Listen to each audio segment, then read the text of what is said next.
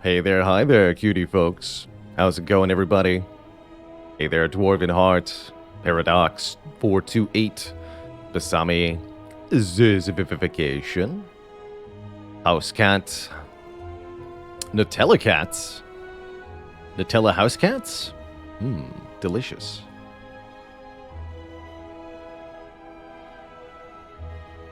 Simply delicious.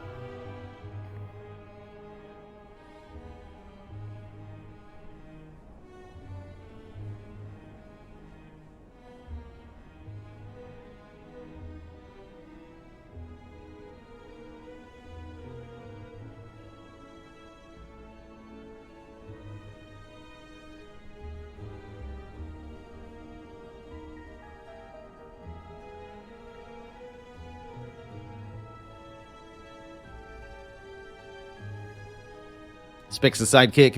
If you were to make a sandwich out of tasty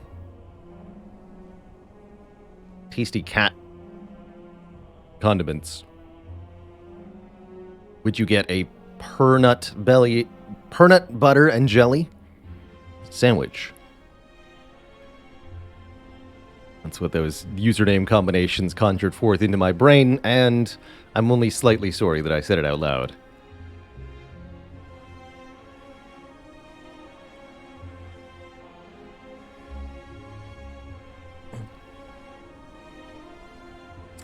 Flang 2013 says, I saw you explaining about potion boon and rare card chances. Do other potion events increase the chance as well? I think some of them do. I actually don't know off the top of my head which ones do and which ones do not. That'd be something the likes of Forgotten Arbiter and Ubla might know. Folks who regularly dive into the code of the game to determine the function of things. Every Spire event, because Spire is ultimately a huge pile of spaghetti code, a whole bunch of individually coded entries all linked together, it's not always completely consistent in the behavior of mechanics, even ones that are occasionally identically phrased. So you really do have to kind of assess for each event and situation. My short guess would be that the lady in blue, the potion lady, probably affects your rare chance, but I don't know for sure. I would actually give more reason to buy potions from her. I have to now I want to know for sure. What else would potentially do it? I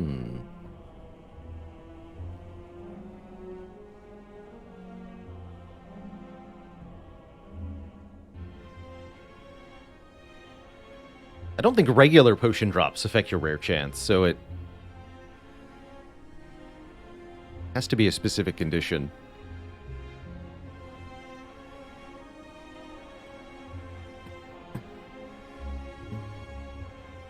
I really appreciated our initial revisit of the ladder streak format yesterday. As a quick recap, the ladder streak is an attempt to win streak through all the ascension levels 1 through 20 in Slay the Spire. It started as a challenge on the channel like 3 years ago now, I want to say. Long time ago. And became the heart and the soul of the channel initially before I moved to playing Ascension 20 primarily as our challenge format this year. I played a lot of the ladder streak, and that was because I found playing on A20 all the time very frustrating and very challenging. I've since come to master the difficulty level to the extent where it mostly doesn't feel that way. But it was a long journey to get there. Question that I was asked very frequently during yesterday's stream kept popping up. What's the lowest, what ascension level does the game stop being free at? And what's the lowest ascension level that you've lost on for the ladder format? And I got a good reminder in the format of the ladder streak yesterday when we actually got donked by the Transient on Watcher. Transient took a run that was actually doing quite well otherwise. I mean, we were surviving. And then just blapped us for 73 damage in one fight. Because we couldn't consistently every turn produce the required amount there. And a critical weakness, we'd made a deck that was actually doing quite well in most combats, but we had a critical weakness to one fight. And in Slay the Spire, that's all it takes for a run to become a lost run, is you just fail one deck check completely. Giant Head does this a lot too. You have a run that's answering every threat in the game. You go into an elite node because you feel like you're confident. It's Giant Head, and you go from full health to completely dead, and the run is over. It's happened to me several times, and I've seen it happen to others too. It's a nasty surprise when you completely fail, particularly in Act 3, the requirement of a combat.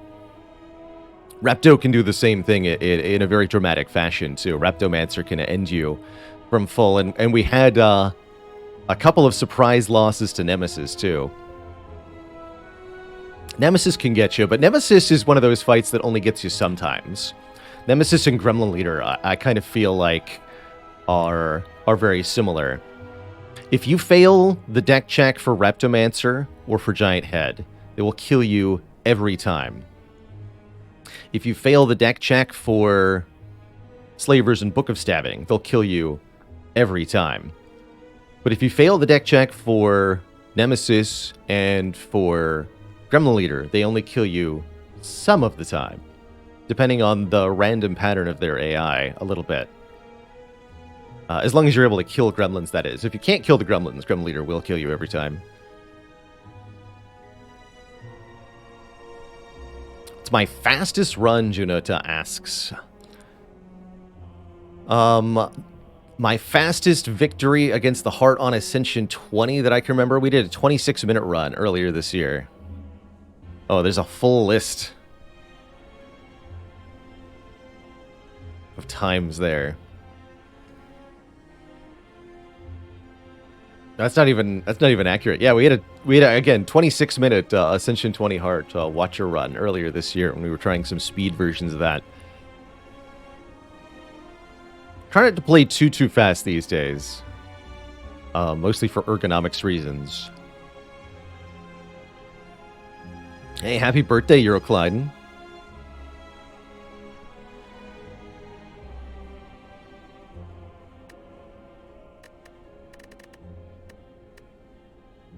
Ultimately, this deck was just a little bit too passive, too reliant on trying to set up future turns.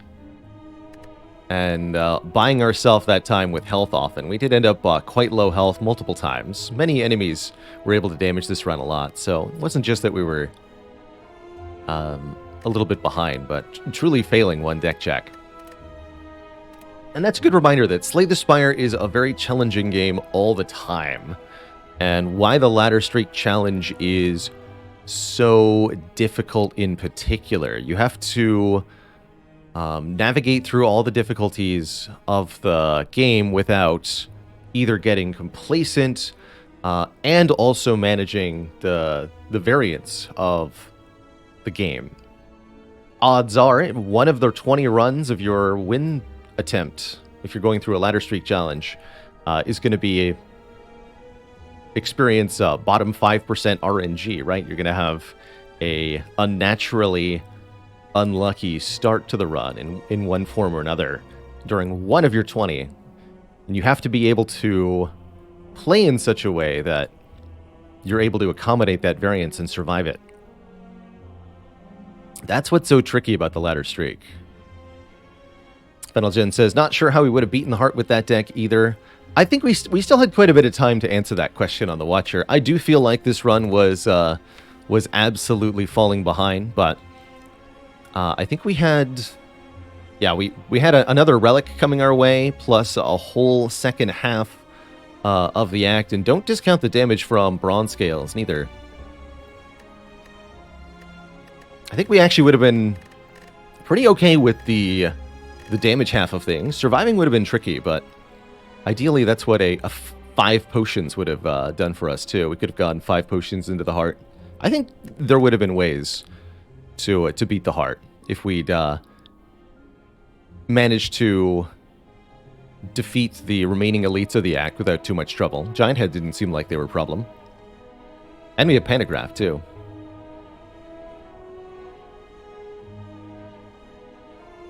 Ultimately, I think just a little bit too much setup in this Watcher run. We skipped a scroll, right? To get Judgment. Actually, I did like that Judgment quite a bit, although it was in the way, particularly against Transient. It didn't do me any favors there. I think the lesson is don't skip Scrawl if you see it. That's one of the lessons anyway. So what happens now? We start at Ascension 1 again with Clad. I think we started Ascension 1 again with Silent. I still wanted... I deliberately picked Silent to start the ladder last time. I think I'll keep it as our first character this time. Smix, thanks for 8 months and the Prime sub. And Giant Housekey, thanks for 21 months of support. So... better to fail early, I think. That last one just wasn't meant to be.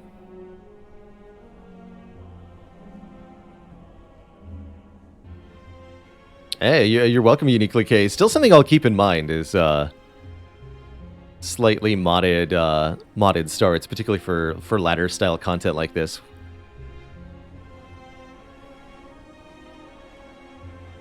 Let's go in Spirit Sparrow. Do I purposefully skip 0? Yes. We're skipping 0 just to make it an even number of runs. It's 20 runs if you exclude 0. Otherwise, you get 1 extra run. 1 character plays 1 more run. It's 21 runs in total. 5, 5, 5, and 6. Just not even enough. The very original version of the ladder streak. This was a challenge format we actually invented before the Watcher was released into the game. So we did at that time include Ascension 0 because there were only 3 characters. And so it'd be an even 7 runs across 3 characters. If you're watching at home and want to try the challenge for your own play, there's an option to consider for a 3-character ladder rotation, excluding whichever character it is that you like to play, be it Defect, Silent, Watcher, or even the Clad.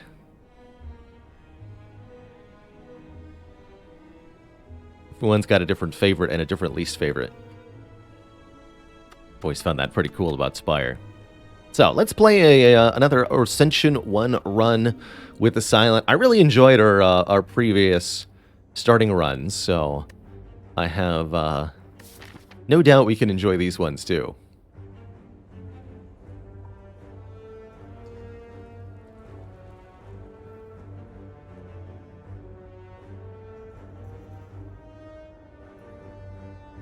Yes, indeed, Biosage. This game is quite finished. In fact, we got the dreaded Steam Deck patch just, I think, earlier in the month. Or last month. So, Spire is very much a finished game. There will continue to be a modding community that will create new content and characters for the PC version of the game, but otherwise, Spire is feature and balance complete and will not change significantly or at all moving forward. Despite that, Spire is, I dare say, dang near perfect as it is, and part of the reason we've been able to create an immense channel around this game is that it is an enduring and very, very replayable experience. Spire never wastes your time. Spire is clear and concise in the matter when it's important to be, such that it's very easy to follow along and understand as a viewer. And it is constantly presenting you with questions that are almost impossible to answer, no matter how long you've been trying to figure out how to. Megacrit are indeed working on a new game of some kind, they've said privately, but in typical fashion, they understand how the internet reacts to, like, developer communications. So until they actually have something that they're ready to show off to people, they'll be ghost quiet about it because they're behind the scenes trying to figure out if their concept is actually going to make a good game. And maybe they'll throw it out and start over a few times before they actually figure out something that they actually want to make as a real game.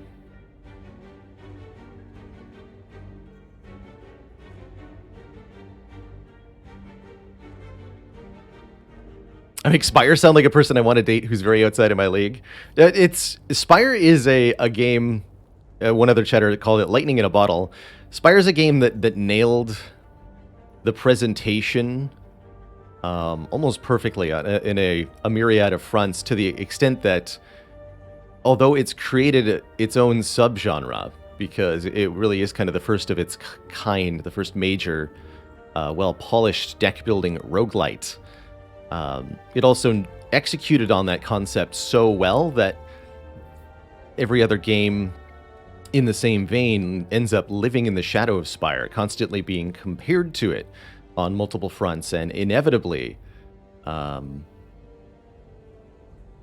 it doesn't quite stack up, just because it's really quite difficult to get every detail right.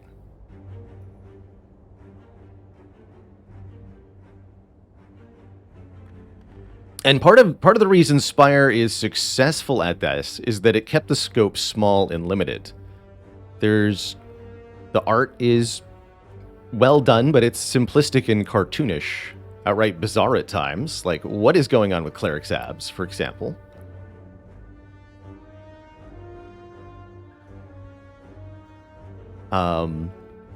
But there's not a lot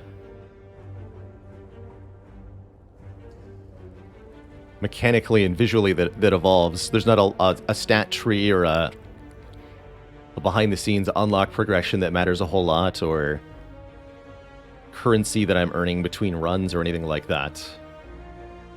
And as other games try to improve on the Spire formula, or modify it as we do with artistic works, they find it very difficult to add concepts to this formula and have it work out in a way that results in a better game, because the original experience was so close to home. I don't know, it's tough.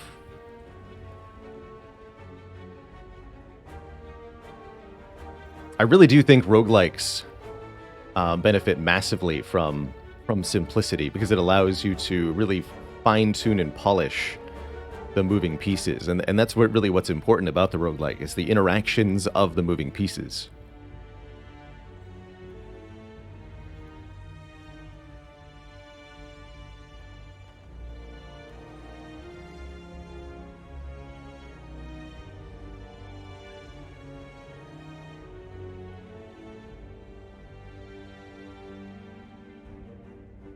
Hey there, Slundiz. You're so welcome for the great stream.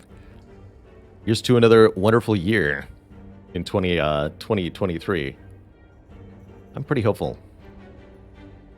Cutting the fat, one of the most important parts of creating, and in particular, I think this is exceptionally important for game dev, because if you cut fat, you're also cutting immense amounts of like human work hours and creativity. There's so much stuff that you just have to make to piece a game together, and keeping that small is crucial to actually making stuff happen in a reasonable amount of time, or to making any of it look good.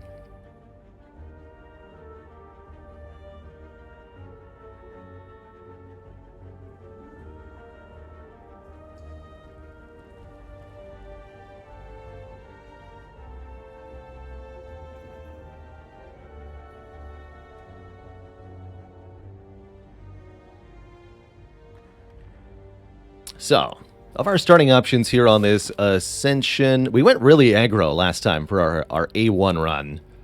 Could only get 3 elites this time. And we do have Slime Boss to face, and let it be known that Slime Boss is a fearsome opponent for Silent on any Ascension level. I do think this would be a fun time to do the boss swap. for the Silent. Maybe we'll do boss swap Silent and Defect again to start us out. I don't really like the remove a card or 3 random potions option, although 3 potions could be a nice way to get a head start on elites. Our elites are mostly later in the act, so yeah, let's do a boss swap. What do we get? We get a Sozu, no potions. Okay. We actually did an Ascension 20 Silent Sozu recently, Sozu start, on stream, and that was victorious, so I think Ascension 1 Silent Sozu start, not too bad. Yeah, sobriety run. Many players expressed to me that they really liked the Sozu when they started out playing. They considered it to be one of the best boss relics. And the secret to that is effective potion use. If you throw your potions casually at opponents and don't have a deliberate plan for how they're going to modify fights, and how could you if you're not entrenched deep in the knowledge of the game, then your potions aren't going to have as much of an impact on your gameplay, and giving them up for energy is an extremely reasonable trade.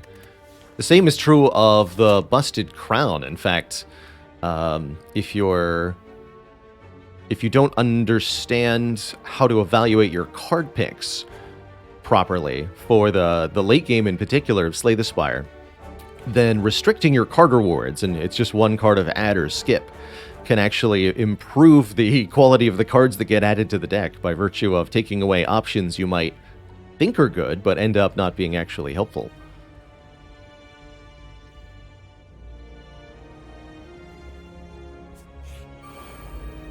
So I like that there's these relics that are kind of player skill dependent in their restriction. The more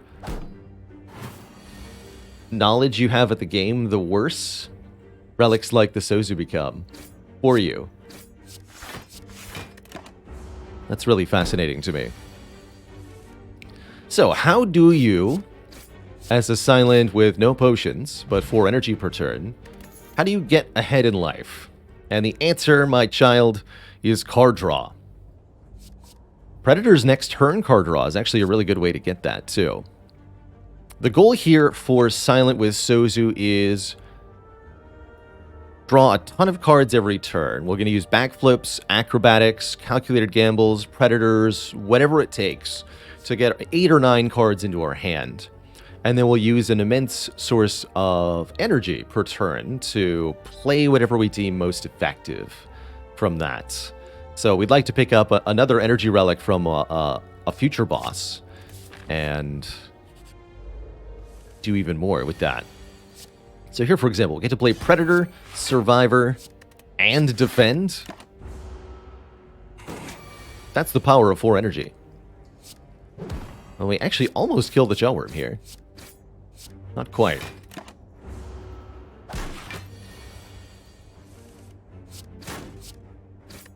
Not quite.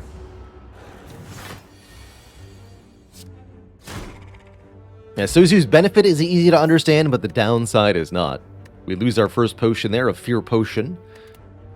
But do we really need a Fear Potion when we have a Terror? Which applies 99 vulnerable. That's definitely going to be my pick there.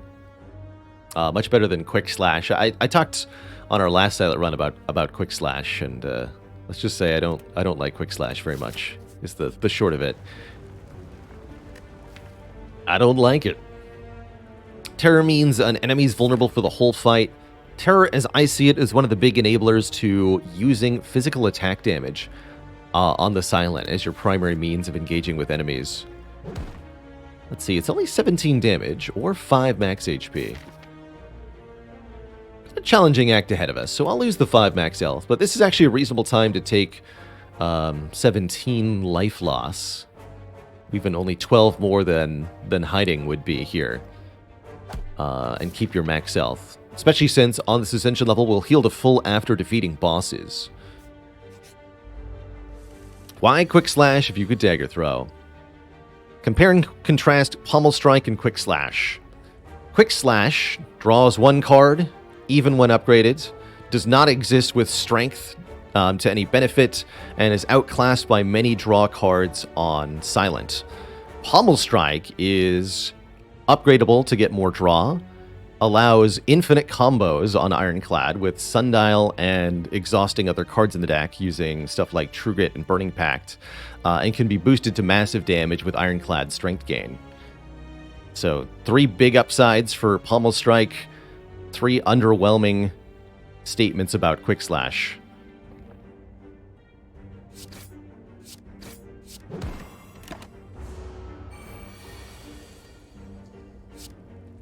It's a sad state of affairs, but it's true.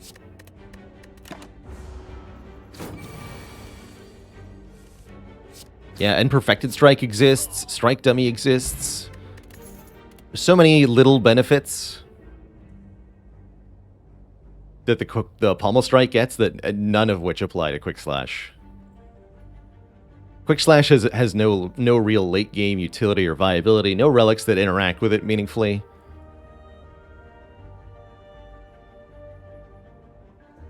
Yeah, it's about the context in a big way. Exactly. Exactly. And that context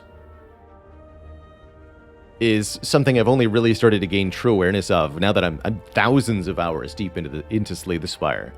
I've only started to truly understand like how differently each character moves through the Spire, because their card pools and available relics and all of it kind of shape their experience differently. Crippling Cloud is very good here. I think Crippling Cloud is pretty good here. This is an area damage card. It applies weak and poison. I'm a little bit less inclined to take poison cards with a terror, but I do like applying weak to all enemies. I do like doing damage to all enemies. And I do like a 2-cost card when I have 4 energies. So yeah, I do like this Crippling Cloud quite a bit. Let's grab it. This could also be good artifact removal on enemies that have the dreaded artifact buff. What do you do about that?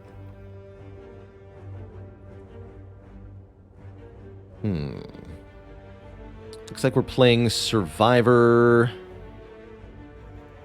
I guess Survivor, Predator, Terror.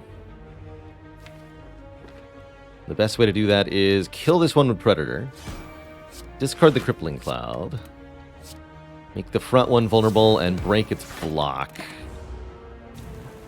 The lower curl up actually means we didn't necessarily need to do that. But this worked out quite well.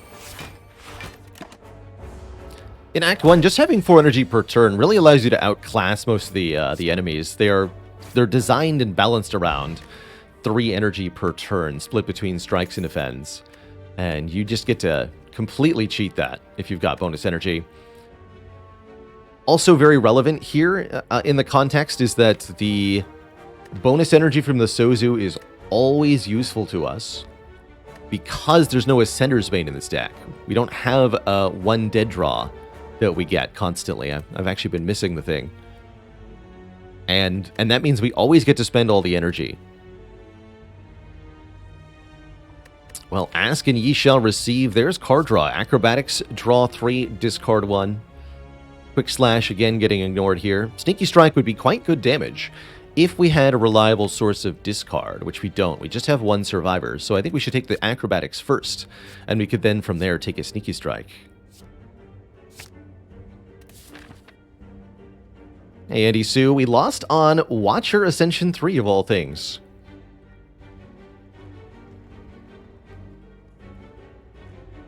The ladder knows no mercy.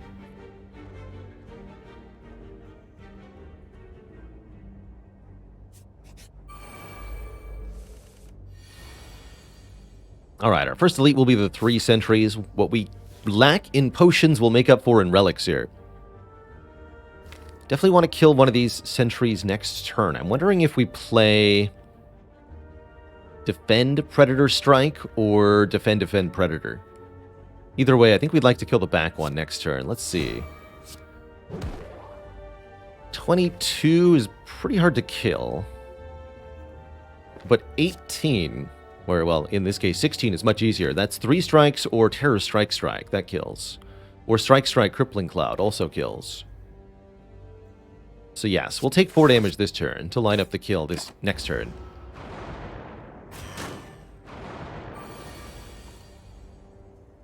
And there you go. 3 strikes and Survivor ends up being the turn.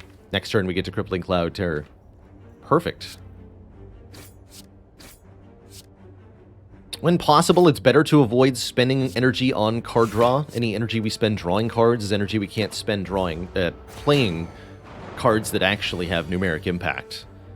So better to play 2 defends than 1 acrobatics and 1 survivor, for example. Even if the survivor is better than 1 defend, more cards is still better. So poison and weak and vulnerable here. I think what we do is Crippling Cloud first, make them both weak.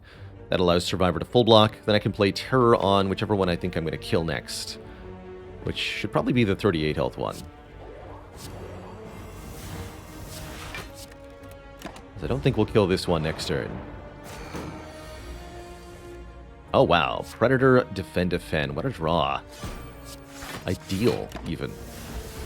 Very lucky Sentry's fight so far.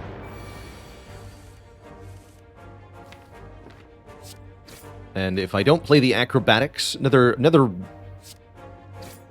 thing to consider when you have draw cards. Don't always necessarily want to no-brained just play your card draw cards when you see them. That's often helpful, but not always correct. In this case, if we don't draw any cards, then next turn we're going to get attacked for 9, we'll draw 2 defends. We're guaranteed to take 0 damage.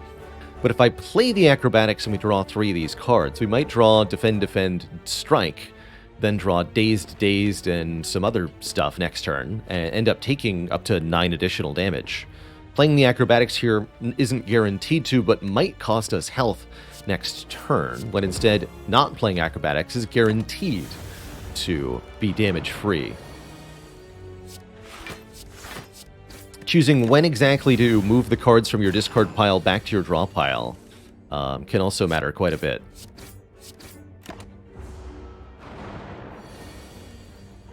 How do I feel about Crippling Cloud if the debuff order was reversed? Mostly the same. Sometimes it'd be better, sometimes it'd be worse. Kind of like with Shockwave. Sometimes you'd prefer a different order, but the current order is fine. We get a very early tiny chest. Sure, I'll do that, I guess. I don't know. That fight went really well. And we're offered card draw. Backflip increases the number of cards in hand. Calculated Gamble lets us discard a whole hand. Or Tactician gives us energy for discarding it. I think this is a little bit premature for a Tactician. 1 acrobatics does not a Tactician good make. Note that the card itself is unplayable. I long held that these cards should have been hybrid cards like Sentinel. I'd prefer if Tactician was a skill card that said, gain 5 block. If this card is discarded from your hand, gain 1 energy. So you can either play it for 1 energy as a defend card, or you can discard it. But instead, we buffed Reflex and a couple of the other discard cards. And I think that's okay. Tactician's still a bit of a weak point in the silent card pool, I think. If you don't already have the discard engine online. How annoying is the Ascender's Bane? Asks Vortex Curse. I think it's the most damaging of all the 20 Ascensions. That's how bad it is. Taking the gamble here. Since we can get a lot of cards into our hand in the first place with the Acro and Predator, gamble is all the stronger. Does the Silent have the most dependent cards? Ooh, good question. Yes, but also the defect.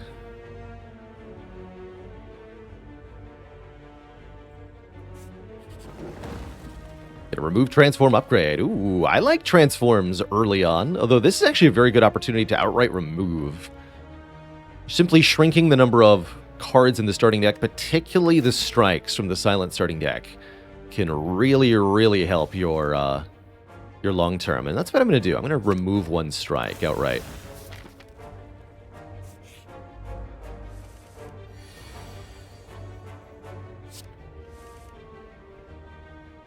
Let's go defend, survivor, terror. That looks good.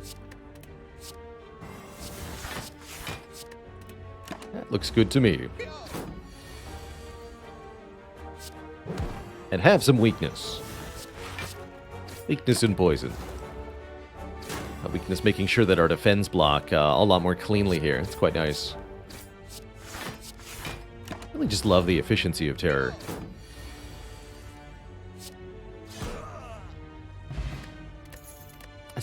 Right, never mind. Not as big a fan of backstab. Normally I'm all about a backstab on a silent deck, but without the initial draw of the Ring of the Snake, I don't like it nearly as much. Predator still unupgraded? Yes, we have not been to a rest site this run yet. But it won't be for long, unless I take this Dagger Spray and upgrade it, which I might do. Highly recommend having an upgraded area damage card going into Slime Boss on Silent, and since we can multiply the damage with Terror, it seems like a pretty good investment.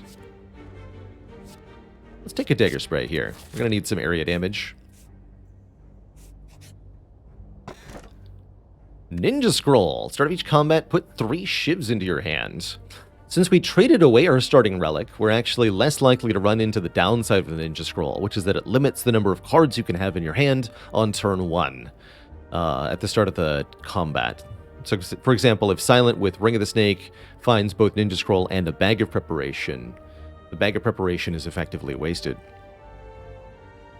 Well, the original max difficulty was 0 when they first released it. But I don't know, depending on how you measure. Beginning of early access, there was no Ascension levels. End of early access, Ascension 20 was the max. But there were separate times of 10, 15, 20.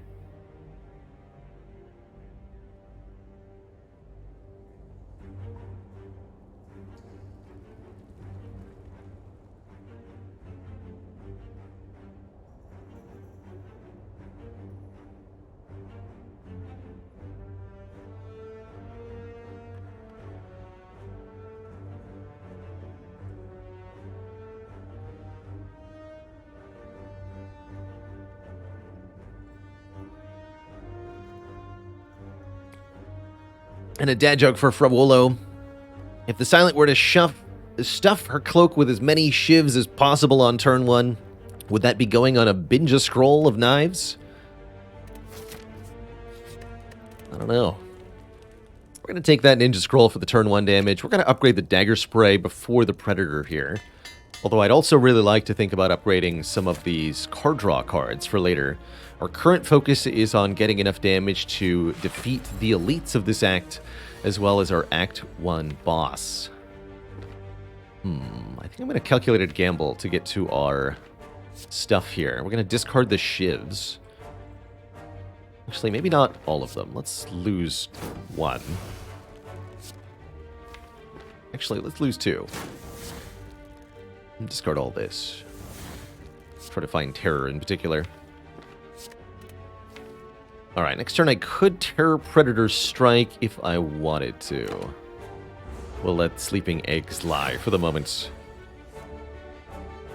Terror Predator Dagger Spray is pretty good. Sure. Let's go. Wakey wakey.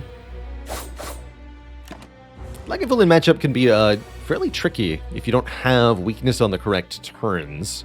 This enemy attacks for a pretty large amount of damage, even with the low Ascension making it only 18 rather than the usual 20. Still definitely a challenge to block this foe while maintaining damage. And if you block too much, then you're going to get your stats sapped, and that's potentially even worse. We just need Predator one more time, though.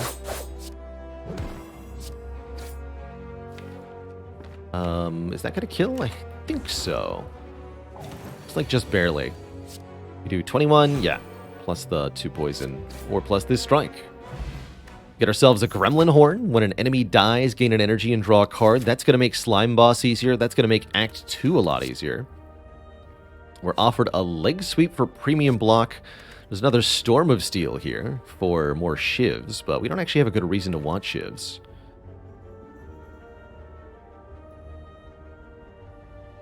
Hey, grats Soul Torch on that first Ascension 20 Heart with Silent. Did it after 30 plus defeats. That's actually not too bad. I've heard of hundreds of attempts without a success before. So, grats on less than 50 attempts to get there.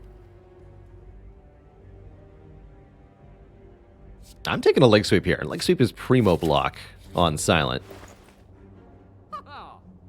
We're offered a Dolly's Mirror. Don't have many good upgraded cards to duplicate. If we'd upgraded Calculated Gamble, it could be worth the dupe here. Akabeko can be a fun relic. Makes our first attack each combat deal 8 additional damage. Very, very good with Dagger Spray.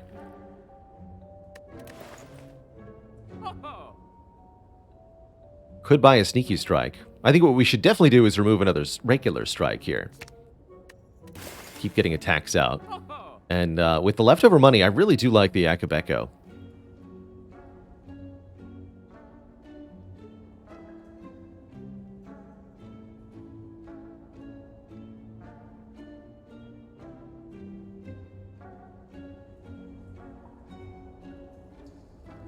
Yeah, Akabeko Bottle Dagger Spray is pretty beautiful.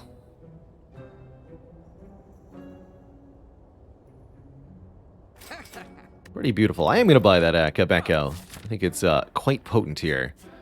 And let's further charge the tiny chest. I could go for another upgrade and one less relic, but relics are primo when it comes to heart-killing runs in general. Happy to take the money there, by the way. Oh, and behold, look at that. 14 damage to the Gremlin Knob. Twice.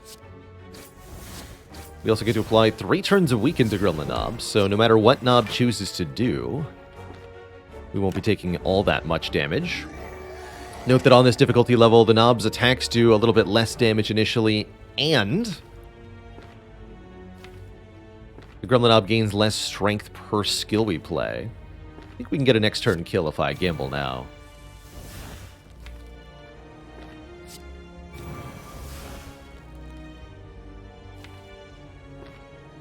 Let's see, 9 plus 22 plus 9 is 40.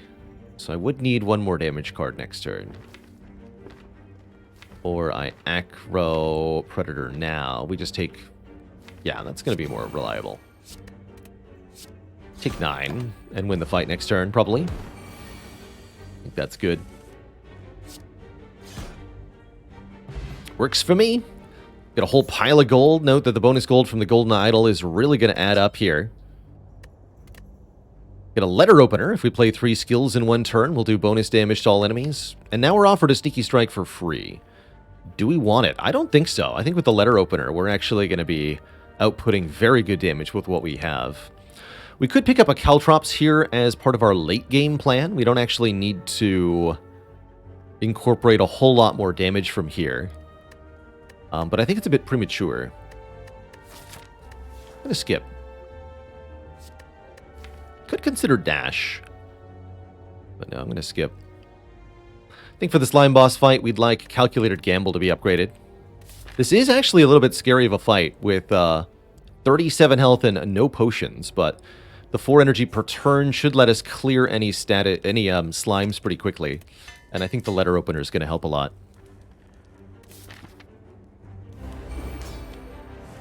Golden Idol is super worth. The more I've played Slay the Spire, the more I've come to value money as a resource. It is a truly useful and powerful thing that you have access to as a player. I want to get Terror down. Predator is great for that. Alright, that was a very good turn 1. Actually, Terror and Strike next turn would bring it to exactly 70. We don't want it at exactly 70. What do we want here?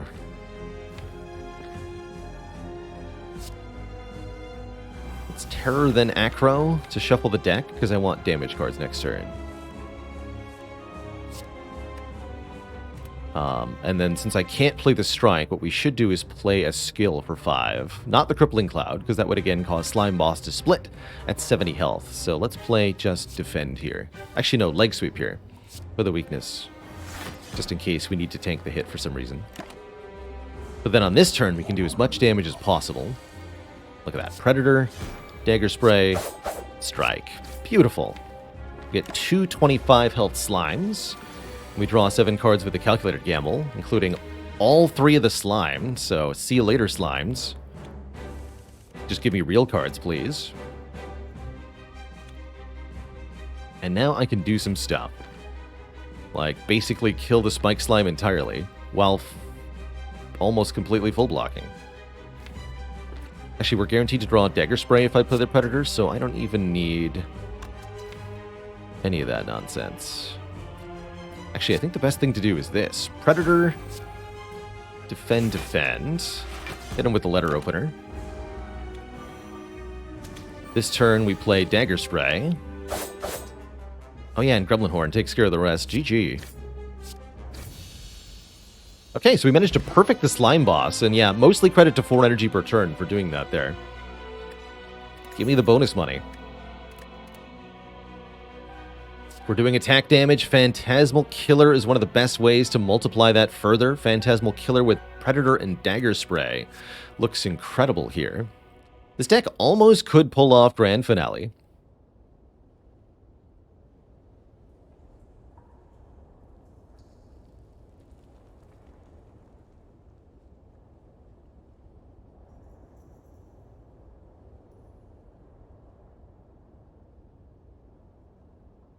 Yes, there was a strengthened Tur line for a slightly better split on Slime Boss. I remember seeing that and then deciding that I didn't want to commit to a decision that early. I don't know. I saw that line but neglected it for some reason. I wanted to leave an option open or something.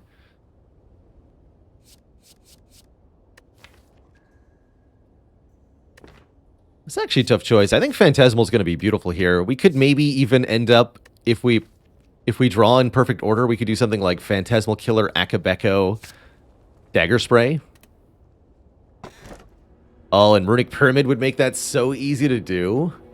I'm not taking Ectoplasm here, so it's either Calling Mel or Runic Pyramid. And Runic Pyramid with Phantasmal Killer is amazing here. Just amazing.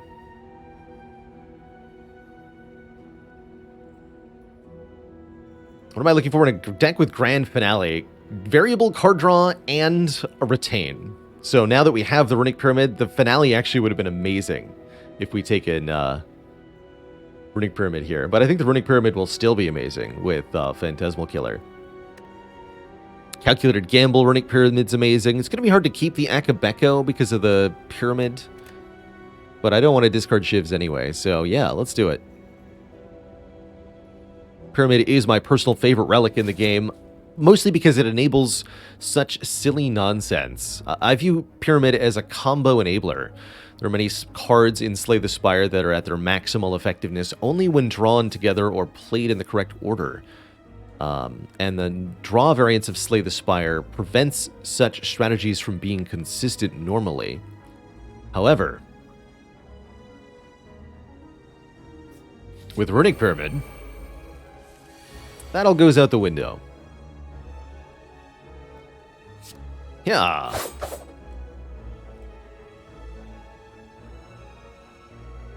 Are you not impressed? Apparently not.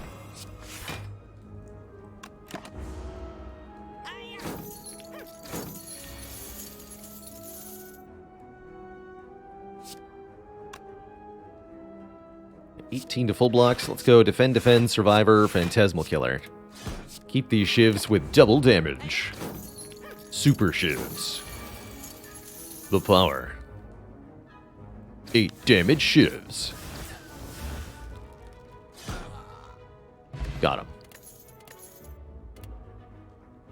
Ooh, and we're offered a real Blade Dance, too. Might be hard to make room in hand for these shivs, but I think shivs will serve us well.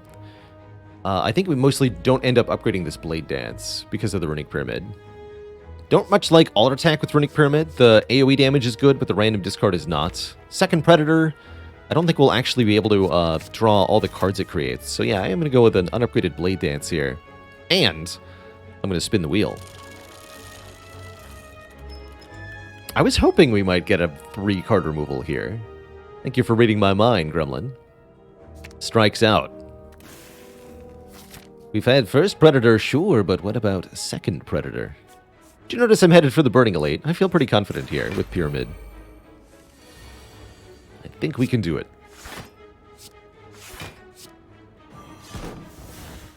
Alright, buddy, you're about to have a bad time. With shivs.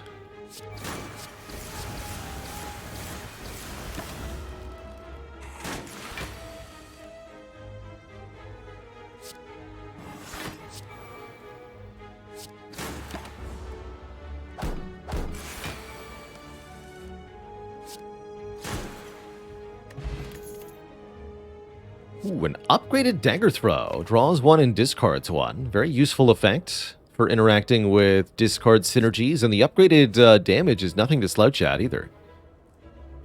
I like it.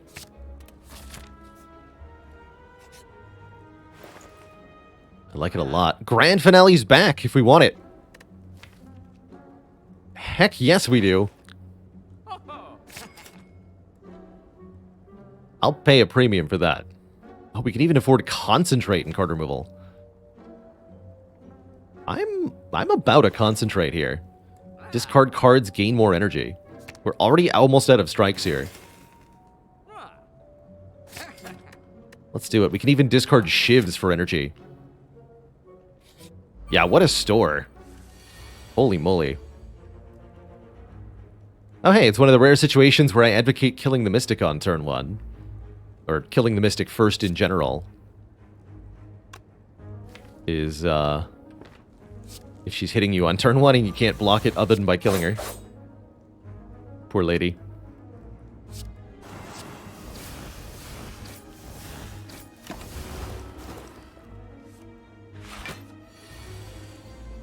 Like that we get to keep the card draw there. Cards in the draw pile. So once you have a Grand Finale and Retain, what you want are different cards that can draw different amounts of cards. So we've got a draw 1 with Dagger Throw, a draw 3 with Acrobatics. Predator can draw 2 in a way. Calculated Gamble can draw any number.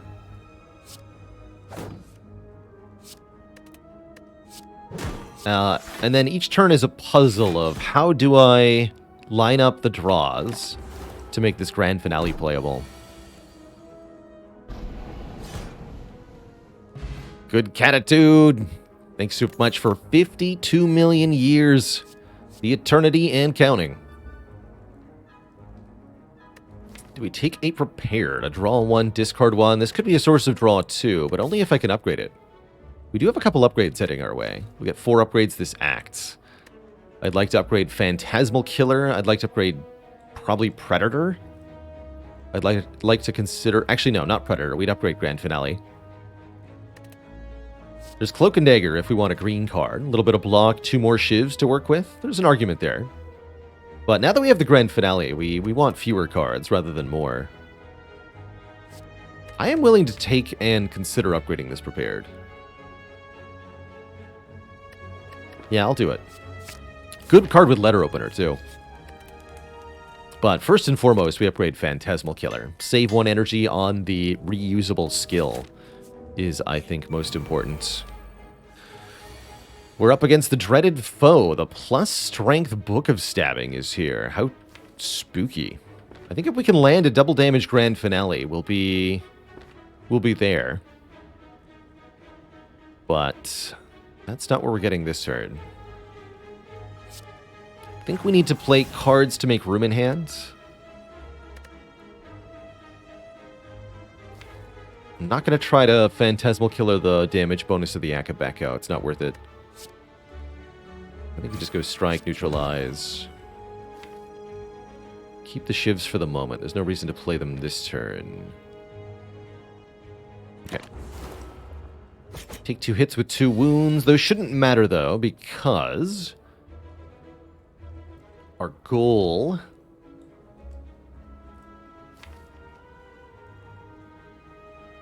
is to land a double damage Phantasmal Killer, which I think will be the turn after next.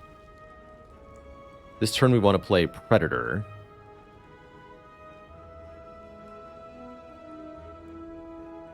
Yeah, we're discarding a Shiv with Survivor, I think. Can't play Defend, Survivor, and Predator, though. Maybe just go Defend, Survivor, keep these 4. We're trying to actually land the finale next turn, right? If I play Predator, I am. Well, no. I could, but I'm not guaranteed to.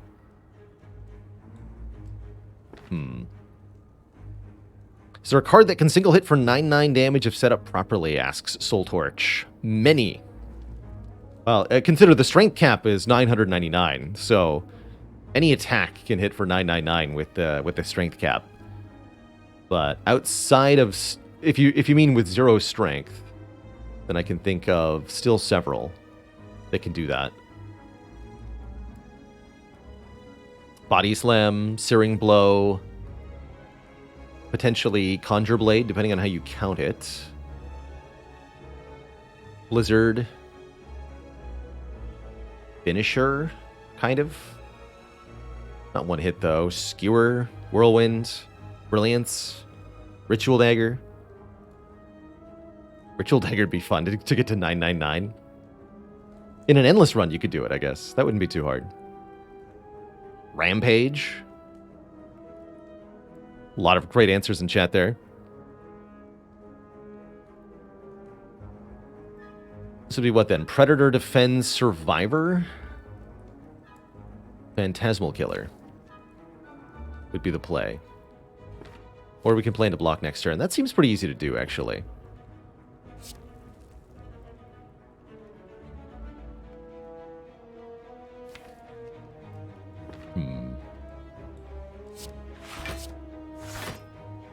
Still think that's what we do.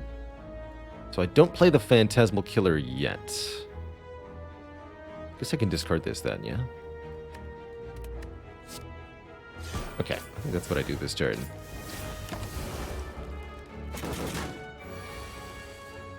Yeah. Although I did get the ability to Finale right now, so I should have Phantasmaled, because we could have killed. I guess we still could, right? Even without the... even without the double damage, we can actually have enough damage to kill here anyway?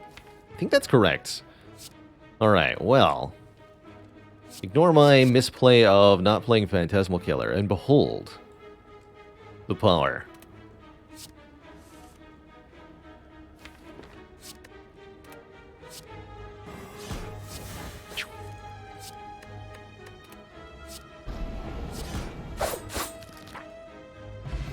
Beautiful. We score ourselves a Pantograph, healing 25 at the start of boss fights, and we're offered another copy of Acrobatics here, which I think could be another very good way to draw through the deck, especially with the concentrates. Yes, please.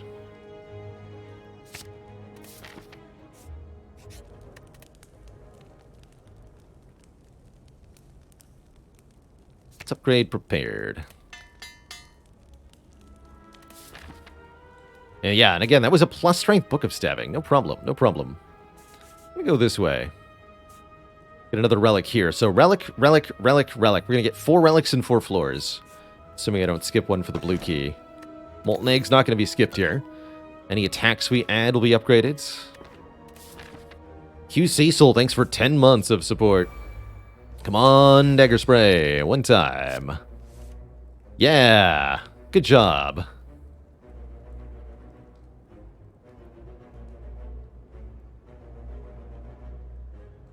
Alright, I'm not playing Defend this turn.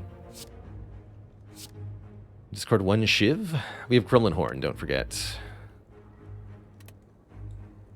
14 damage to all enemies twice. You got it. I'm going to Acro here.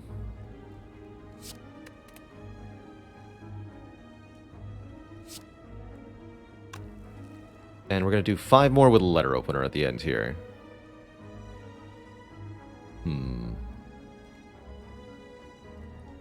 have a deadline for the ladder challenge. This ladder challenge deadline is when I go on break, which will be on December 23rd, is our deadline. So we have just a little over a week to work with. Not a whole lot of time. All right, I think we dig our throat first. Yeah, and then I can Survivor here. Although I'll only get 1 energy to work with. I guess I have to keep the strike, huh?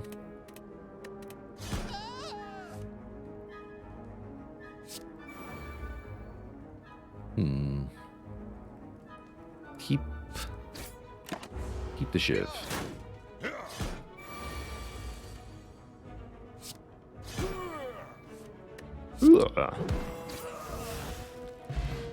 Mega 0125, thanks for the 20 months of support.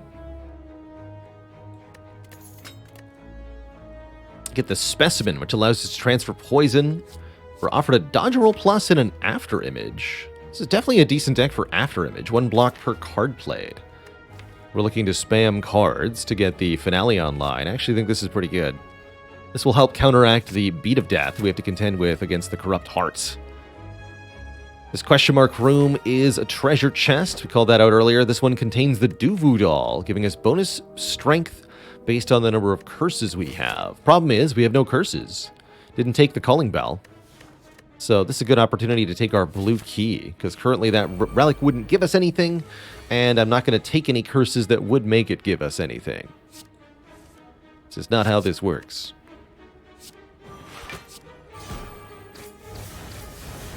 I don't have ice cream, might as well keep it. It's actually a little tricky to get good use out of the concentrate. But we'll figure it out, I assure you.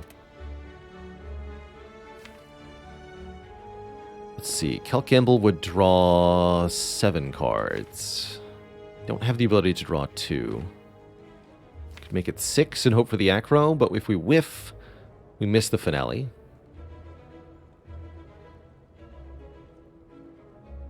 That means we after image acrobatics here.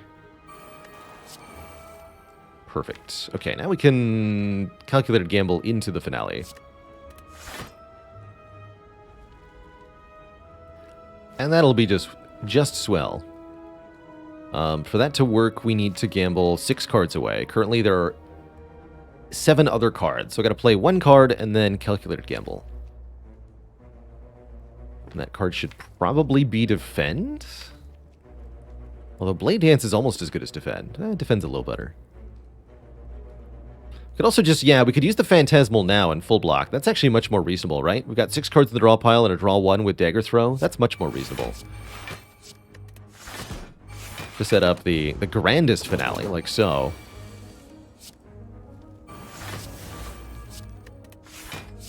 Boop. Whetstone will upgrade 2 of our attacks. That's amazing because we have no strikes. In fact, there's Strike, Neutralize, Predator, and Grand Finale. We're actually really likely. That maneuver could be good. Got Concentrate, though? I don't think so. Really likely to hit the Grand Finale here. Yeah, Grand Finale and Neutralize upgraded. Good stuff. Saves me what upgrade on the finale, then. In that case, we should upgrade, I think, one of the acrobatics. Having a draw 3 and a draw 4. Leaving one unupgraded purposefully can be quite helpful here. Alright, I want Dagger Spray in this fight, actually. We could try to make the finale work, but we'll have a higher probability of success with a slightly different approach here.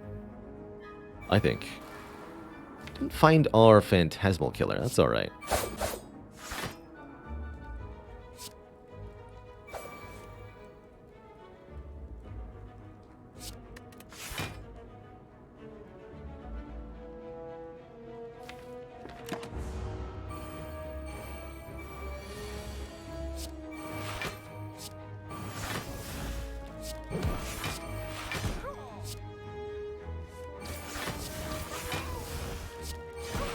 Oh. Give him the blip laps. This time it's upgraded. Next turn, gain 3 additional energy. Let's do it. Next turn energy, especially with Runic Pyramid, is a really powerful effect here. That's going to allow us to, especially if we get more card draw by, I don't know, upgrading the other acrobatics. Or even upgrading the Concentrate here might be worth thinking about.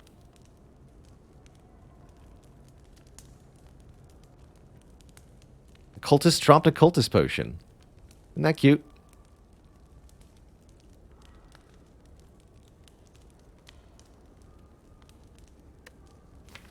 Upgrading our block is half reasonable, too. Upgrading Leg Sweep would be nice. Or upgrading Survivor.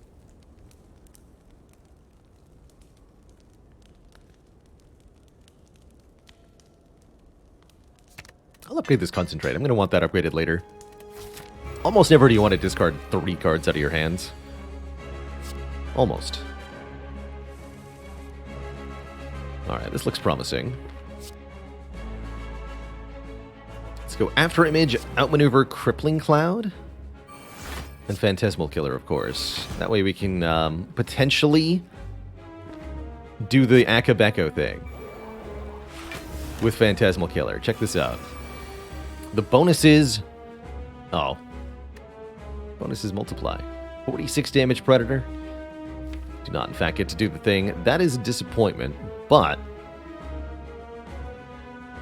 acceptable.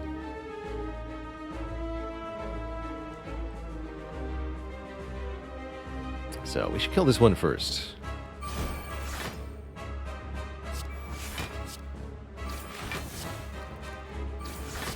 Looks like we're going to get them both, though. Double damage this turn.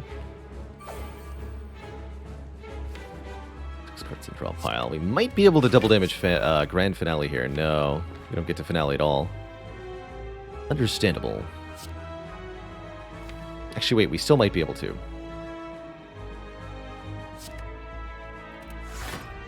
Because we're going to draw 2 here. Wait, I need to draw only 1. Defend. Acro plus. Okay, never mind.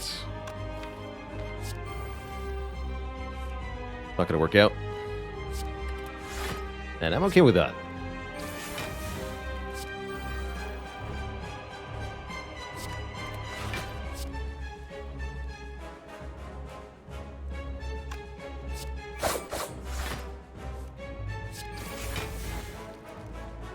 Don't want to outmaneuver yet. It's probably next turn thing. Alright, 6 cards in the draw pile. So I think what we do is draw 1 with prepared and then make 5 spots in my hands. Can draw 1 by trying to draw 2 when there's only 1 spot in the hands. Like so. Now there's 5 cards in the draw pile. We will end with 5 cards available in hand. Although I wish I'd been able to play the Terror here.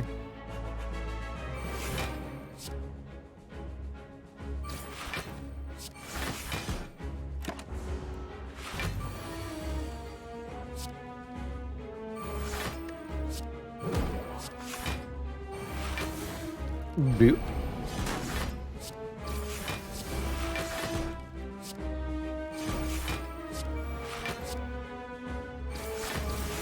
I'll play that for good luck, too.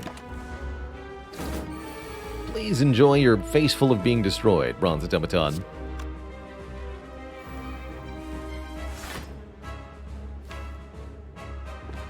Let's see what you get. Perfect. Grand Finale! This time for 120 damage. 180 damage. Even better. The power. Twitch chat. The power. Glass Knife could absolutely blap just as hard as the Finale does. Under the right circumstances. Nightmare could let us make copies of something. Copies of After Image would be interesting. Or Malaise here can sap strength off a foe, especially with our ability to generate energy. This is particularly incredible. I'm going to grab the Malaise for its ability to shut down the Heart's multi-attacks. And I'm probably going to grab the Curse Key to go up to 5 energy per turn here. I don't see a whole lot of use for Tiny House, especially since we can't even pick up the potion. Meanwhile, Busted Crown makes us less likely to see more acrobaticses, which we most certainly do not want to be the case. So let's take a Curse Key here. Spicy Meat Sauce, thanks for 8 months of support. So this act, we still want to harvest elites, but we also would like to get card removals at shops.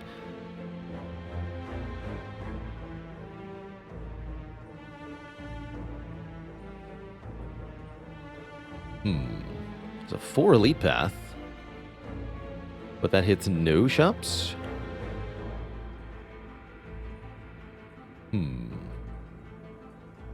Tricky.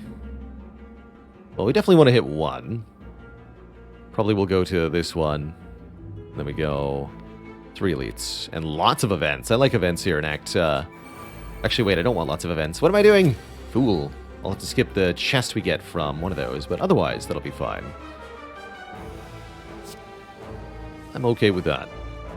Hey, we get to do the thing for realsies this time, which is Phantasmal Killer, Akabeko, Dagger Spray. Dagger Spray normally does 6 damage to every enemy twice. Akabeko adds 8 to that, so 14 to every enemy twice. And double damage is a multiplier on the sum product of that. So 14 times 2 is 28 to all enemies twice. The power.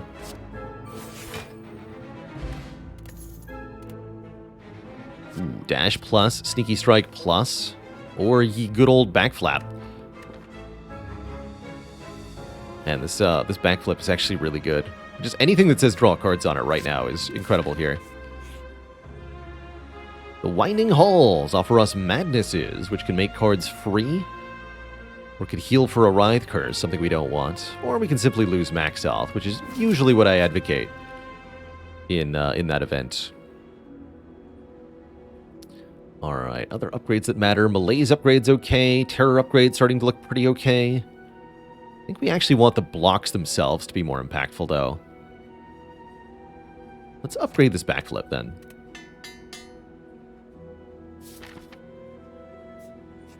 And head to the shop.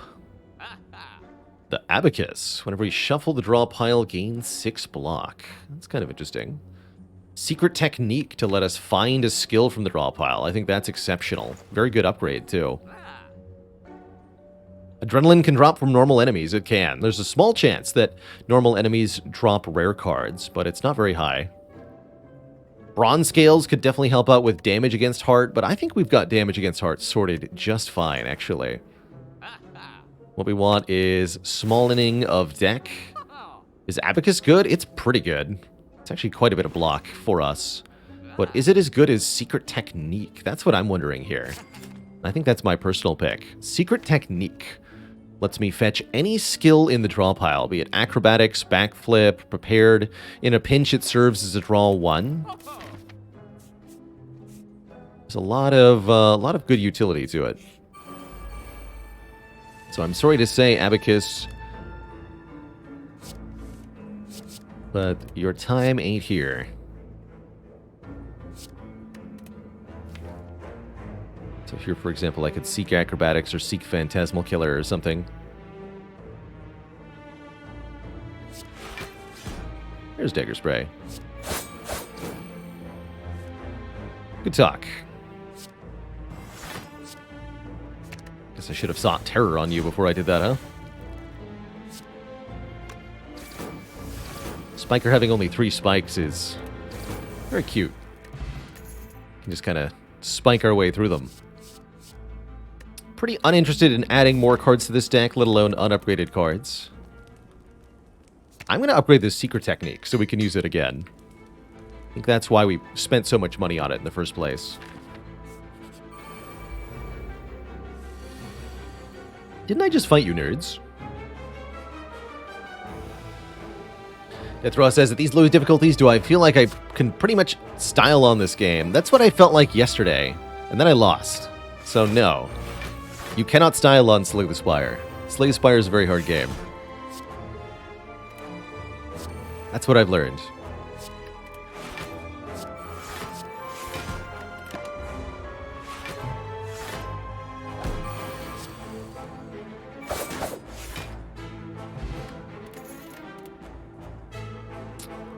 One more upgraded Acro. Deflect Plus also okay here.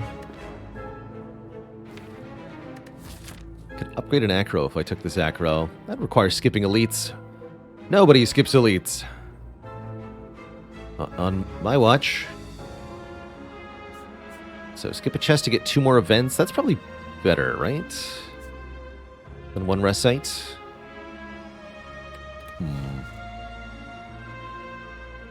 It's gotta be better. Alright, let's get some more relics here.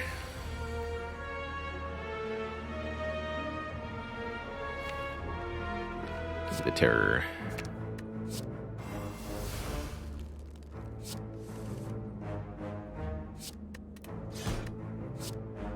Don't want to play Phantasmal Killer this turn, as Nemesis will be intangible next turn, so there's not much point in that. But playing Phantasmal Killer next turn, that'll be good. Want to make sure I keep enough blocks in hand to deal with this. Freaking jerk.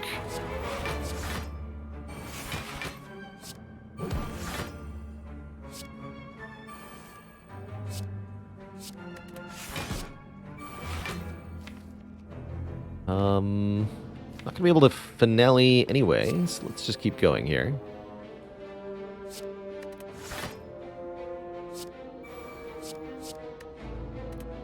Get 2 energy, huh?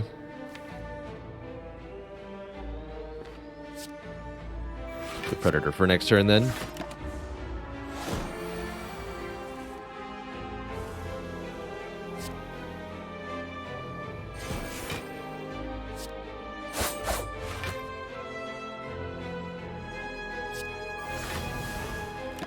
A little bit of damage. Nothing we can't heal with the pentagraph, though. We're almost at the boss. Well, maybe not almost. We're getting to the boss.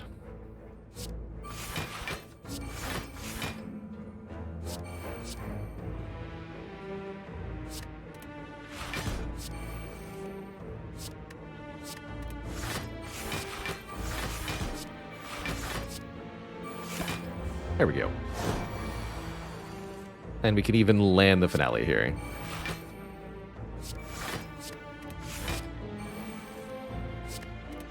Grand finale.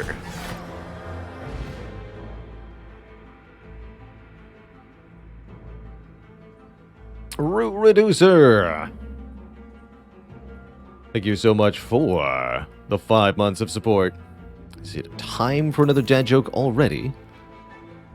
Ooh, Flechettes? Flechettes is another hilarious late-game silent attack. With an upgrade on it, I'm going to take a Flechettes and hopefully showcase what Flechettes can do for us. I think it can be quite something. Quite something indeed. Gotta remember that with Cursed Key, we're going to skip chests. We will see 2 of them, unfortunately. Oh, Dagger Spray. What do you call this enemy, Twitch chat? Wrecked Tomancer. That's what.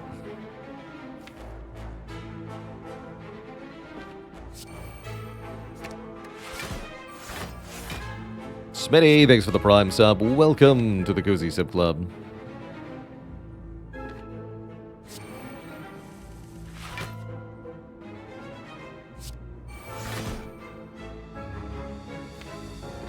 Five cards in draw.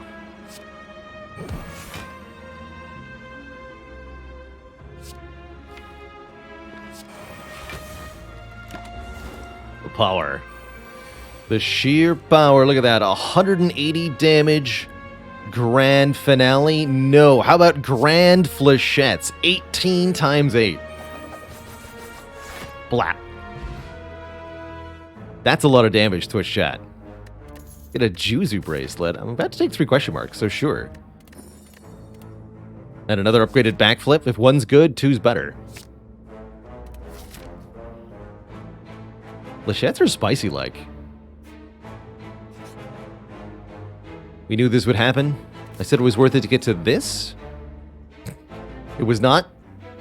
It was not worth it. That event was not worth it. I repeat. That event was not worth it. Figured that might be the case, but gets us through the act faster. I'm actually all for that.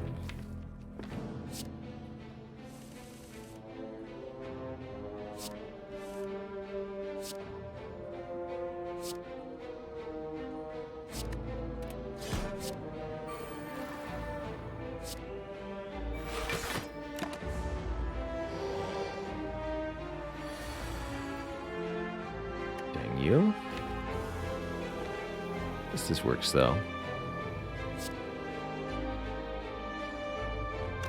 But I want the backflip, right? We can. Well, we can see.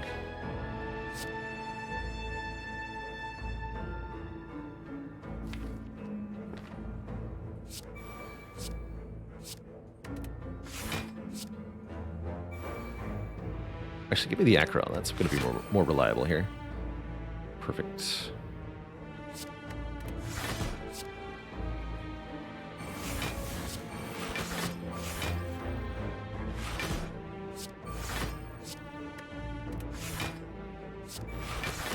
Did you... Oh, wait. I forgot to play it. Fool. I think it matters little, actually. Did you know, Twitch chat, that Flechette's is affected by Akabeko as well?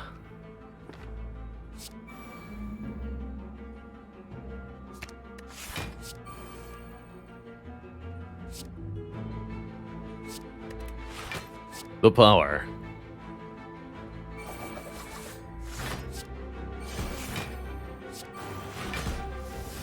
Yeah, that was supposed to be a kill, but I goofed on the Phantasmal Killer there. Cool.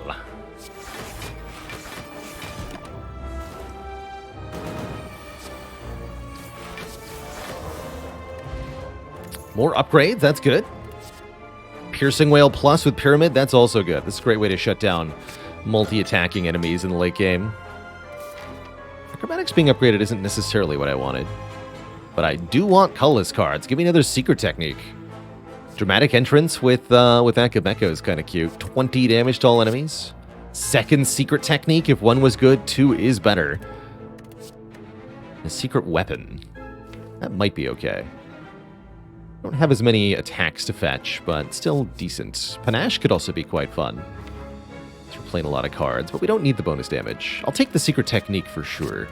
I think we skip the rest here. Not taking Mayhems, not with Grand Finale. No way.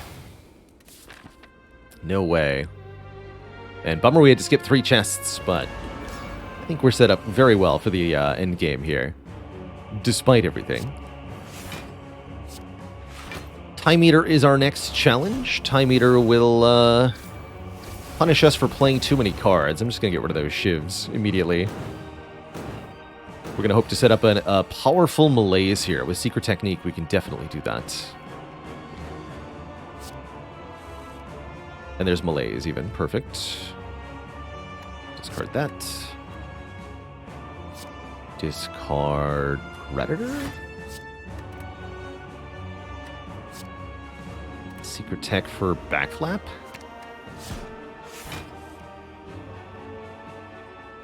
I'll get a little bit more strength. We definitely want to play the outmaneuver for the malaise next turn. And a defend to block the full damage here. 21. That way we have 8 energy plus concentrate for malaise this turn. Beautiful, beautiful.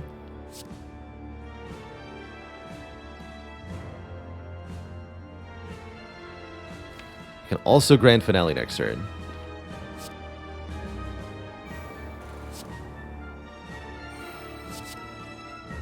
Lose the Dagger Spray, actually.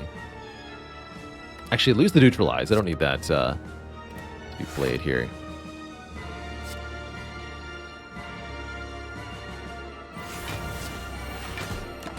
Alright, enjoy your -7 strength. Oh. You're still threatening somehow. And I drew -1. But Secret Technique is here to save the day.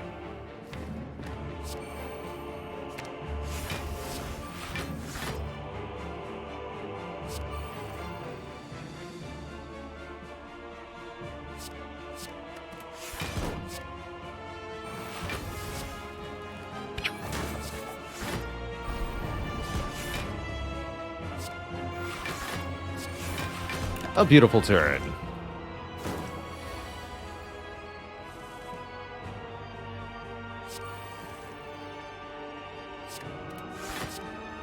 Nine times 7, says Flechette. I wonder if we can score the kill here.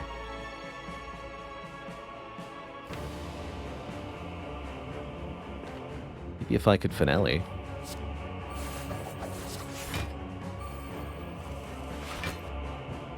Seven cards. Do it. We can do it. Grand finale.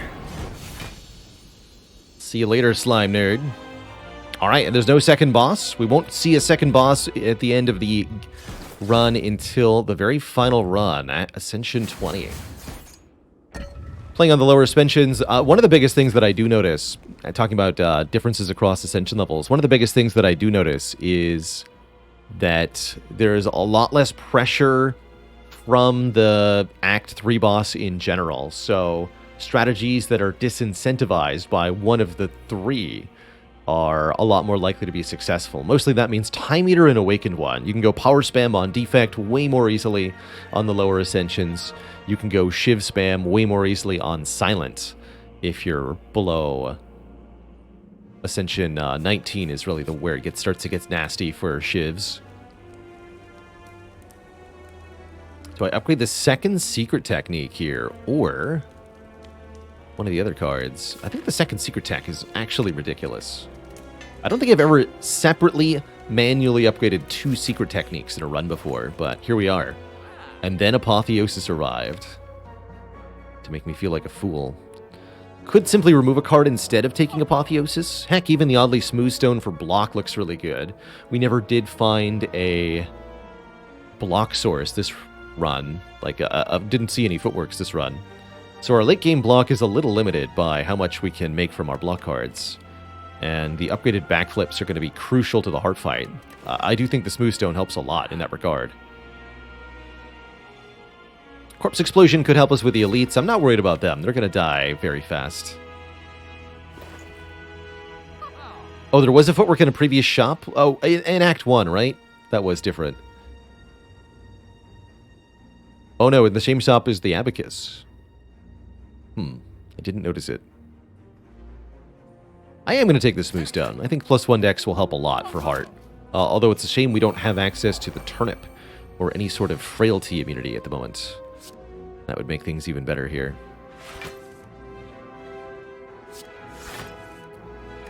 There it is, my beauty flechettes.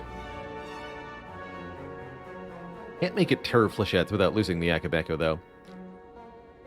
Since we can simply Piercing Wail the Spire Spear, I'm going to try to kill the shield first in this fight. It's often my strategy is shield first for a variety of reasons. We need to keep the Neutralize in my hand, so I can't play Terror on you yet. Not until next turn.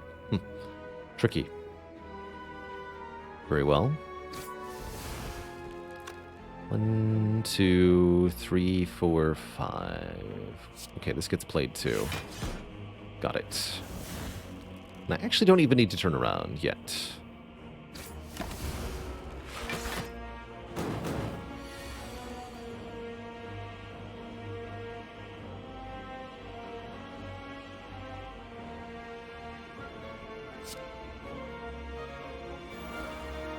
So we go Neutralize here. So it'll only become a 2x3, right? That's still kind of annoying. Could lose the Terror entirely. I think that might be the play.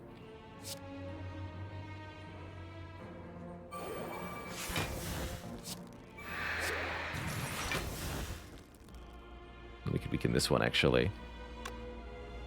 This is definitely getting played, as I plan to kill them both next turn.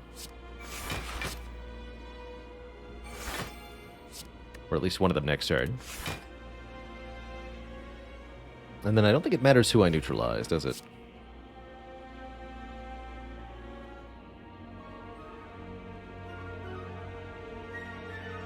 Just 1x3. Yeah, it's a full block either way.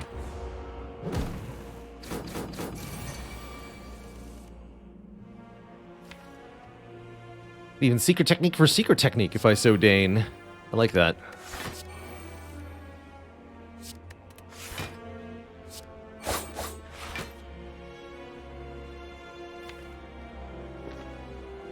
And maybe I actually wanted to do that.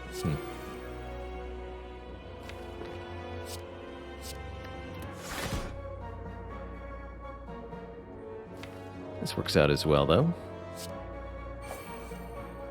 There's the Acro Plus, although now it's overkill. Funny how that ends up working out.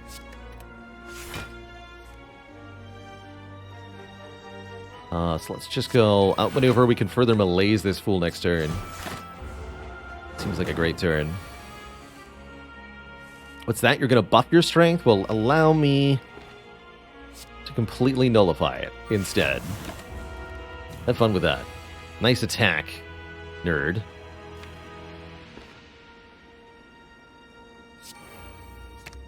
Alright, we'll take Phantasmal. We'll take the other Acro. I don't know. Let's just start digging here.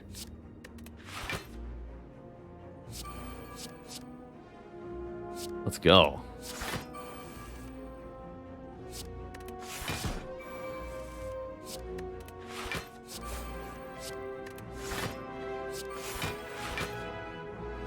cards in the draw pile. Beautiful. GG, you nerd.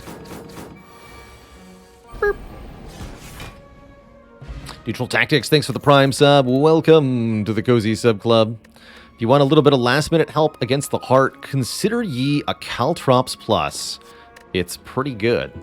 We saw an unupgraded Caltrops earlier in this run. I said it wasn't the time. This is the time for an upgraded Caltrops.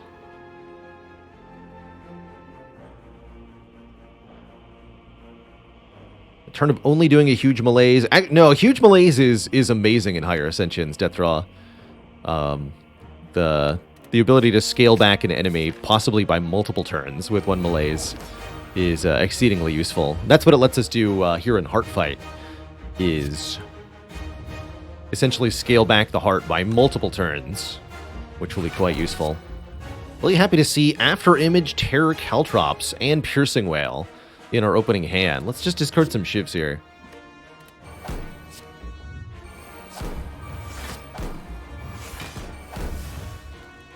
And I'm not going to play the Neutralize because I don't want to lose the thingy yet. I also want the weakness to apply to the next two attacks. What Ascension does Beat of Death increase to 2? Ascension 19. All the way at the top.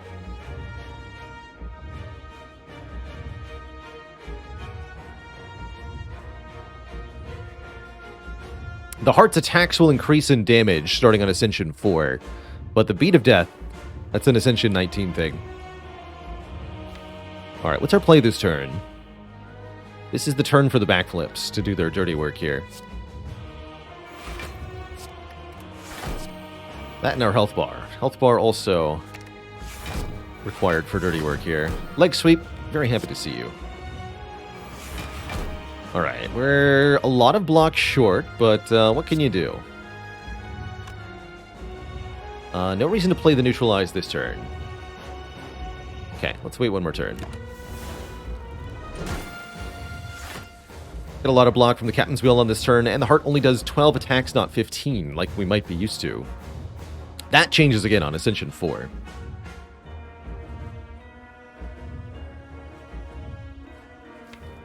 And then Ascension 9 will change the heart's health to 800 rather than 750 here.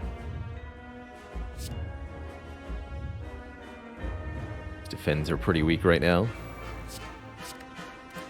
If I can avoid using Piercing Whale this turn, that would actually be ideal.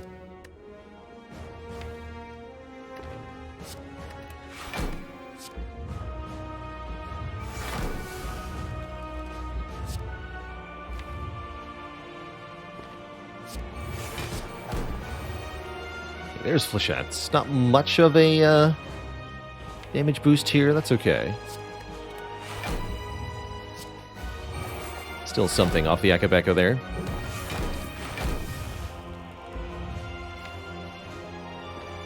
Eight cards in the draw pile. Dagger Throw and Backflip get us there, ideally. Very happy to see Phantasmal Killer.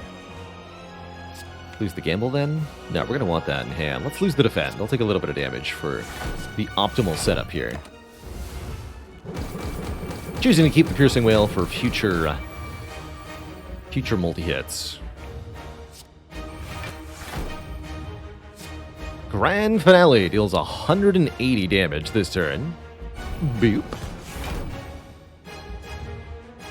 And we can finish off the damage with Dagger Spray here. Might as well. We're basically capped the heart's damage that turn. Let's play Phantasmal Killer again next for next turn.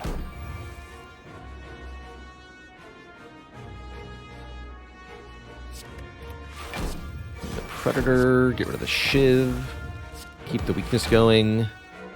Anything I would like to Secret Technique right now, rather than having it in hand for next turn? Outmaneuver would be a good choice, right? Yes. I think I actually wanted Neutralize for the artifact removal, but we made it work. We made it work.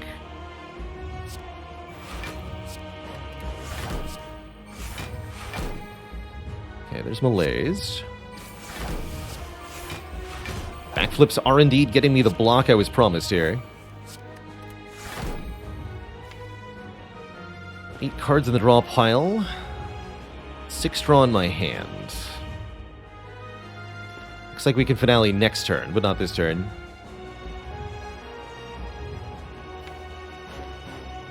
Crippling Cloud would be nice to see for artifact removing. Yeah, let's just do that.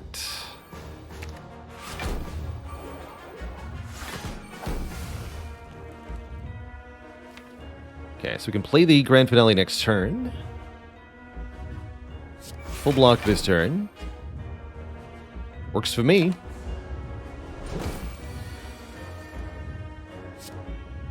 Looks like I'm not even going to need this malaise. Although we absolutely can use it here.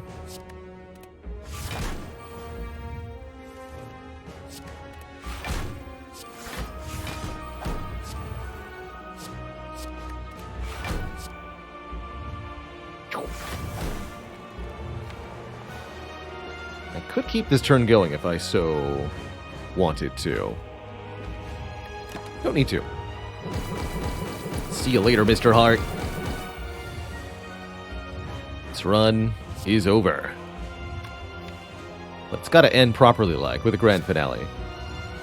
Such is the way.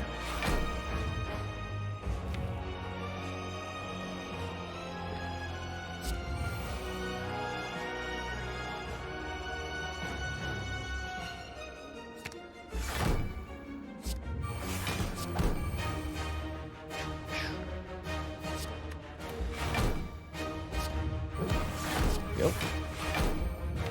It's going to be a regular damage grand finale, but that's okay. GG. Grand finale. GG, Twitch chat. An inspiring run.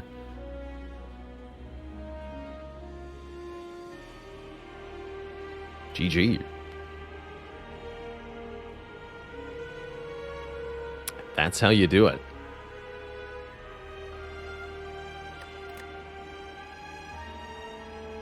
I always have fun when I take a grand finale. Glad it showed up in the shop after we initially skipped it to make it happen there. That was good times.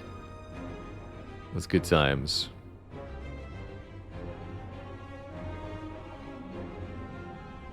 Has it been done? Spire sleepeth, and so shall I. GG. Very fun run, showing off the power of just the energy of Sozu. We really never ran into too much trouble. That's also partially because we got lots of card removes. We took a removal at the Living Wall event, and we got a bonus one from the Wheel Gremlin. That was fun. That helped us have no strikes by the end. That's always a very good thing for a silent deck to have. Next up, the Defect will seek a creative or creative AI victory against the Spire, but first I'm going to take a quick break, refill my water, stretch my legs. When I return in just a few minutes, we'll play the next step of the ladder. Be right back, everybody. Don't go nowhere.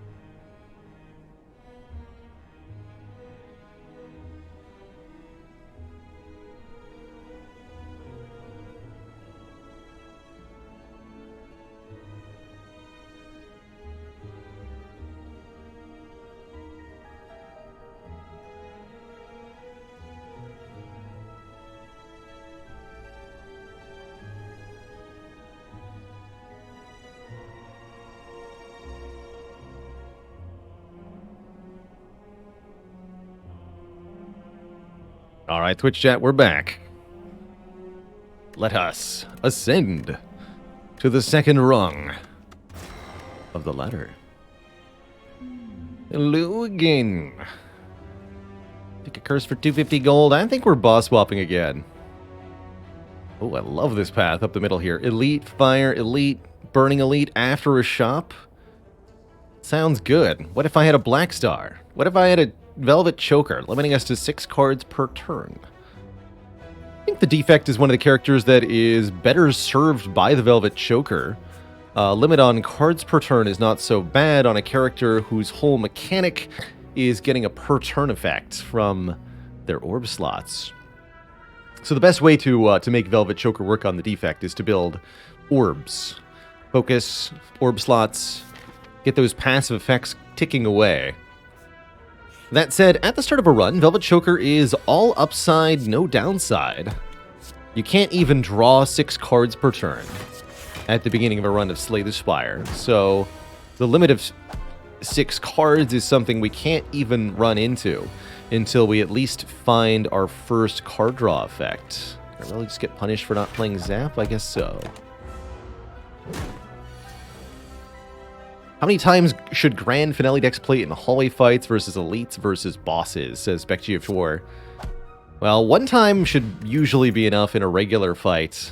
Bosses and elites have about twice as much health as a hallway fight, and bosses tend to have more than that. About twice as much as elites do, although it's not always true. For example, Giant Head actually has more health than Time Eater does. But the fight works very differently. Take a first card, Ball Lightning. First card, Cool Headed could be very, very, very good as well. Do I find Defect to be one of the better users of Choker? Yes, I think Silent is probably the worst, although can absolutely still work. All characters, all 4 of them, can win an A20 Velvet Choker swap, just to be clear. Silent is held back the most, but can still win with Poison. Ironclad and Defect care the least. Watcher can definitely make Choker work, but has some difficulty with it. Alright, Cool Headed or Ball Lightning? Ball Lightning stops some of the not playing Zap punish, but so does Cool Headed, both channel and orb. Dual casting for 10 block is just as valid here. I'm going to take the Cool Headed first.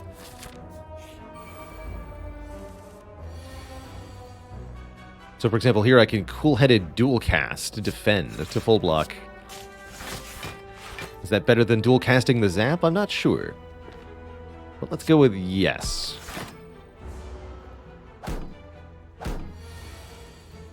Because I said so.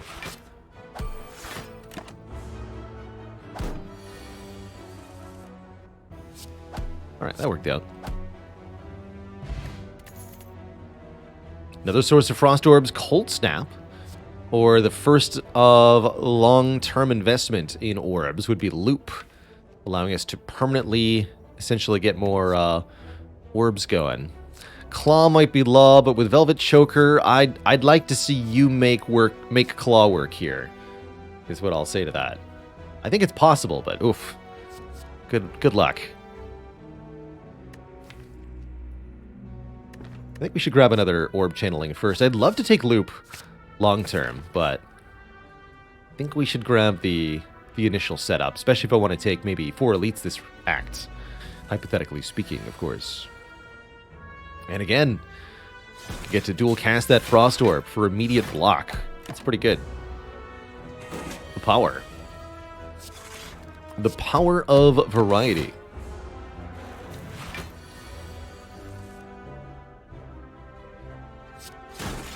Can't quite kill. Probably should have used the Zap, actually. Doesn't matter, though. Rip and Tear, go for the eyes, and Beam Cell. Rip and Tear is nice for just having a high damage value on it. Bit of a weird attack for defect. The random targeting makes it unreliable in multi-enemy fights, but I think that's okay. Go for the eyes and Beam Cell, harder to justify with the card limit. Normally I like the 0-cost cards of defect. I'll take 1 Rip and Tear, just so we have some good damage. Do I usually like the boss swap on defect? Yes, I think it's best on defect of all the 4 characters. Nice. In terms of improving defect's odds of winning. I also think it's just a fun variability to add to your play sometimes.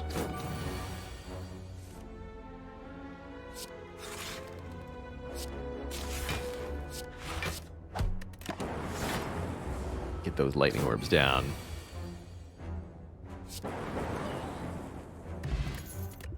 Hey, we can actually obtain potions. Card draw is very good, although there's a limit to how much is useful with the Velvet Choker, or we can take a Ball Lightning here. I do think that Skim is still quite good. Barrage could be quite nice with filled orb slots, too. Barrage crucially hits a target of our choosing.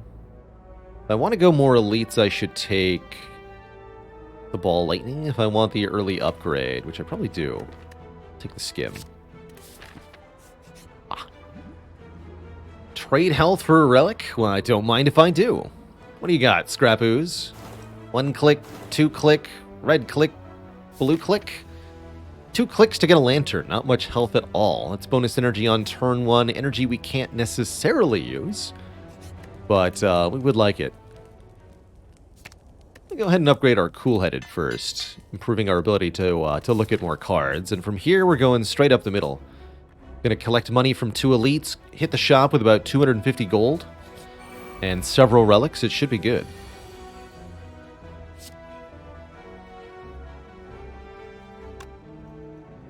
Koikak, did you hear about the mushroom? I was always getting invited to parties. He's a real fun guy.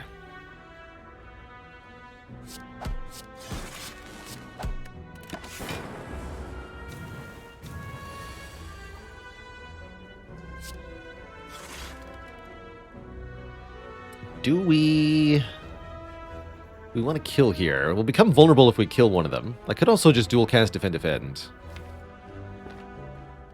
If we rip and tear and they both hit this one, we're in a bit of a pickle then. I'd have to dual cast Defend, take 3. We guaranteed take nothing if I dual cast Defend Defend. Let's do that. Relatively likely to buff again next turn. One or both of them. Both of them. Which means it's our time to deal damage.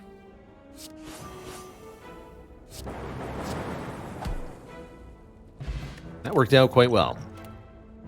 We're offered another Cool-Headed, or the first area damage that we're offered. Sweeping Beams, actually not to be ignored here, especially with Slime Boss coming up. Sweeping Beam is pretty good, actually. It's no doom and gloom, but it is here.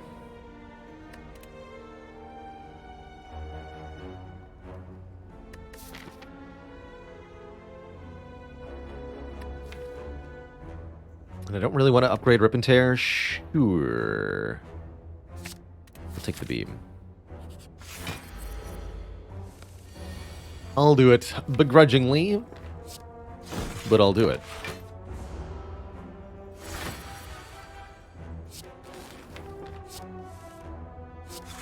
Oh, sleepy egg. Little do you know how much I appreciate the setup time against you.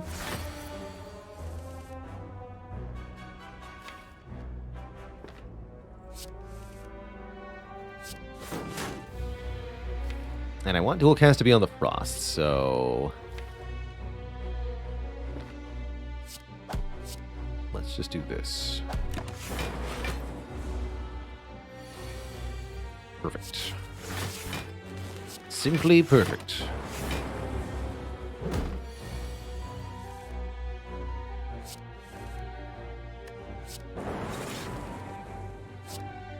Five block and 6 damage.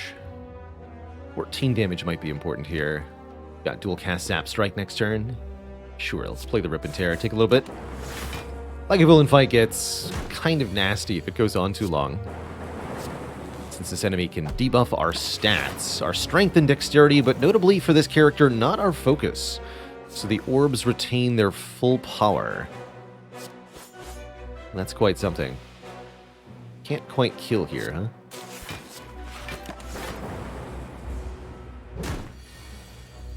But now we can. Never really saw an opportunity to use the potion that felt right. Consume! We'd taken... the loop, this would be extra good, but I think even as it is, Consume is very important here. Consume lets us gain focus, which is going to allow our orb cards to be numerically stronger. And that is crucial to winning with Velvet Choker. You must find ways to make each card play matter as much as possible. And stat gain is a big way to do that. Tiny Chest is back. I have Omamori, so I'll actually pick this up. Even if we find Kurski, this won't be bad. I don't even think I want Kurski that much. We're going to upgrade Sweeping Beam so that our area damage is better, so our attack damage is a little bit better in general. And we're a little concerned by Gremlin Knob's presence here. I guess Consume Double Frost Orb kind of solves Knob in its own way. Let's do it.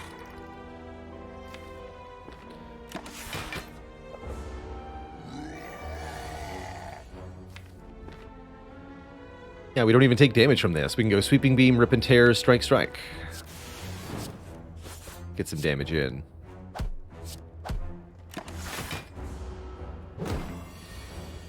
Get attack for 21 on this turn, but... who's stopping me this turn? No one.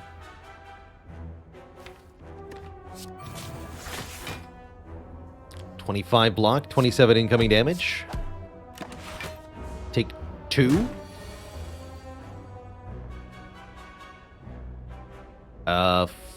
14 plus 12 is 26. But we could distill Chaos or Skill Potion to change the outcome here. Skill Potion, any Lightning Orb would work. Card Draw could potentially work.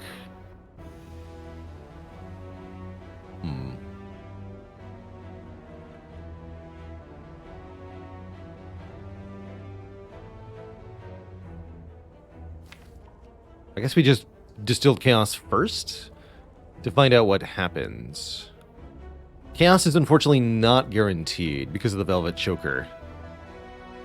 The Velvet Choker stops us at 6 cards, so if Sweeping Beam is the bottom card, the Velvet Choker will stop us from getting the kill.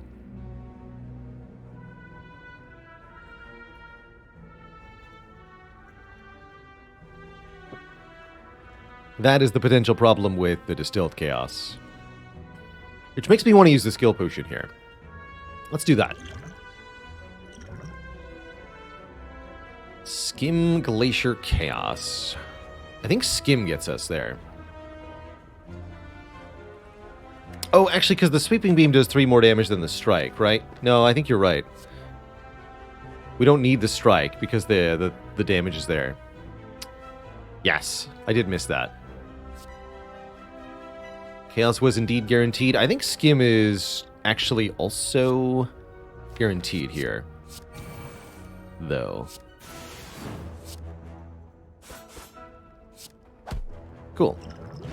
We still have the Distilled, although arguably the worst potion. And we get a real Glacier? Heck yeah, we get a real Glacier. Glacier is a very good Velvet Choker card. We do indeed have about 250 gold going into the shop. Offered Clockwork Souvenir to block the first debuff. Also offered Capacitor for more orb slots. I don't usually advocate for early Capacitor, but given that we already have Consume, it is amazing. Definitely buying Capacitor. Card remove on strikes is very good. You don't want to draw cards that are useless with the Velvet Choker, but the Souvenir is deeply tempting for a myriad of reasons. So I think I'm going to prioritize this over one remove. And pellets remove the Choker debuff. No. No, it cannot. You'd like it to be able to, but no.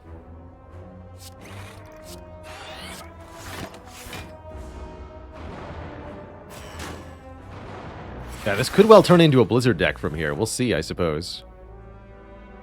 Alright, this looks like a good time for the Distilled Chaos. Slime Boss could also be a reasonable use of it. We're not taking that much here, actually. We were taking, what? We were blocking for 8 plus 5? 13, taking 5. That's pretty fine. Let's see where Rip and Tear goes. All in on the back one. You got it.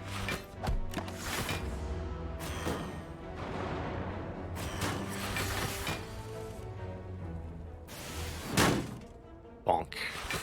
Such a crunchy noise.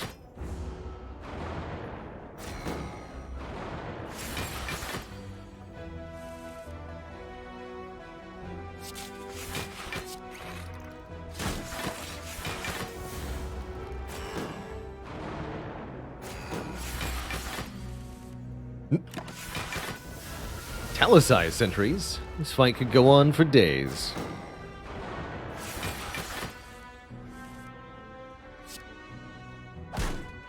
Now let's switch to one lightning orb.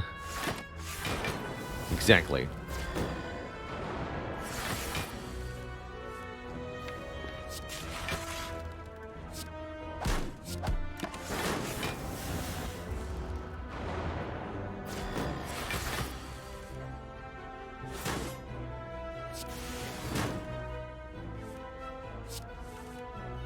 Boop. Alright, only one opponent remains. Let's do it. Double lightning. I'll risk it.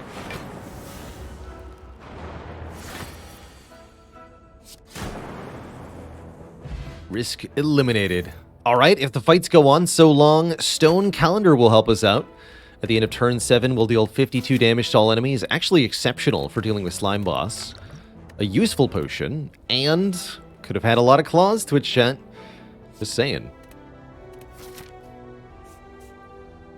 3 empty potion slots make me want a combat, but other circumstances, including tiny chests, make me want an event. Let's upgrade 2 random cards. Am I willing to sleep before Slime Boss?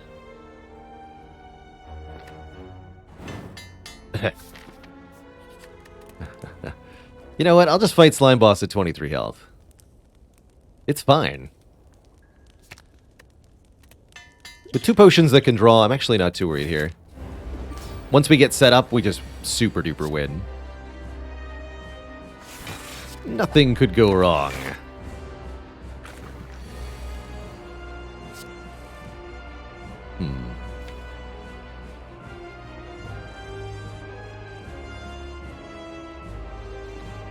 So I think I want to Distilled Chaos now. Yeah, that feels right. 2 more cards, so I can Sweeping Beam and play one of the 2.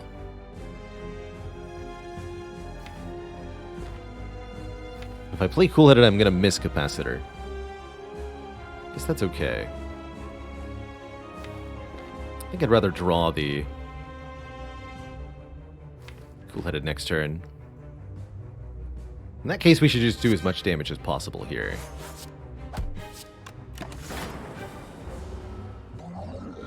See what we get to work with this turn. Okay, we've got a dual cast. I could even Cool-Headed Cold Snap dual cast for the big blunk. Or we could dual cast this. It's a fun option.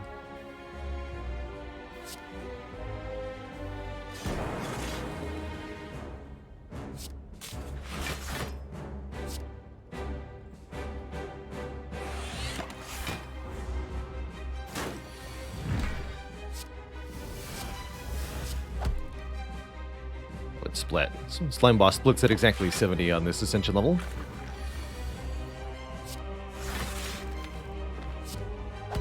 And we're there. Fight's over.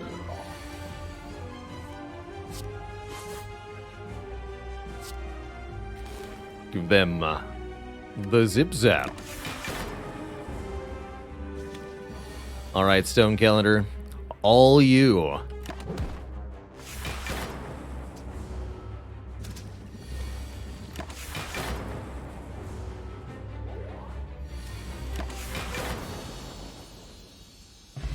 GG. Thank you, Stone Calendar. So, one of the best ways to win when you're limited in number of cards per turn is to keep playing power cards with permanent effects that just stack their bonuses. Machine Learning is quite nice here. It's a card draw card, but it's not going to take one of our 6 plays each turn in order to provide us that card draw. That makes Machine Learning a really good way to get additional cards in hand, and I think a very, very good take here. Multicast and Thunderstrike seem a bit more questionable. Thunderstrike in particular, we don't have any real Lightning Orb channeling. This could be block with the Frost Orbs, but yeah. Taking a Machine Learning here. Offered Busted Crown? Limiting our future choices dramatically. That's pretty spooky. You already have to kind of build specifically towards some particular cards with the Velvet Chokers, so limiting your options further is going to result in not seeing cards you need. Black Star could give us extra relics from elites. I don't actually think we're that good at fighting elites, although I think this deck could get away with it. Or Pandora's Box. Transform all the strikes it defends. We'll lose out on the 2 upgraded strikes, but 8 new cards could be quite something. Definitely a high likelihood we find rare cards or powers here. I think Pandora's Box is likely to be very good. Most of our block is from the Frost anyway, so it's not like we're losing our block in any way, shape, or form. Transforming an upgraded card does not result in an upgraded transform. You just lose the upgrade. I don't know. I don't think this Black Star looks all that good. Let's take the Pandoras. What is in the box? I was hoping we'd find one this run. Bias Cognition can have its downside blocked by the Clockwork Souvenir. Second copy of Machine Learning looks quite good. And some other stuff. All for one, returning 0-cost cards, not likely to see a lot of use. But the Hyper Beam looks powerful. The Compile Driver and the Chaos look pretty good. I'll probably want to get rid of All for One and or Hello World. Maybe we'll get the Bonfire Spirits? Maybe.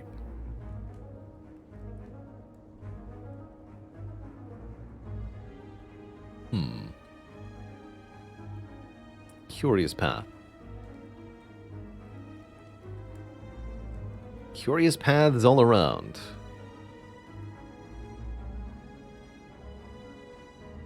Guess it's all a matter of, do we want to go to shops, and how many combats do we want early in Act 2? Combats would be good, actually, to fill these potion slots some more. And offer us upgraded cards. Although I'm very tempted to go heavy into events here. I don't think it's quite right. Maybe something like this. I'd like to remove the Hello World, probably, at least. Oh, and then we can have our events be here. This would be a guaranteed treasure. That's pretty good, actually. I like that. I like that a lot.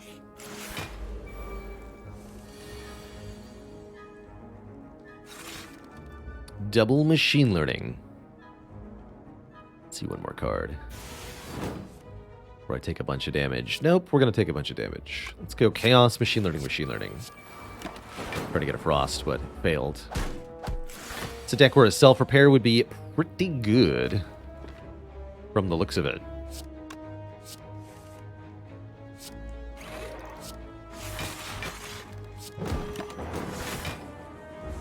But thanks to the Bias Cognition and the Clockwork Souvenir, we have a power that's easy focus gain that we can readily abuse here.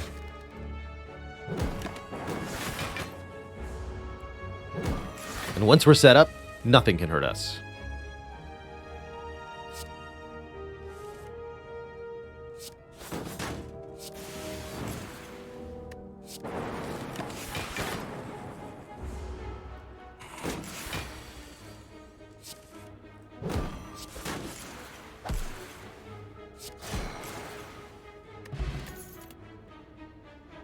Get offered another Beam Plus, White Noise, or Recycle. Unfortunately, White Noise is 2 cards in 1. You have to play the White Noise and then play the power it creates. Very bad with the Choker. Recycle also gets rid of a card and gives us energy. Not great with the Choker, but actually could be useful to get rid of some unwanted stuff. I think we'd rather just remove those cards outright with the Merchant's Services, though. Bit of a tricky turn 1 here. Show me Hyper Beam? That's not Hyper Beam. Alright, I'm willing to negotiate, you two. 1 potion for my life. This was not a dramatic improvement. We can go Cold Snap Dual Cast, at least. What about Murder? Can we Murder? I have 4 energy here. 4 card plays remaining. All for 1 returns Beam Cell. So we do 15 plus 4 plus 9. Not enough on its own. So we have to rely upon Rip and Tear here. That'll do.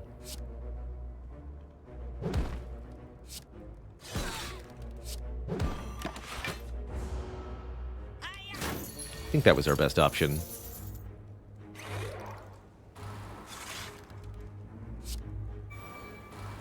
Now we just want to get the kill on this good gentleman who had the temerity to try to mug us. Get out of here. This time the recycle says plus on it. Alright. I'm convinced. I saw the blizzard there, but we have AoE solved for now with Hyper Beam. Not currently convinced we need a blizzard. What about another capacitor? What about an Ori? Good options here. What I am convinced is that we need to remove Hello World, first and foremost. This card does nothing when played. I don't need another card draw power when I already have 2 Machine Learnings. Hologram's a bit less good with a choker. I think a Focus Potion's a good investment, though, especially with the Potion Belt. Might take this Focus Potion all the way to Act 4, potentially. Explosive Potion could also be good going into an Act 2 Elite. Maybe we take them both to ensure our continued survival here. I think that's quite reasonable. Let's stock up. Confusion? Not on my watch.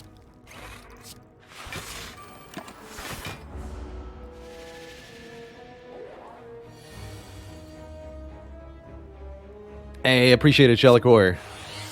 I am very much looking forward to some time off. Stream has been incredible this year, but the creative juices need some time to recharge and become re-inspired.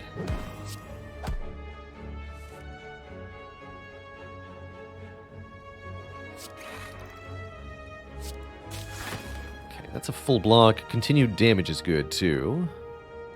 Let's recycle this, play the beam. That's right, re-inspired.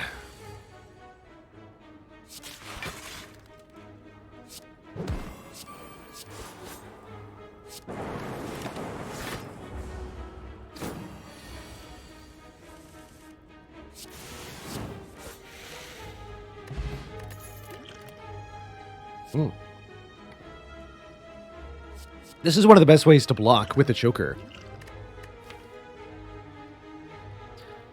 Since it's many cards in one.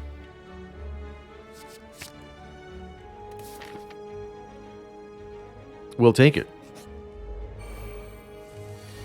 Upgraded cards are very, very numerous before that penalty hits. Twice as numerous, which means, given you're rolling independently and looking at 3, I think the bell curve's quite favorable there, too. Look at that. 7 focus turn 1. That's a promising beginning.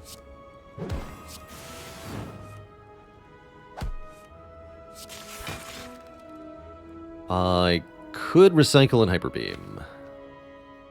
I will. I've got extra focus.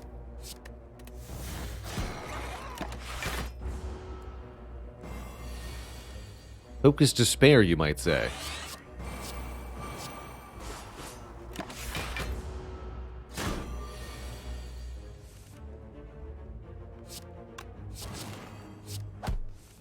Two orbs.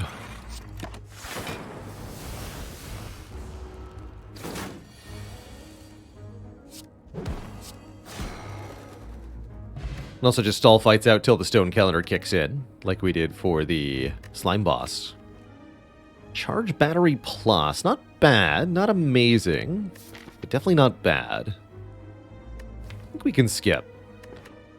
Fewer cards we have overall, the quicker we will be to set up the frost orbs with focus here. And I think at the moment our best... Given that we have Consume in the deck, you can see 1 orb slot is being equivalent to 3 focus. That's better than upgrading the bias cog by 3-fold. Although the gain is a little bit delayed there. That's okay. Our first elite shall be the Book of Stabbing. I think we'll employ the Liquid Bronze for the Thorns here. That should be the only potion we need this fight, I imagine. Do I get to Capacitor Consume? Doesn't look like it. Let's Chaos, see what we get. Dark Orb, so I'll just go Capacitor Reinforced Body then. We'll be back for that Consume later.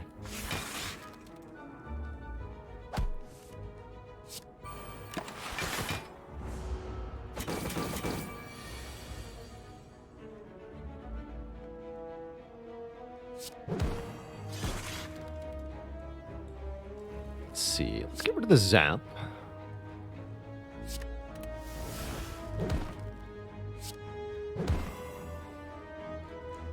If I get rid of the Rip and Tear, we're even more likely to draw what we want next turn, but we do 20 less damage. I'll lose it.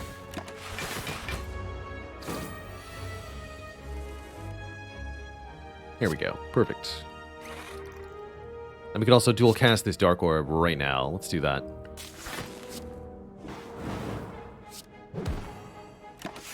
Get hecked. You stinky book. You get the Pocket Watch. There we go. Pocket Watch Velvet Choker. If we play 3 or fewer cards during our turn, we'll get 3 more draw at the start of the next turn. And hilariously offered an upgraded White Noise. I could almost get behind that, actually. Almost.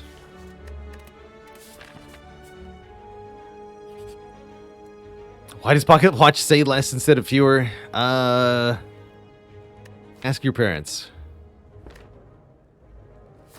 When you're older. Lizard Tail. Second chance at life. Very good way to make sure a run doesn't die to something unexpected. Always happy to have it. Never, rarely do I use it, but that doesn't mean I'm not glad I had it.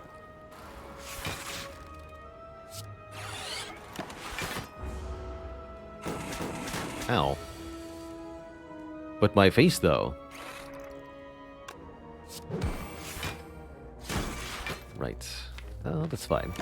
Actually, with the double machine learnings, if we activate Pocket Watch, we'll draw a full 10 cards on our turn. Once both powers are in play. That's pretty wild. 10 cards. Look at that. Kerblam. Etc. That's real power right there.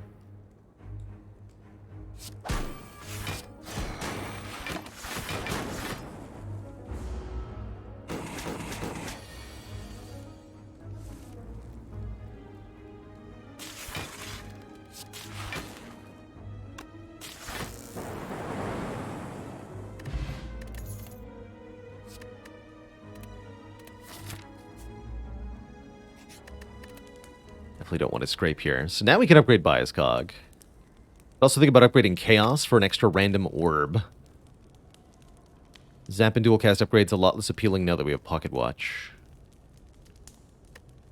Let's do Biased first. Get that 1 extra point of focus. Can remove a card or upgrade all strikes and defends. Guess what? I have no strikes and defends. Good time to remove the All for One. Or maybe Zap. Or maybe Rip and Tear. Actually, let's lose Rip and Tear. I don't like that it's randomly targeted. I do like Meat on the Bone, healing us if we enter combat below half health, just in case Act 3 is spooky for some reason, although this deck is going to crush Act 3. Don't know why I would think that.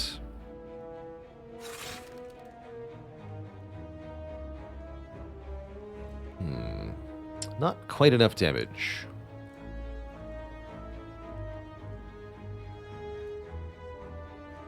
Lock Potion looking good, though. Or, actually, since we have Meat on the Bone, taking damage looks good, too. Although we'll still take a bunch, right? We've got 29 headed our way this turn, so let's think about that for a second. I think we're always playing Hyper Beam here. The damage is enormous, and the focus down doesn't exist.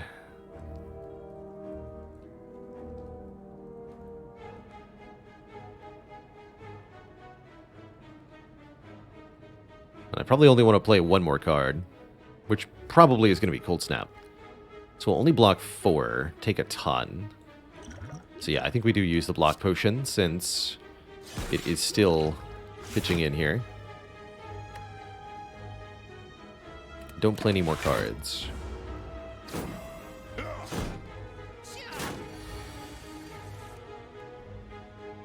Alright, main goal this turn, kill the back slaver. Can I make that happen? A lot more easily if I use the explosive potion. We're fighting Collector. The potion might be good there.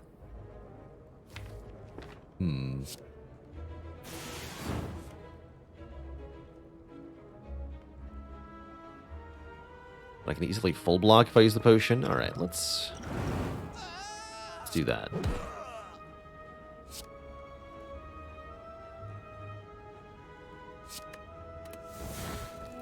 Nah, you cannot harm me.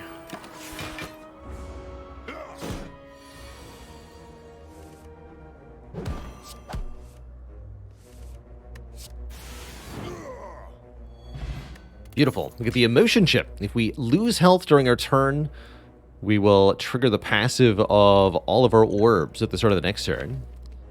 And we're offered a self-repair, although I think we actually get away without self-repair. Now that we have meat on the bone, I no longer feel the need for a sustain thing. Let us... Oh, the streak is going to be... The streak command is going to be a bit wonky for a bit. Probably should just disable that for the moment.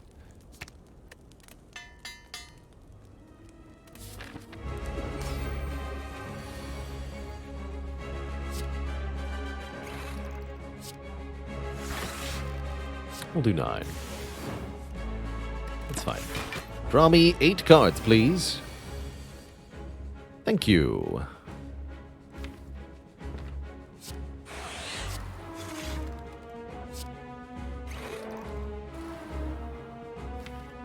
That's a lot of block. Sure, I'll continue to pass. Stone Calendar will kill the minions eventually, right?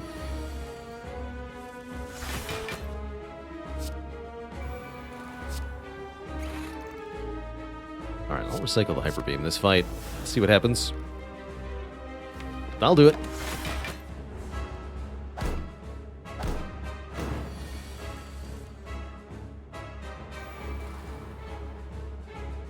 I will do it. Beautiful. Dark Orbin back. Beam.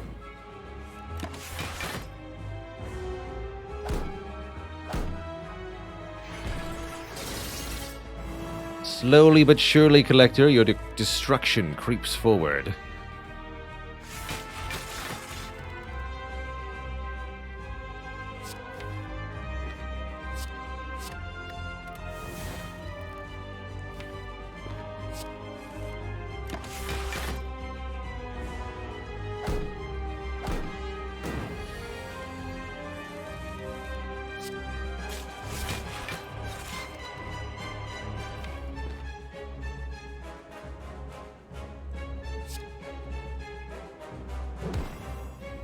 Collector won't be attacking next turn. That seems ideal, actually. Let's get rid of Consume. I don't want to play that anymore. One more card. Beam Cell.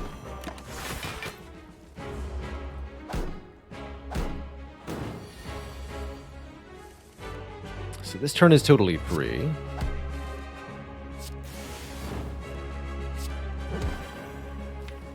Boop.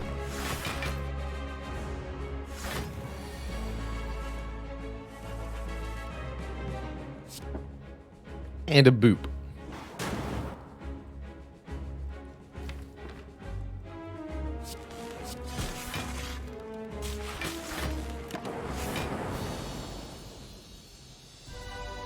GG, Collector. GG. Ah, here we go. 2 different ways to make the Velvet Choker truly effective. Option A, Echo Form. You don't play very many cards per turn, but when you do play a card, you play your most impactful card twice. Notably letting us double Capacitor and then double Consume for 1,000,000 focus. Option B, Creative AI, generating a new power each turn to, by eventual brute force, just outscale any opponent. Yeah, I like the Creative AI a bit more here, but both are quite valid. And we're offered Inserter. Inserter plus Consume. That's unlimited scaling. Could also take Runic Pyramid to retain cards, although I think Runic Pyramid and Pocket Watch are actually usually counteractive to one another. So I actually think Inserter is better than Runic Pyramid here by quite a large margin, something I rarely get to say. And there's also Tiny House, which is pretty good. But Inserter is absolutely best of all, giving us per turn power orb slot scaling, which is going to allow us to... You've already seen that we can get to 50 block per turn off the Frost Orbs easy. The Inserter and the Creative AI will let us scale that up to 200 block per turn. And that... well, that's good. Max of 3 elites. I'd like a few upgrades. The Creative AI at 3 cost is actually crazy expensive, so... if we can discount that, that'd be great. 4 question marks to get a bonus relic as well.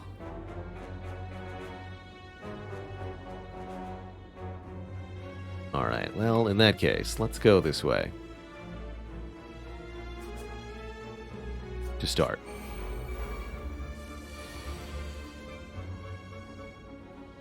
Ouch.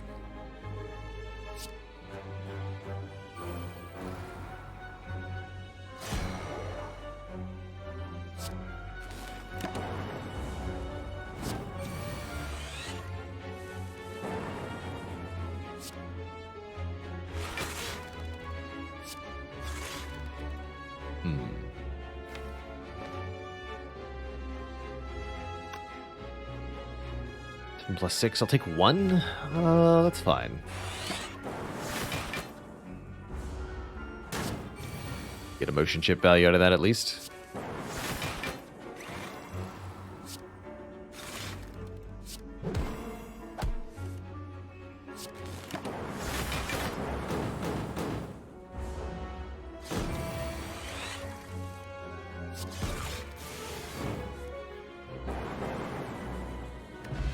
Too bad. Algorithm Plus. It's actually, if we had taken the Echo Form especially, it wouldn't be too late. It's still an acceptable pickup here.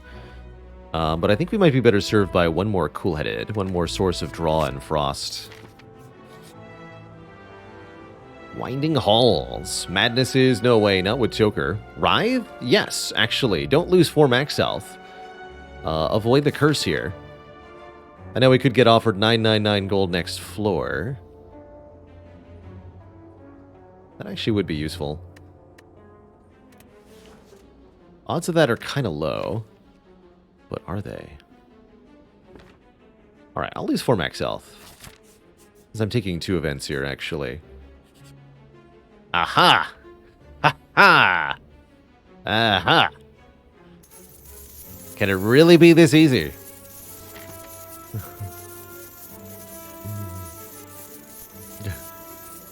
It can be. Now we're rich. And we'll path to this shop for surezies.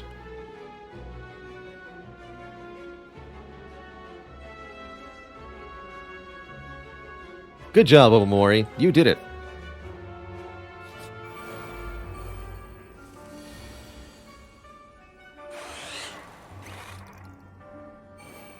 The odds were low, but man, am I bad at math.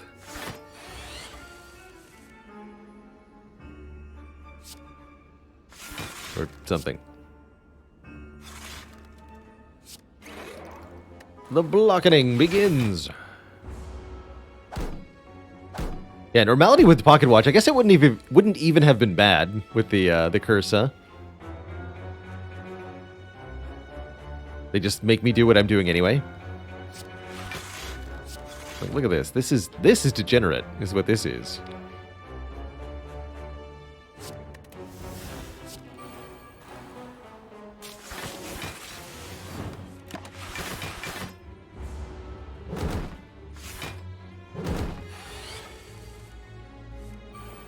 I'll wait patiently for creative AI to make electrodynamics. Then we can win this fight.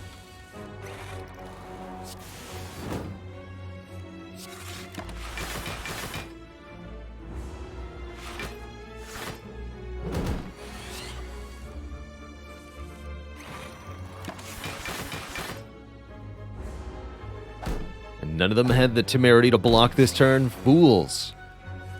My secret weapon is ready. No thanks. Be a shop, please. Double ore blockers, you're not a shop. You are, however, a fun challenge. Let's fight ya. These things are nasty on any ascension level. Do not underestimate them. At all. I warn you, do not underestimate them. Do I want to use the Thorns Potion here? I think every little bit of damage matters in this fight, actually. We also have a Lizard Tail in case things go truly wrong. Glacier reinforced here. Get a bit of Frost Block next turn. Okay, we're not having the focus... we don't have the artifact, but we still play this. What I'm trying to say. Between babbling. I think actually getting some long-term stuff in play matters here, too. Can't be skipping cards at the moment.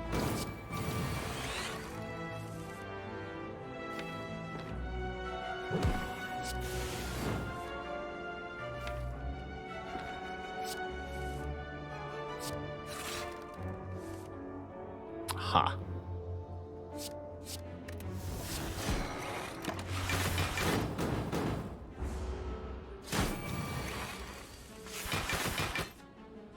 Ha.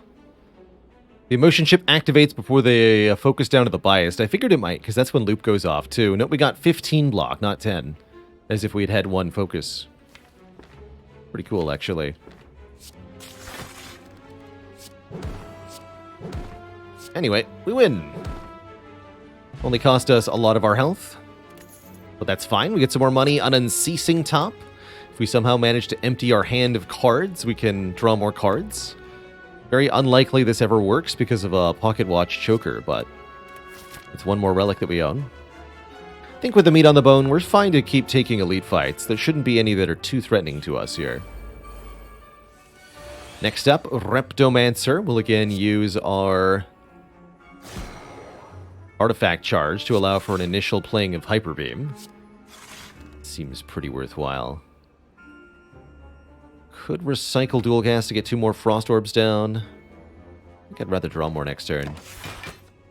Repto on this Ascension will only summon 1 dagger at a time, which makes her a lot more manageable here. Although, this turn does look like trouble. Am I meant to all for one? I think I am. All for one, the recycle of all things.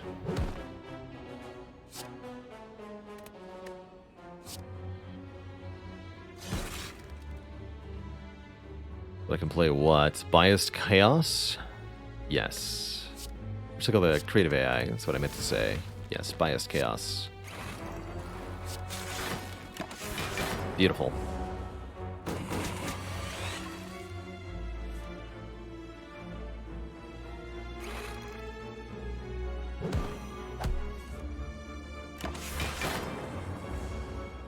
We might be losing focus at a rate of 1 per turn, but the inserter is making new orb slots. And we can turn that into focus with consume at a rate that's actually faster than the loss of the bias cognition. So even though we're losing focus, we should be able to get stronger over time here.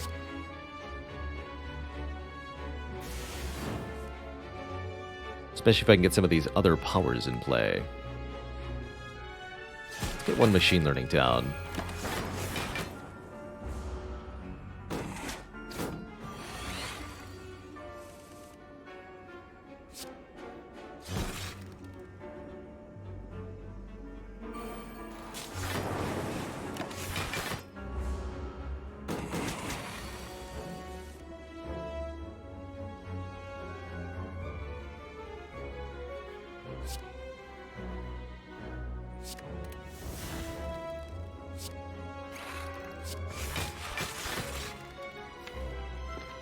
Alright, we haven't even played the capacitor yet. That's good.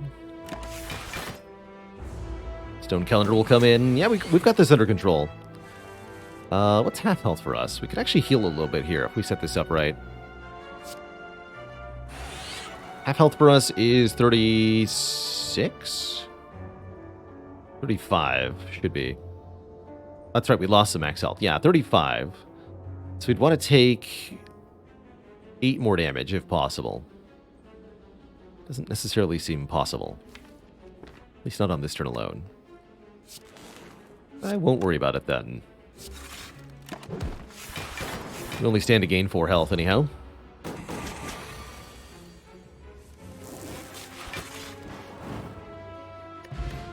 Darkstone Periapter a bit late. If I gain a curse, increase our max health. We're also offered Loop and Bias Cog. Loop's pretty good here, especially if we upgrade it.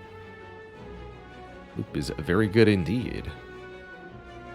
And I can upgrade both the Loop and Creative AI before the Hearts.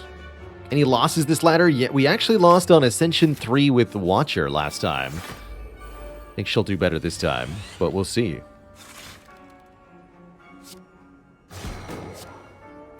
Man, this souvenir has been super worth it. Every single time.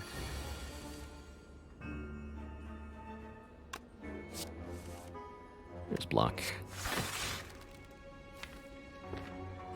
Take Loop.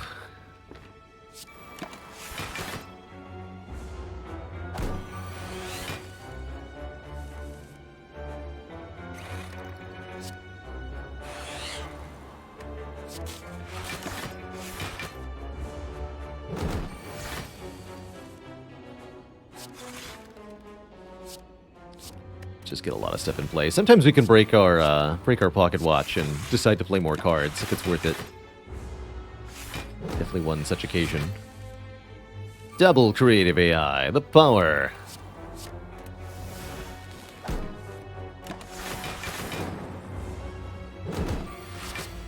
Triple Creative AI, too much power.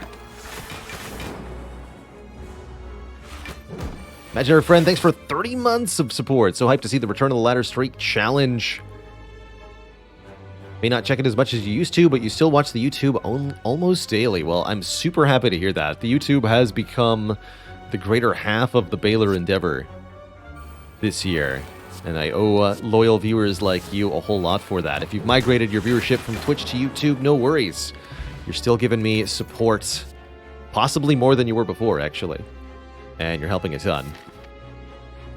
We do not need this blizzard. We do need to recall, and we do need to skip the relic in this chest. Actually, we don't have to, because we can skip the relic in this chest. 2 random skill upgrades. Skim, Glacier, Cool-Headed. That's pretty good, actually.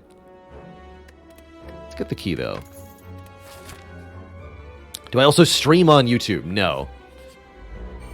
No, we stream on Twitch and then post content after the fact on YouTube.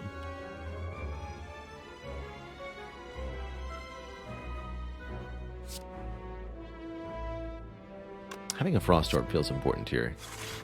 Having 2 Frost Orbs feels even more important. Gonna get an Orb slot next turn. I'll take the Machine Learning over the Capacitor initially here.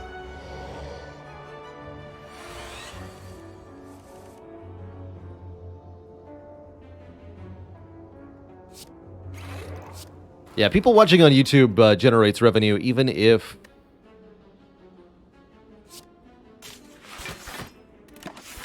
you're not spending any money.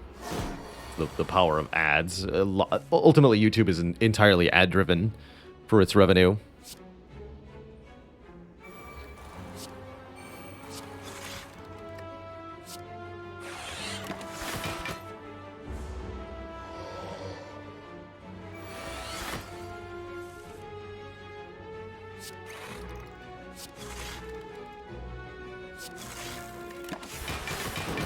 Many orbs. Alright, we should probably kill our opponent at some point. Or we could just play more creative AIs. That works too.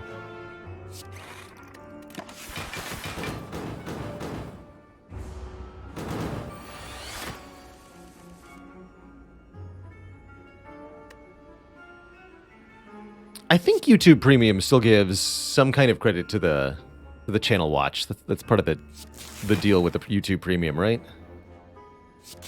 That sounds familiar.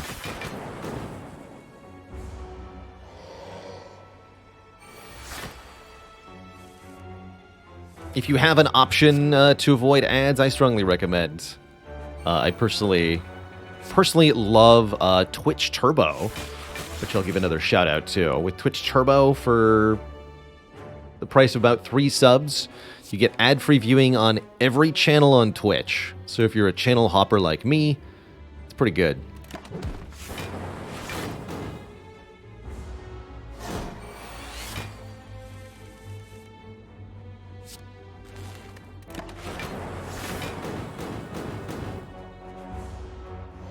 You also get some other bonus stuff, like actually for me the main benefit is that my VODs get to stay on Twitch for 60 days, where normally they only last for 2 weeks. So for those who watch the VODs on twitch.tv directly, me having Twitch Turbo is a huge boon there. Pretty sweet. Why do I have so many burns in my deck? Nemesis, explain yourself. Or don't. I'm not your real dad. Stone Calendar is calibrated to correctly hit Nemesis. I don't know if that was on the part of the devs. I think if they just wanted the 7 and 52 numbers for the calendar stuff. But yeah, it hits Nemesis, which is pretty cool.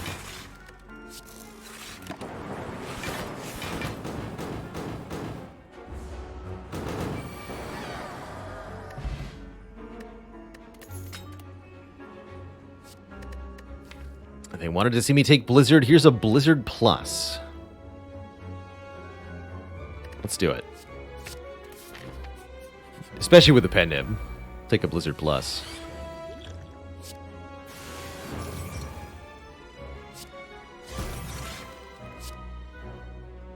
It's kind of a spooky fight against Transient, actually. Transient could hurt us quite badly here. Take a little bit here. It's fine, actually, because of the meat on the bone. I need to take one more. Oh no. Oh dear. Maybe I can make that happen this turn. Let's see. 44 minus 16. 28.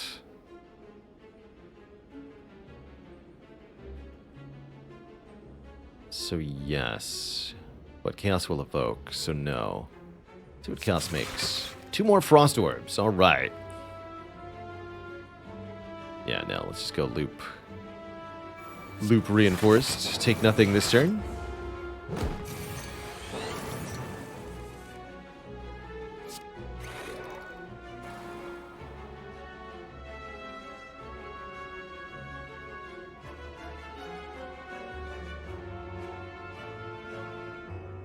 $54 minus 41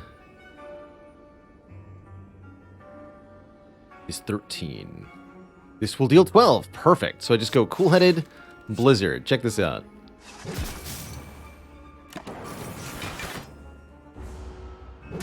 Meat active.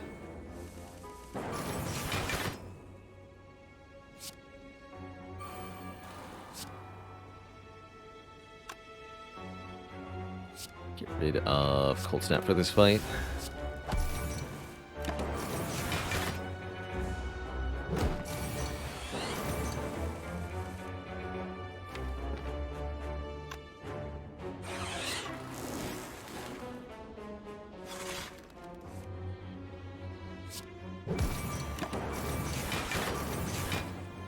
Actually didn't quite get my orbs in order that turn.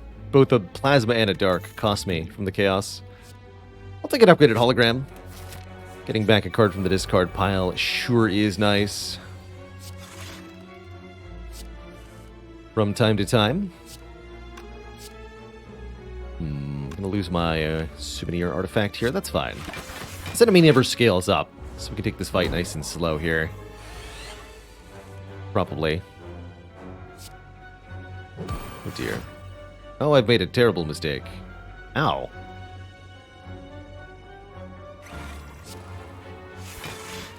Alright then. Let's see how it is.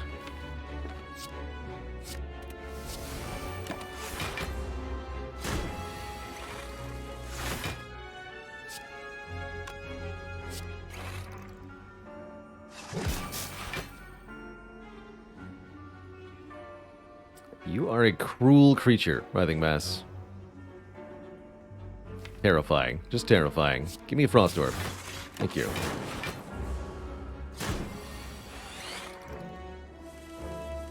Wow, that hurt. Alright. Stop murdering me. Kindly, please, and thank you.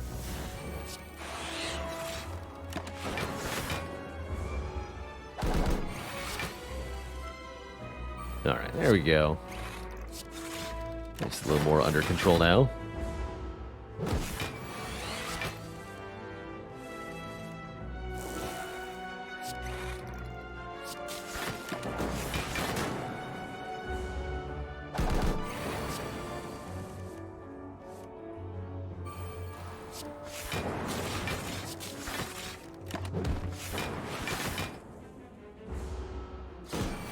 Whew.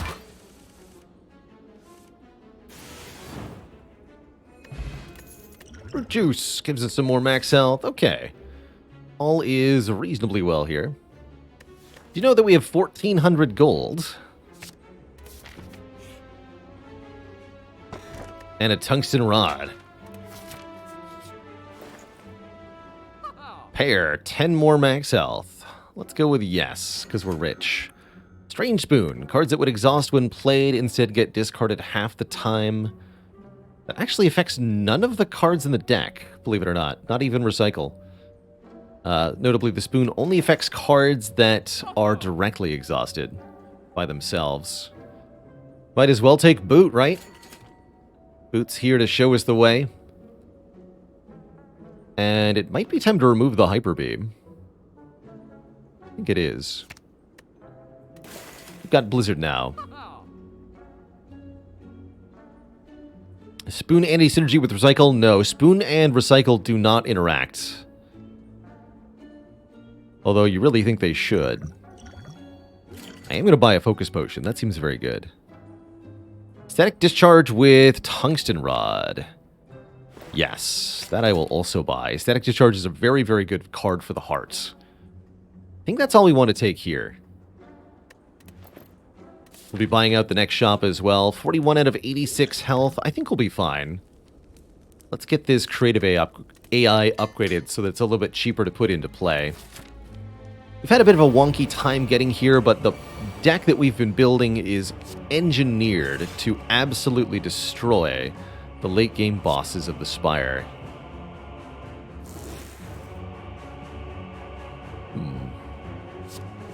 Skim looking for block. There is none. Okay. So we'll have to take some damage. Let's go consume, recycle the discharge for this fight. Play a machine learning.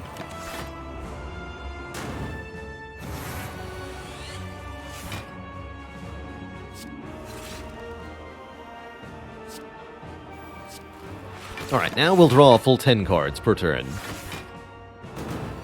And the Inserter and the Consume together will rapidly allow us to outscale our opponents here.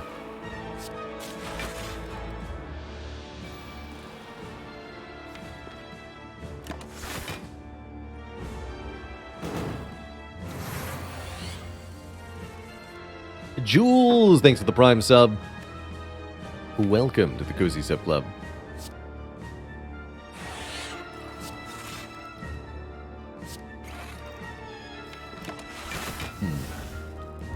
Interesting that we never really got an opportunity to never wanted to play the creative AI for this one. Here we go. Now I'll play it. Oh. Chaos? I think you mean Blizzard. The Glacier. Excuse me.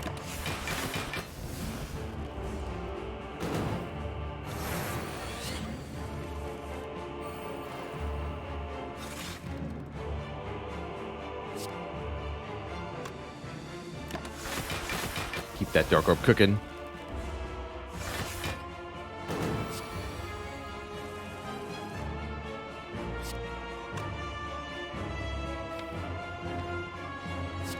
This works too.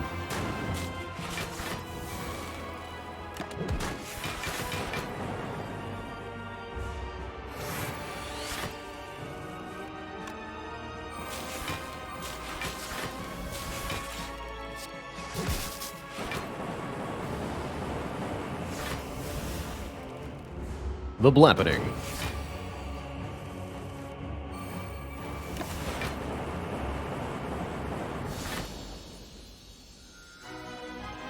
Darkorb random target if they have the same health. It will target the leftmost enemy if there's a tie.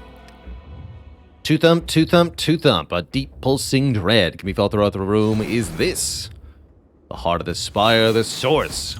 All these stockpiled potions. Actually seems pretty good. We're up to full health. We get to upgrade the loop. Static Discharge also a good candidate here, but I think one hit for one lightning will be sufficient for heart. And we get some great stuff. I'll take Heat Sinks. I'll take Amplify. Actually, Amplify with Choker's a bit weird. I'll still take Amplify, letting us duplicate a power card. 2 Strength for the Elite. More energy.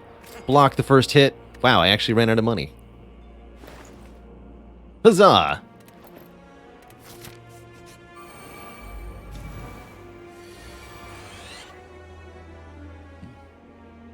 Glad I've got buffer. Let's just say that. Is there a pantograph in this run? No?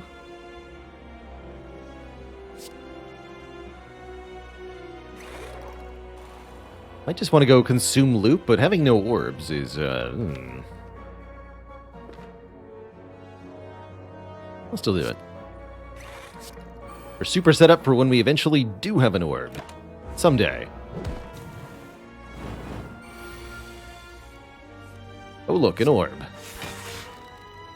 Orbtacular.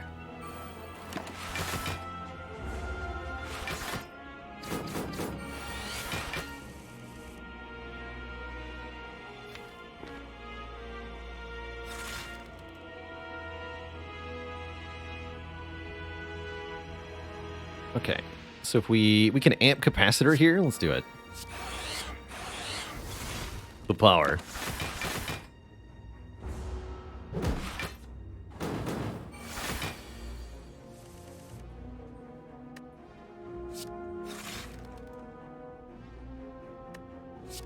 More. More frost.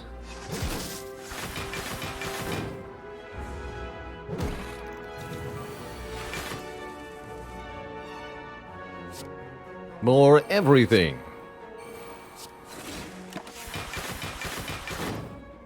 Appreciate how much the chaos has been on the game plan. So consistently we get 1 frost, 1 dark. It's really good. I suppose ostensibly these enemies are doing something, but I'm completely ignoring them because I don't care.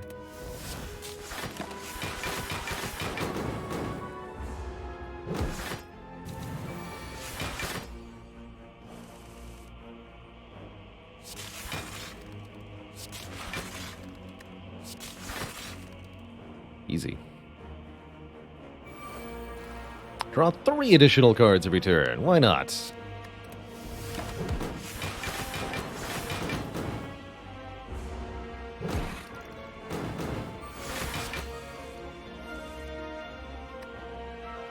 Damage. Let's do it. Stop blocking.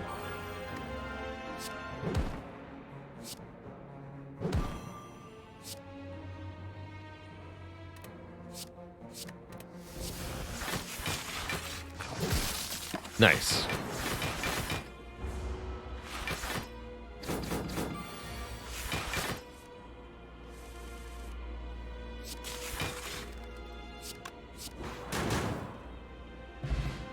Get the Toy Ornithopter, which will heal us 5. You cannot create self-repair from any source of random card generation, so you can't get self-repair off Creative AI, nor can you get self-repair from Discovery, or anything like that, nor healing, nor power potions either. Ornithopter looks like it'll top us up nicely, though. Oof, I can't play any of these cards and keep the buffer.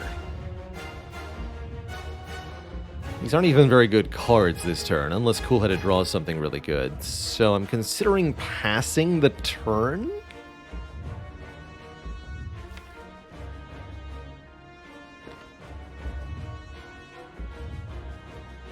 You might want to believe that Tungsten Rod would stop Beat of Death from removing our buffer, but unfortunately it does not work that way. And the Beat of Death will remove the buffer before being affected by Tungsten Rod. Even with only one Beat of Death. I'm actually willing to prove that if I have to.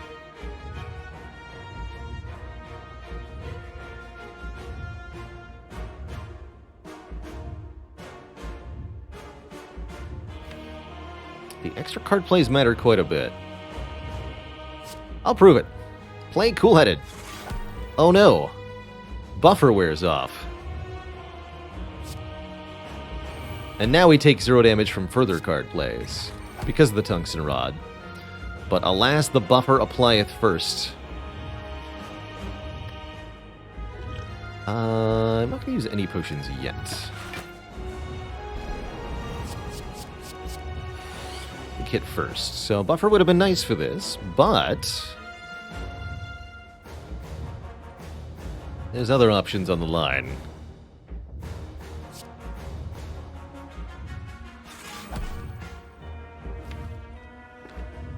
Hologram consume? Curious. I'd like to get these machine learnings down. We'll wait on the bias cog.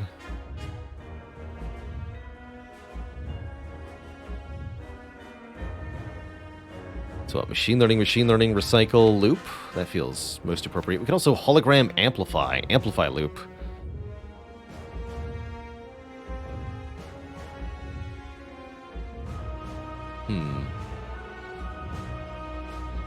And yeah, we'll be using the potions here. Definitely this one. Probably the other one too. Dex potion also looks good. Maybe we just drink it all, go to full here.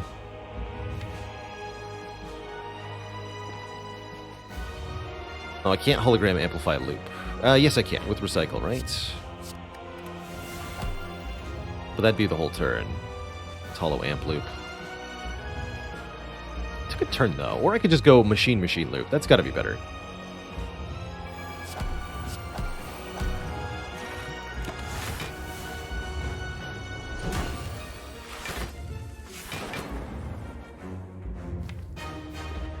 Alright, this turn's already quite sorted, so we can go Heat Sinks, Capacitor, Creative AI. Now we can drink the Dex Potion, get 5 health back. I'll probably use the Blessing of the Forge on one of the created powers from Creative AI.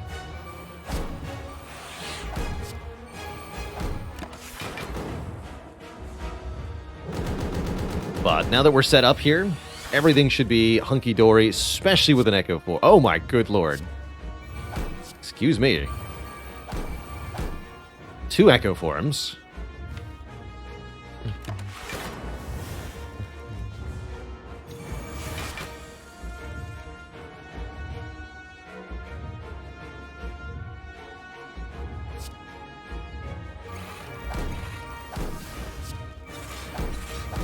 Seems pretty good. Get rid of the dual cast. So it doesn't really do damage yet, but we should keep cycling orbs so that the Blizzard will eventually do damage. Yeah, I think it's now time to start playing 6 cards every turn.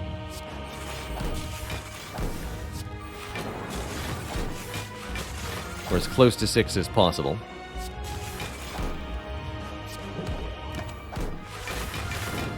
Rather than stopping at 3. We're still drawing a ton of cards each turn.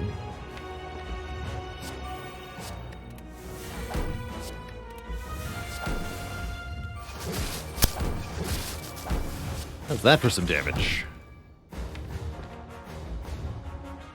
One more card.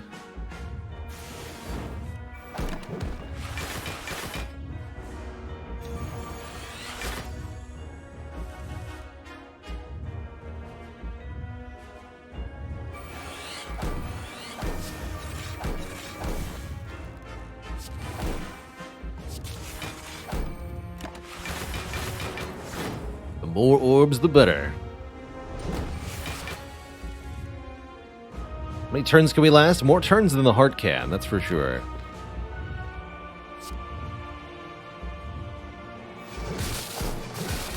As these blizzards are going to start hitting really hard.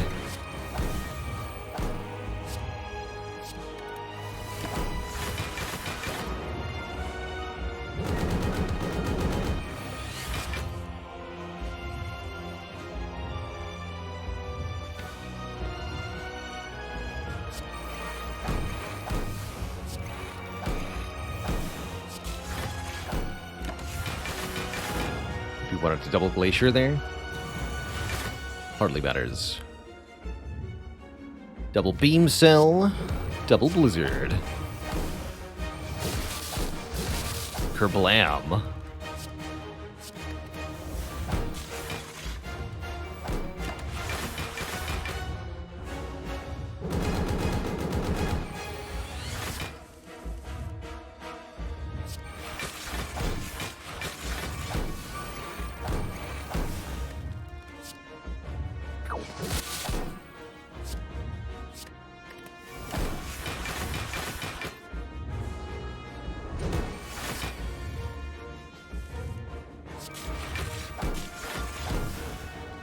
Alright, now we can double Bias Cog. Ever see Frost Orbs blocking for 40? With shit.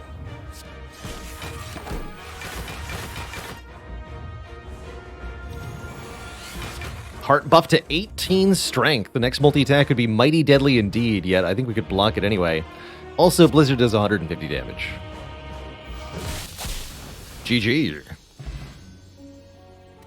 Get outscaled, Heart.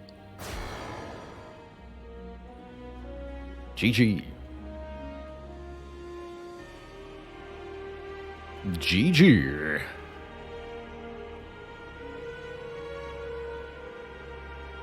Those were some frosty orbs, weren't they? Weren't they? Set up the Nunchaku for next run. Beautiful.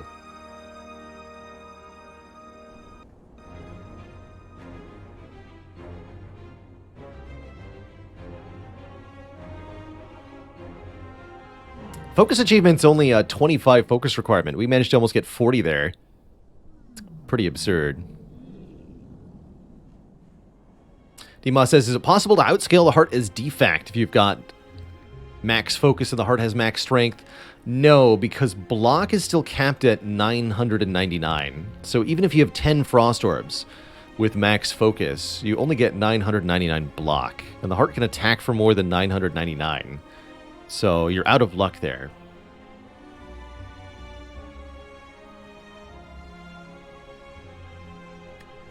So next up, we'll replay the fated Watcher run that caused us to fall last time. I think we'll find a way to win this time. Just a quick hunch. But before we do that, I'm going to refill my legs, stretch my water, take a quick break here before we jump into our next run of the day. Climb another rung of the Ladder Streak Challenge. I'll be right back, folks. Don't go nowhere.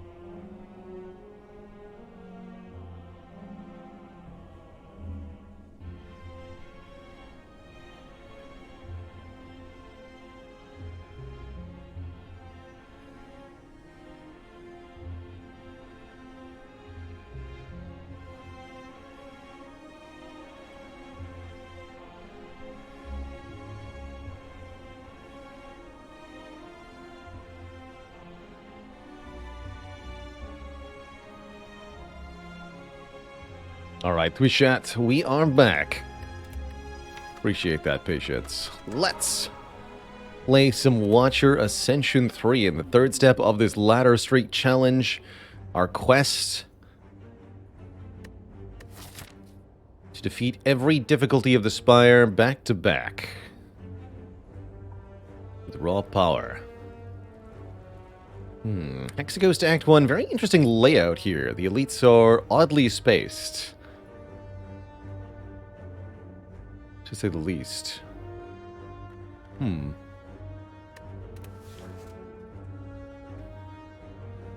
Defend Transform could be quite good. I'm also very tempted by 14 max health for 99 gold. I think that's quite a good deal on Watcher, especially lower Ascension Watcher. If nothing else, to set us up for our eventual heart fight, as well as giving us 14 more health this act. Hello, Akot Grieve.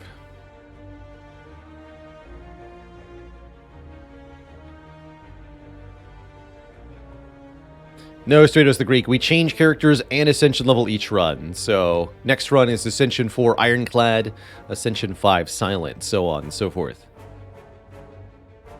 I think a Defend Transform probably behooves us more here.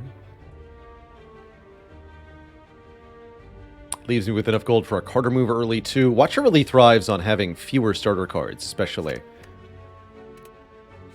Into a Tantrum. Alright, well that's an aggro start for sure. Tantrum, one of the deadliest early game attacks on the Watcher. It's going to allow us to do some truly hot nonsense here. Sharky-licious, thanks for 2 months. What tips would I give for a Watcher beginner? Step 1, check this Watcher guide that I created to explain specifically the Watcher character. Guide's filmed on Ascension 20, but a lot of the strategies I talk about there will be really important. Some quick tips for you on Watcher. Remove Defends with early card removals. Meanwhile, seeking to upgrade usually Eruption first, and then your other attack cards. Whatever your best damage sources are, upgrade those. This is all to leverage Watcher's Wrath Stance better. Dealing double damage when in Wrath Stance, and then killing all your foes is definitely the easiest way to get by as Watcher. Definitely another thing to check at the beginning of each turn before you even think about playing any of your block cards. Just triple check. Do you have the ability to kill all the enemies on the field with the cards that are in your hand? It's a question you really want to ask yourself all the time as Watcher.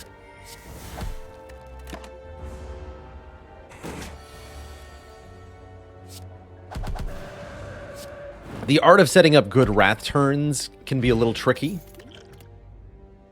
but these are some of the important fundamentals here.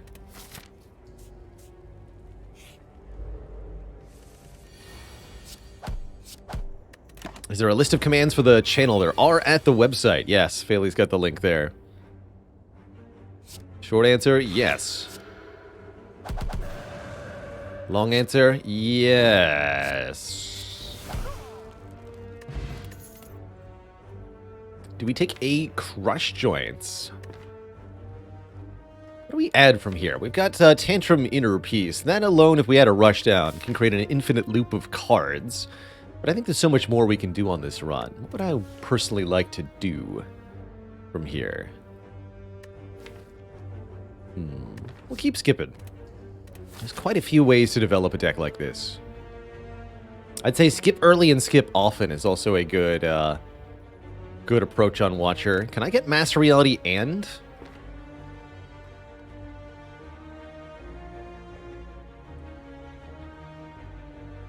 get Mind Blast.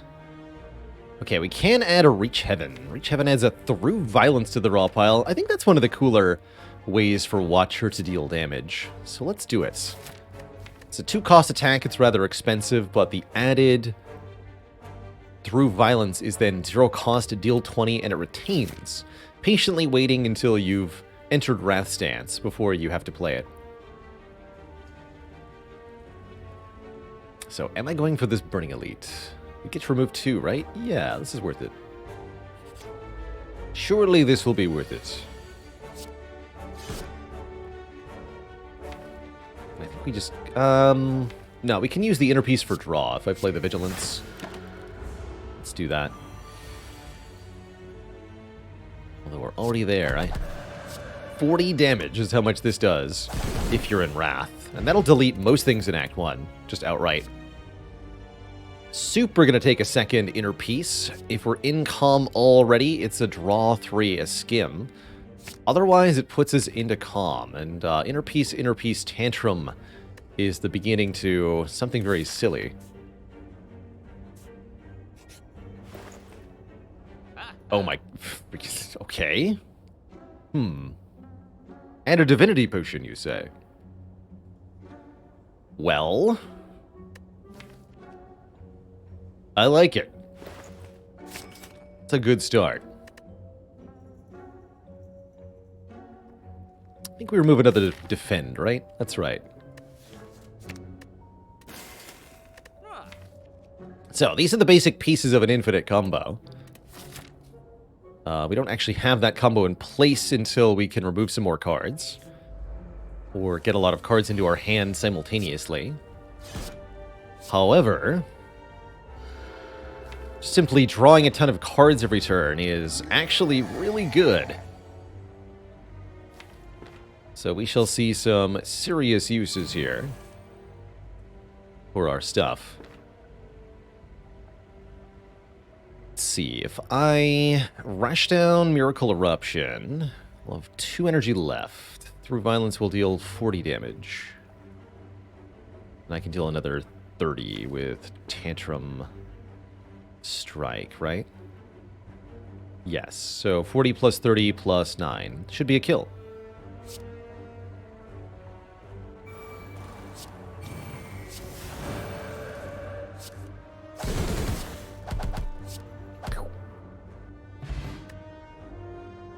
That's what I say when checking to see if the cards in your hand and your draw pile sometimes can kill the opponent. Might be the most valuable thing you can do. Study's kind of cute, although I think we're often ending fights pretty quick here. These aren't quite what I'm looking for.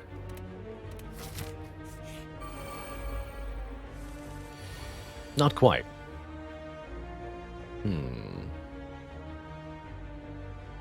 Tricky louse fight, too. I don't think we could avoid damage here.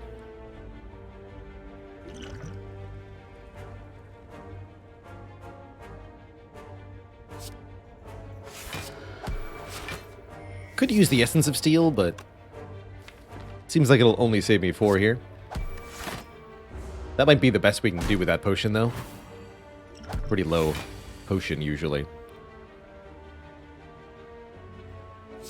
Usually.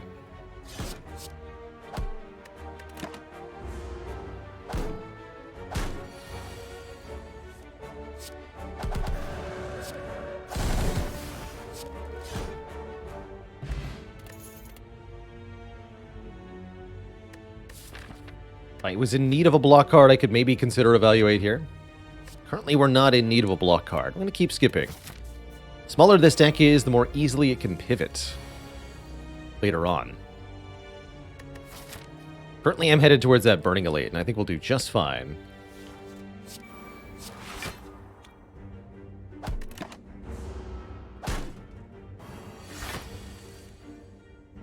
We'll do just fine.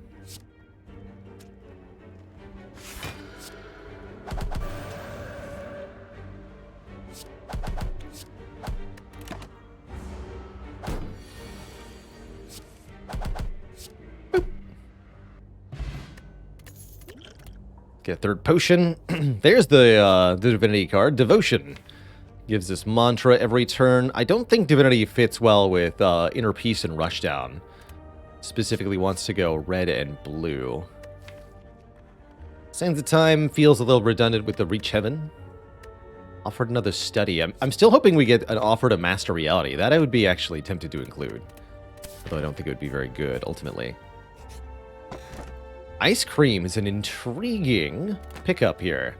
We can now conserve energy from turn to turn, which can matter if your opponent is a sleepy egg. I'm actually rather curious what this deck can do with a couple turns of setup here.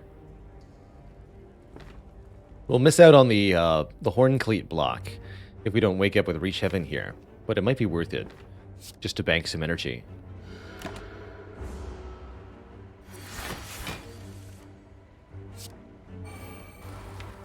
We wake up next turn.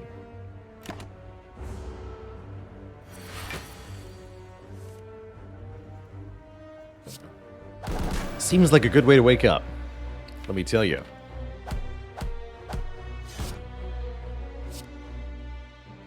Might as well play that too, right?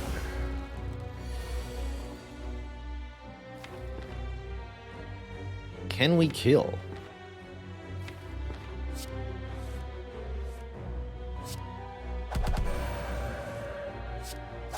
Sure can. With plenty of energy to spare, even. Get offered a Bottled Lightning. Put a skill into our opening hand every time. And a Meditate. Meditate ends our turn, but can do some really good stuff for us.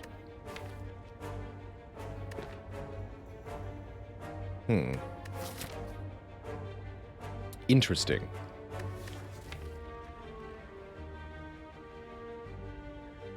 Don't think we actually want this Meditate.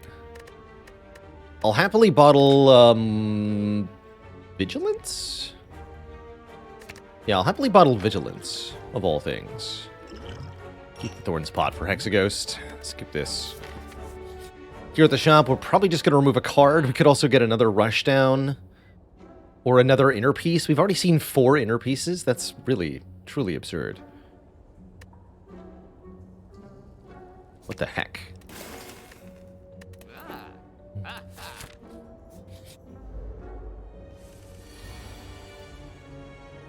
Another 2 chumps fight.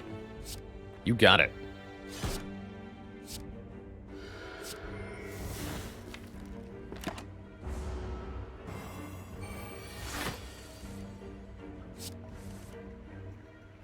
Would be my pleasure.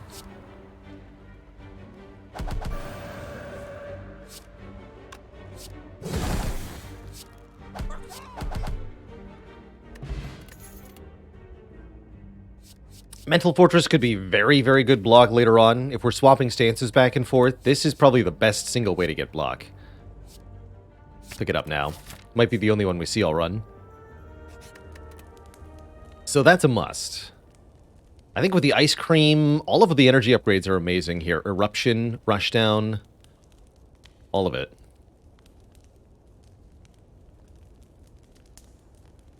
Improving the card draw of the inner pieces could be good too.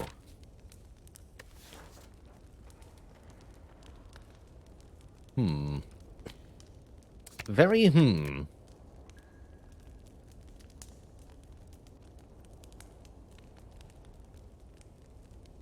Tantrum upgrade's good because we're playing it so often as well. Let me upgrade one of these. No point in going to a shop, so we'll take one more fight. 4 gremlins. 4 problems.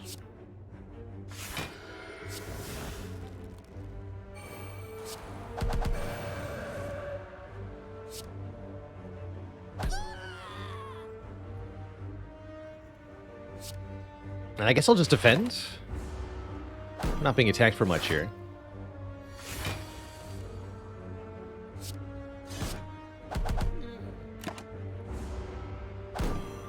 Boat thingy saves the day.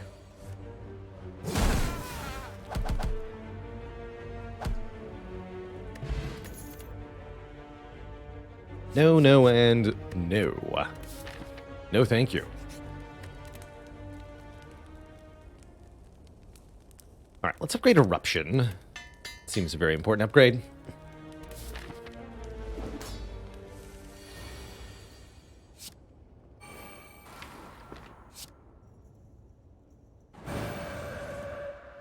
Alright, we can sneak in a Reach Heaven here. We're guaranteed to draw a Calm card next turn, so we'll be fine. Actually, are we guaranteed? Not if I play the Reach Heaven, because we could draw 1, 2, 3, 4, 5. So I'm going to skip this Reach Heaven, just keep the energy.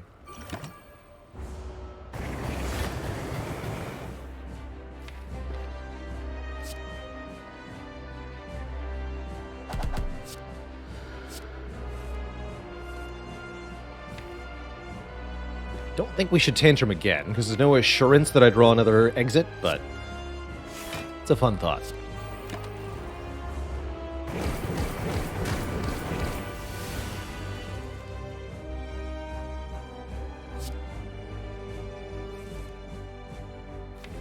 But if I can get the whole deck into my hand at the same time, like this, now we can actually create an infinite combo from here.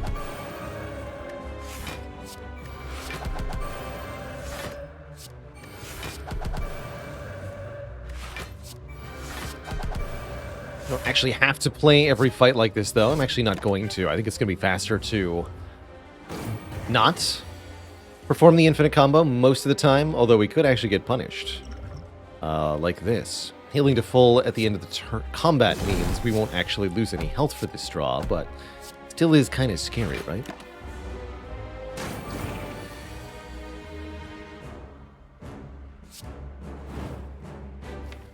Yeah, just kill next turn. Tank it to the face with max health.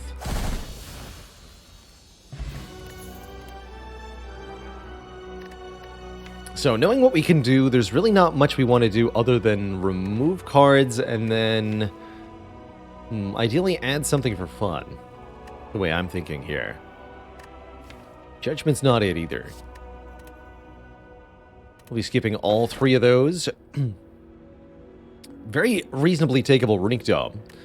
If we're able to do anything we want, then being unable to see what the enemy doesn't matter much. I think the Slaver's Collar is a bit more convenient for me personally. We'll get extra energy during boss elite combats only, but those are the only fights I'm going to find threatening anyway.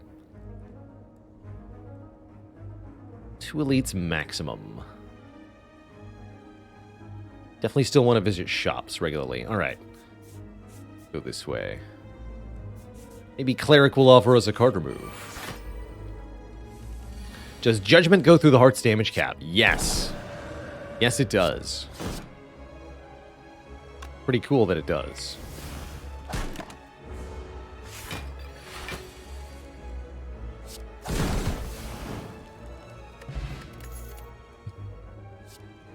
Crescendo Plus is cute. A one-time boost. Not something we really need with the Eruption and the Tantrum. Keep skipping.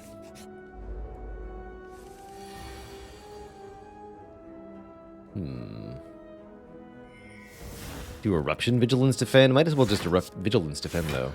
Save the energy. This enemy can stop me from going any kind of infinite. With their Hex nonsense.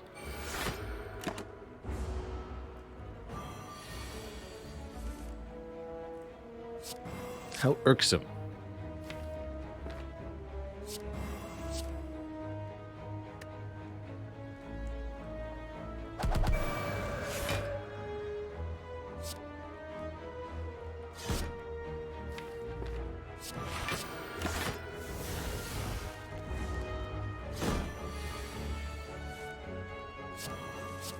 These inner pieces, though. Wow.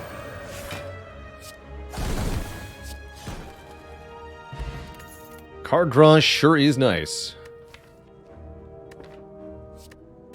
Still haven't seen a alpha, beta, anything, or a pressure points. Mild note. Give me a relic. What do you got? Calipers. Okay. Well, that's even dumber. Good. Here we go. The opportunity to transform to. Turn 2 more starter cards into something else. Could also actually take Jax, hilariously. That's a fun way to scale. Wait, hold on.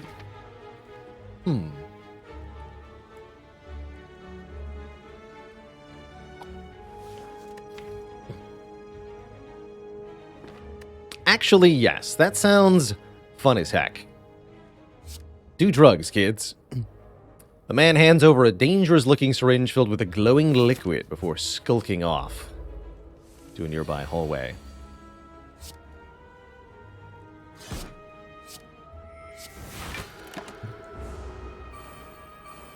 Get the card Jax, which allows us to trade health for strength gain.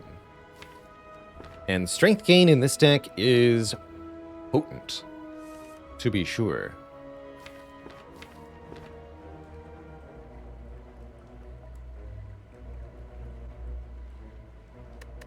I want to limit how many times we play it, but we got health to spare.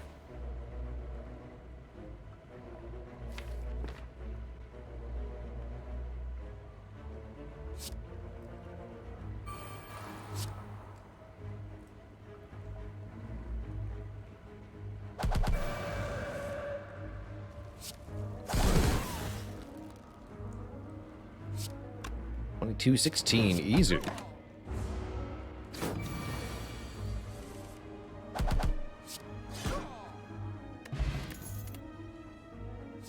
Offered an upgraded mental fortress. I think one is enough, even with calipers here. We could take a second one for extra block, but we're gonna Jax our way out of here. Such is the power. It's a reasonable hand. A Blessing of the Forge will save quite a bit of health. Yes, we will.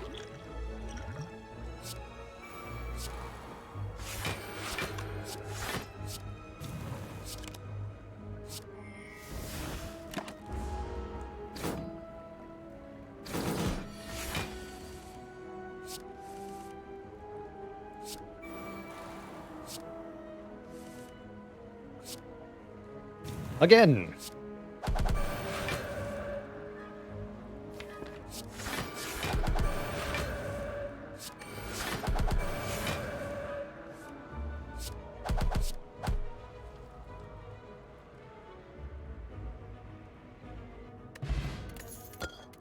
More energy turn 1 seems good. There's the Master Reality. I don't think we actually want this, though, because we're no longer even playing the Reach Heaven. What we want is to gain a lot of strength and play Tantrum over and over again. And I do mean a lot of strength. The power of Jax.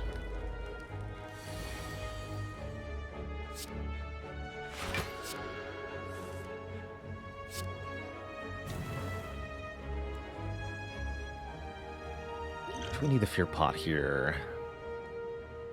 It might make a difference. Let's see what we draw off the... Oh, we're not drawing anything, right? We don't have a rush down, so we know our exact hand. So yes, I can decide whether I need the Fear Potion or not. Ideally going to kill 2 of them here. So we have 5 energy to work with. We can play Tantrum, Strike, Reach Heaven. That'll be 18 plus 18 plus 18. This would then deal 26. Triple to 39. Triple 18s kills you. Pure Pot wouldn't make a difference there.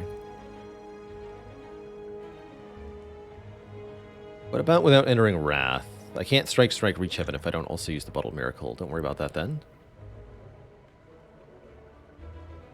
Let's see. This would be 27 plus 27. That would cleanly kill you. 26 plus 18. I don't think we have enough.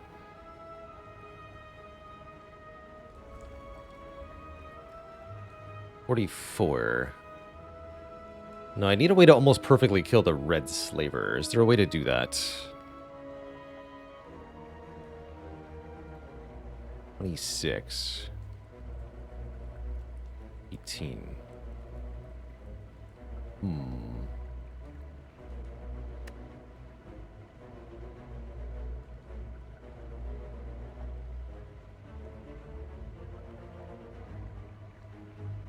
Don't think I can.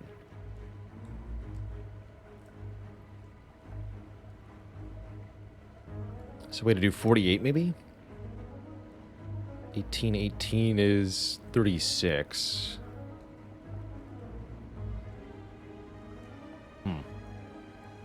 No, I don't think I can.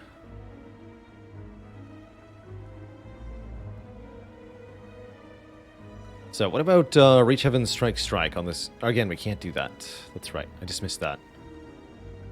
Yeah, we're just 3 off from killing the front one. I calced 44 on the front one, a kill on the back one, but no line that can kill both the front and the back that I can see. Which means I either take a bunch of damage or I Or I what?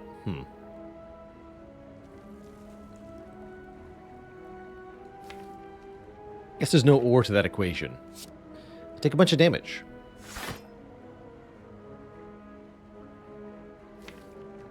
And I think we'd rather bank the energy. Even if we're getting weakened here. So I can go Inner Peace, Rush down Eruption. He'll still 14 block next turn.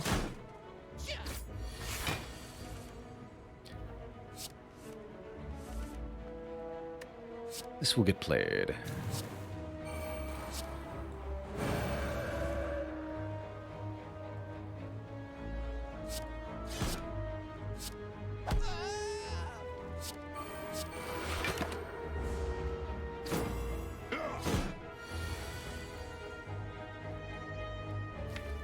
Get him. 13 damage 3 times. Good stuff.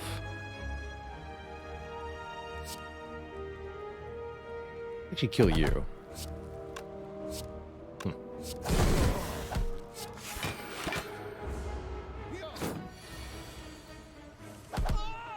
Alright.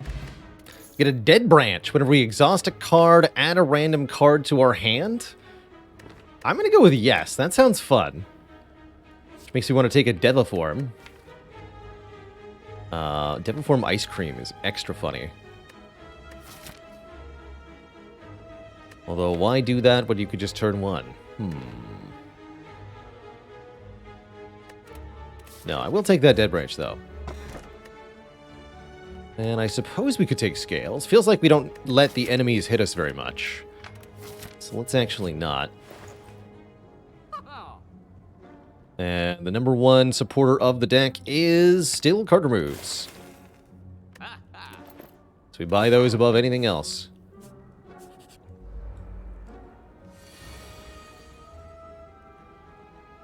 I've tried to do the Deviform Ice Cream Conjure Blade thing. It's just way too many steps of setup to be viable. From what I've seen, it does not work out very well. We got Dead Branch. Oh, that's perfect, actually. Good job, Dead Branch. How's our health looking? We're almost a champ. Champ should be easy.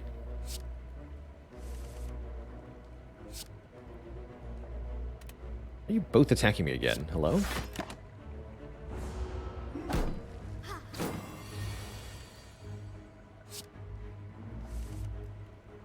Crazy.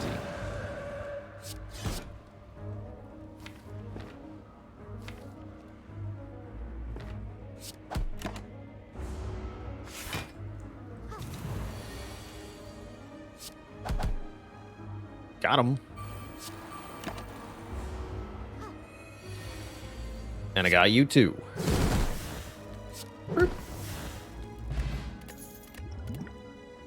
One would argue that energy potions are probably good when you've got an ice cream. I think there's a few uses we can come up with for that.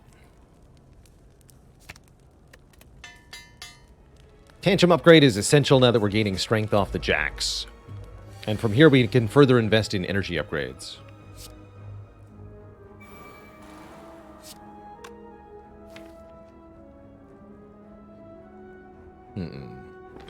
Worst case scenario, I can always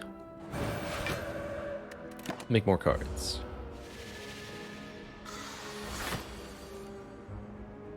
Seems fine to me.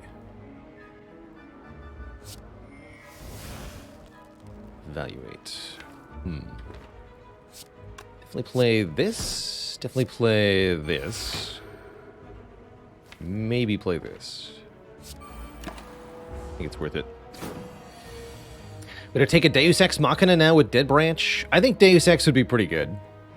Especially with the ice cream.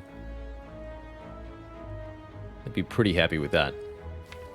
Dare I say.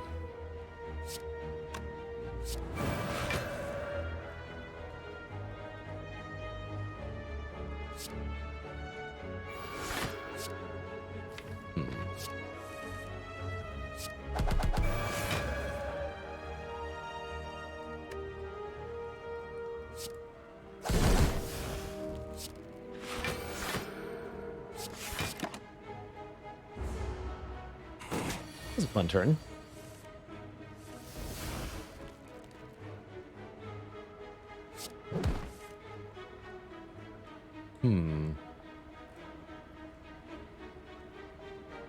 I can just win with either of the energy generating potions right now. That seems pretty worthwhile. Let's use the energy potion.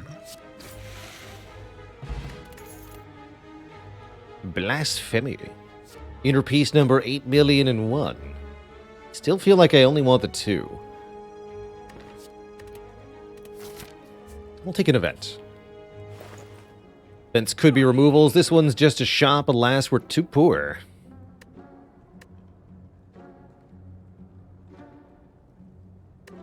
Pressure points, you missed your chance. This is a Jax run now.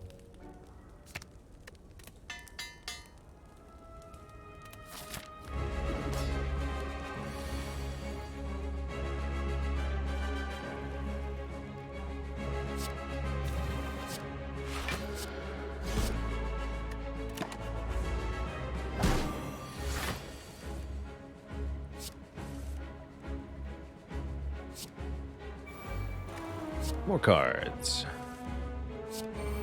So what we do against Champ here is just play Jax a lot. Take drugs to gain strong.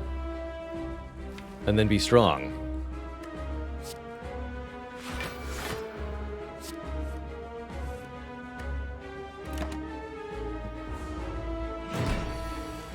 Be strong right in his face.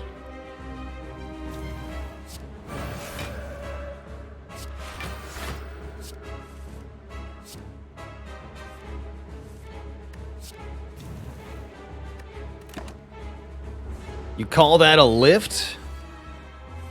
Let me show you a lift.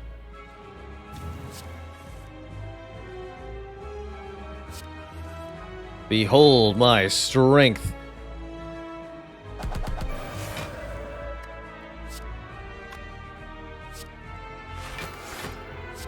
Boop.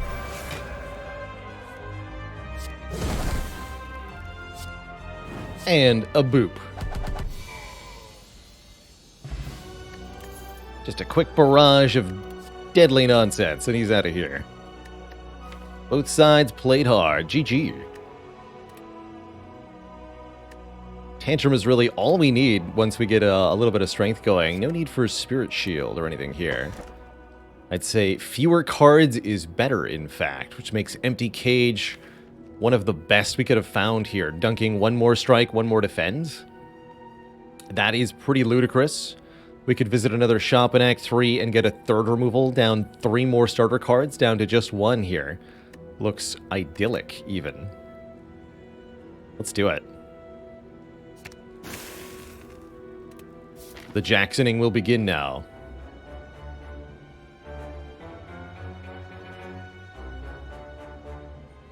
Merchants are a little oddly located.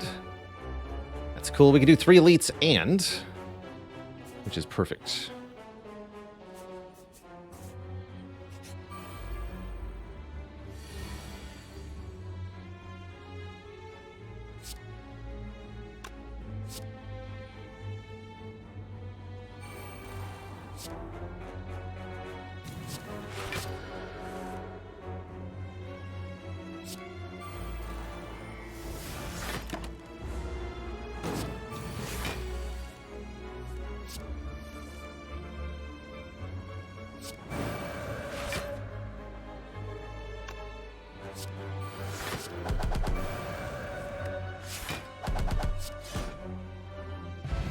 We consider playing the board game adaptation once it comes out. It'd be pretty hard to stream the physical version of it. I could stream the tabletop simulator, which I've met for a couple of sessions of now, but I don't think that would actually make very good stream content. A little bit slow paced. Maybe YouTube content? Unsure.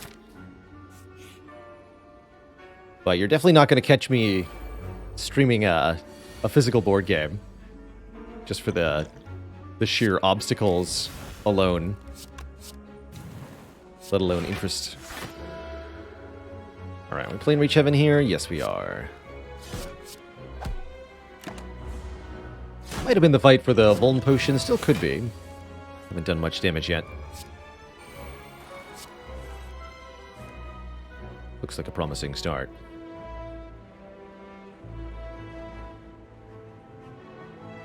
Doesn't look like we need the Fear Potion, to me. Certainly not.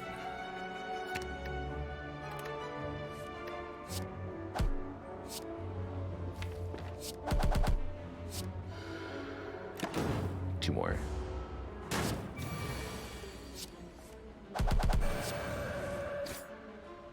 Alright, for fighting those, we get the Unceasing Top. Unceasing Top, Dead Branch. Kind of hard to make work, but you never know.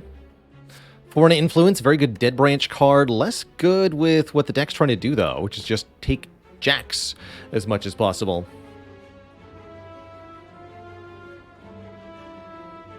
Did I take the Dead Branch on purpose? We did, just for a bit of spice here.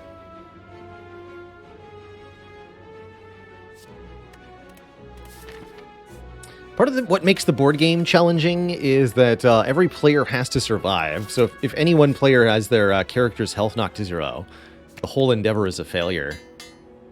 That part's quite interesting, I thought. But the design is also such that if any one character starts to succeed overwhelmingly with their deck of cards, then that also wins for everybody, essentially. Kind of cool. We can avoid playing Jacks at all in this fight. That'd be nice.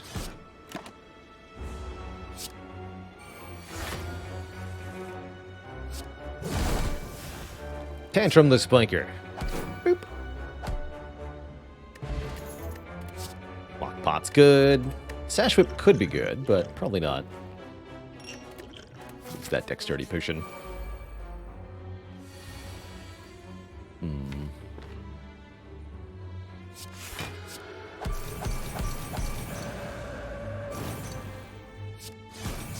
This should also be a fight where I don't need to play Jacks, but again, maybe should. Second Tantrum. We've had first Tantrum, yes, but what about second Tantrum?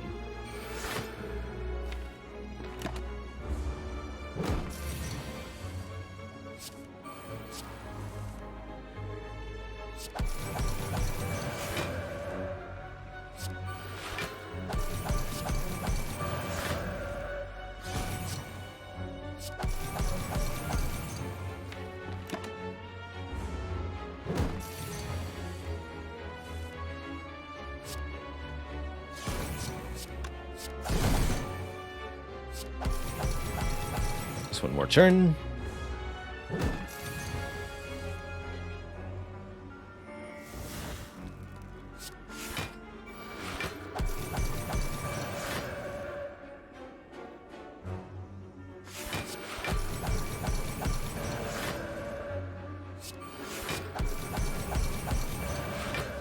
The Wrathening. All right, there we go. One dispatched transient. And one skipped set of cards. This way. Alright, Nemesis. Against Nemesis, we should not hesitate with the Jacks. This is also, I think, the fight for the Fear Potion. I'll just use that right now. I'm confident in my assessment there.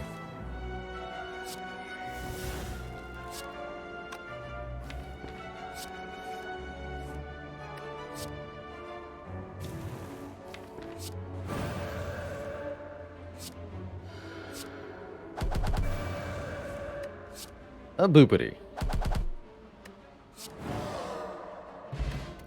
Oddly Smooth Stone will slightly improve block from block cards. Could take a halt. I don't think we need to, though.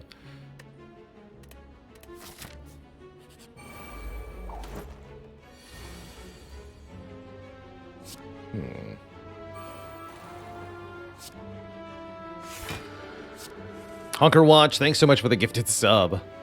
Welcome to the Cozy Sub Club, Antelope. Welcome, welcome.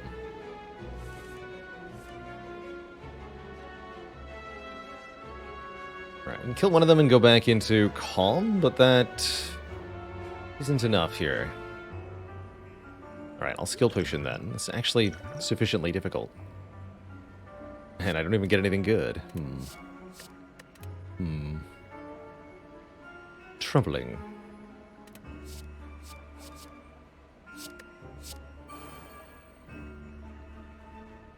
Very troubling.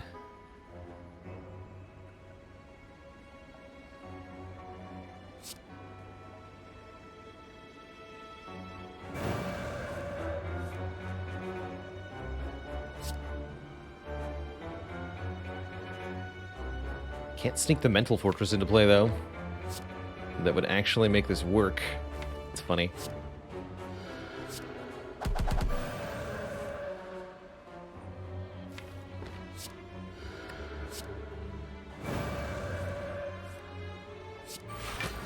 There we go.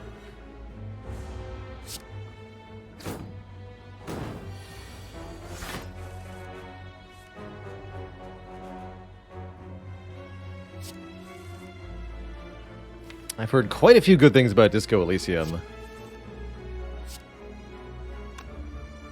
Been a top contender in the game vote for quite a while now, too.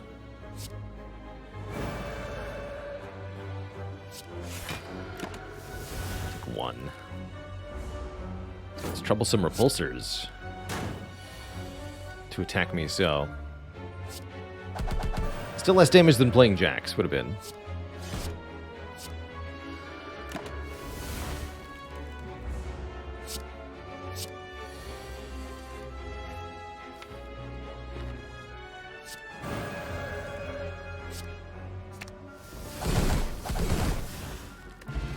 Dispatched.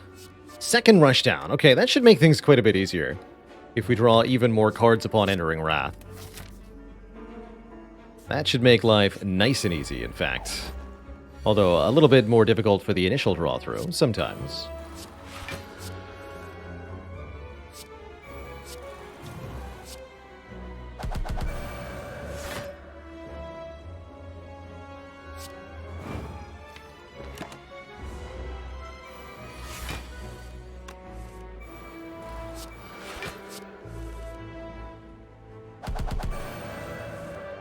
Here we are.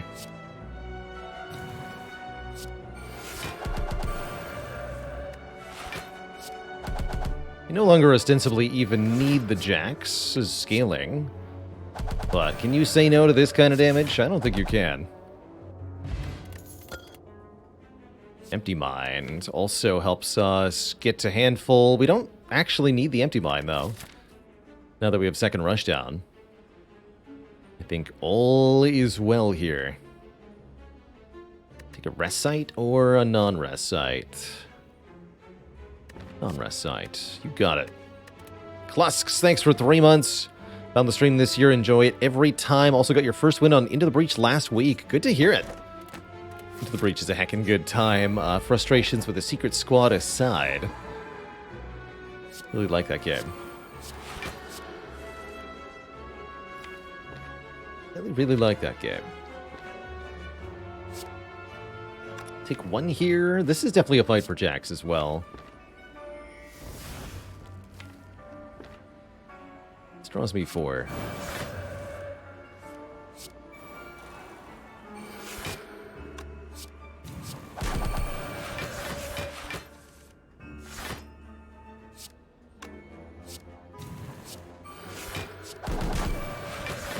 Don't even want to think about how long this would take without Jax.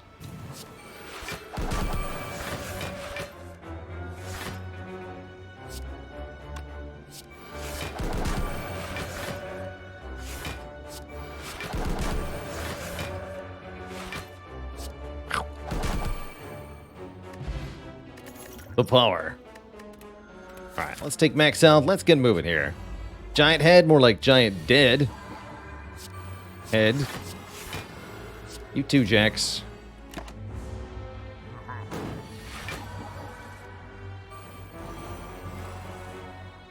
Draw all the cards, including Jax.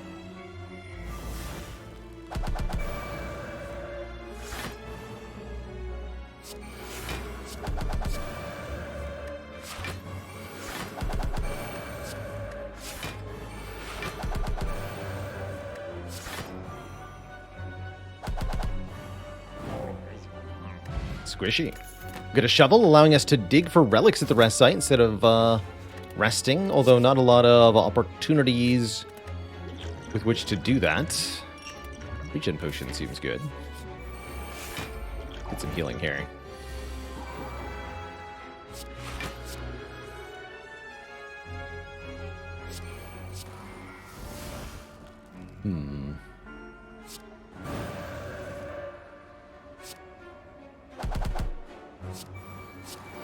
Beautiful.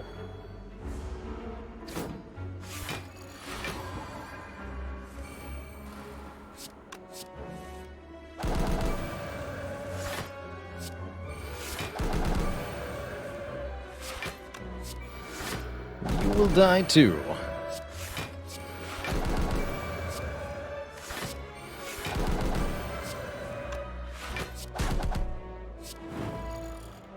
And we have calipers, so huzzah.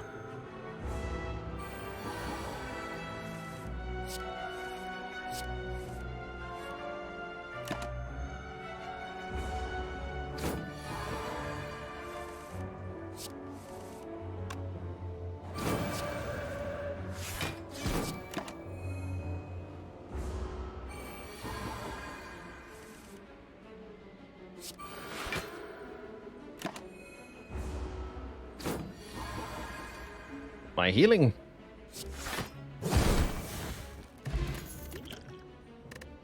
And 2 more max health.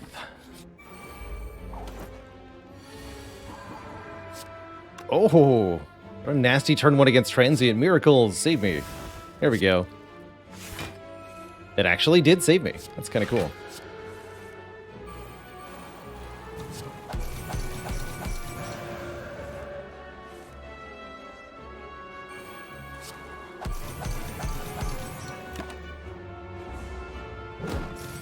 So we get for not killing Transient the first time. Well, I'm not going to make that mistake again.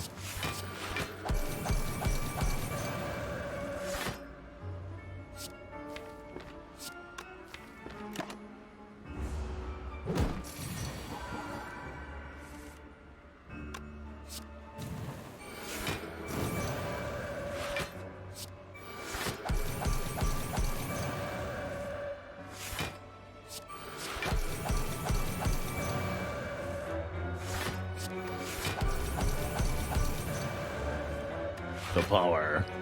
So we need to only do this a mere 40 times. 40 times 50? No, that's not quite right. 20 times 50.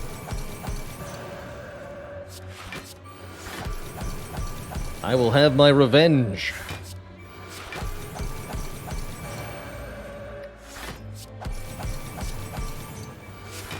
Do it this way, too. Make sure those tantrums are properly in wrath.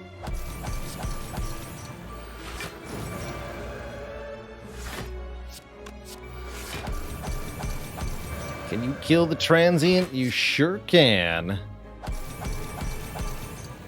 With Strike. Boop. Give me your money, buddy. I think this deck wants a Ragnarok, although Ragnarok Jax is extra special.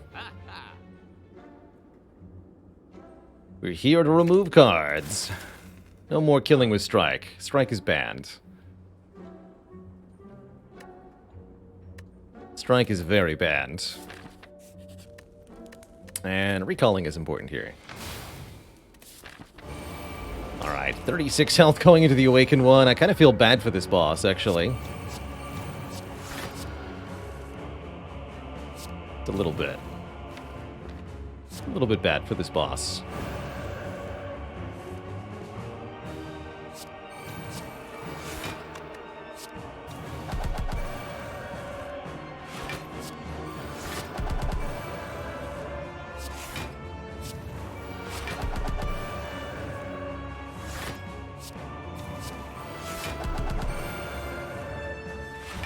Drugs.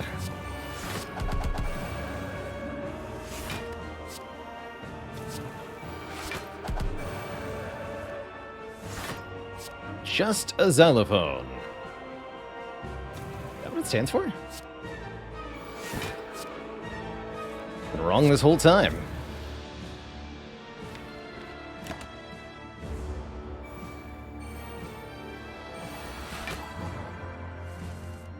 The rare and treasured fully ethical Awaken 1 kill here.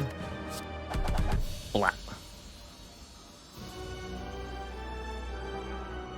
That's one dead bird. Two thump, two thump, two thump. A deep pulsing dread can be felt throughout the room. Is this the heart of the Watcher, the location of all these injected substances? Pounding louder and louder as she nears a cardiac event. Is this all just a metaphor for her own battle with substance abuse? Or is she actually physically punching a gigantic heart in a tower? Which is more likely? Who knows?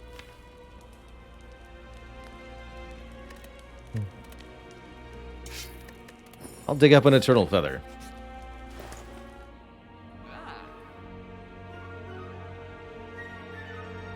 Juicing and experimenting. That's what it stands for. Alright, let's cut the last starter card out of this stinky deck. No defense, please. What does that leave me with? Mental Fortress number 2? Makes our blocking job a little easier against Heart, but it's one more card to play. I think actually Distilled Chaos might be one of the best things we can get. We're not going to need this weak potion. Some free card plays. Let's go. Poor membership card there was actually a loss of money, essentially. How sad. Alright, I don't actually need to play any Jaxes during this fight, but I'll play a couple. I'll play a couple.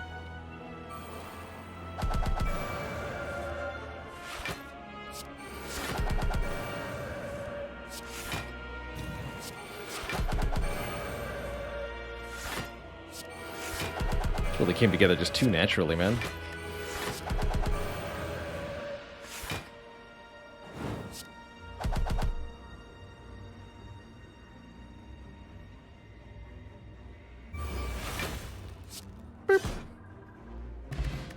Get Tungsten Rod. If we would lose health, we'll lose one less. That actually makes Jax deal less damage to us, which is kind of amazing.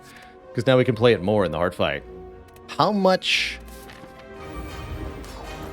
strength can we get to? That's my question to us. 3 to 4 of those are pretty good, actually. Is this our Distilled Chaos, then? I think so. Perfect. Got the Mental Fortress down for free.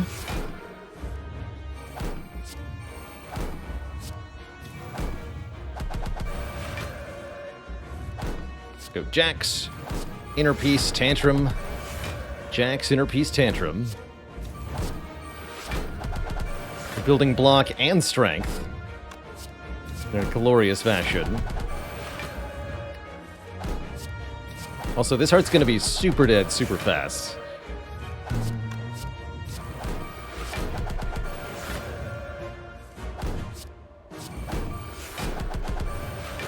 How much strength do we want?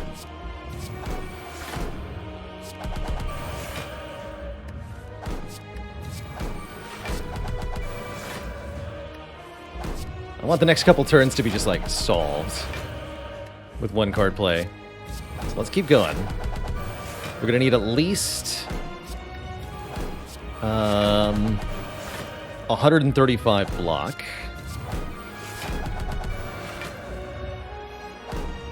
Looks like we're there damage-wise already.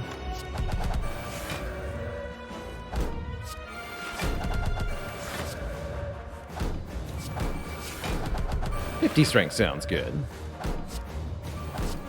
Although, can we do... It's in increments of 3, right? Can we do 99 strength? Yes, we can. Alright, I'll go to 99 strength. Why not?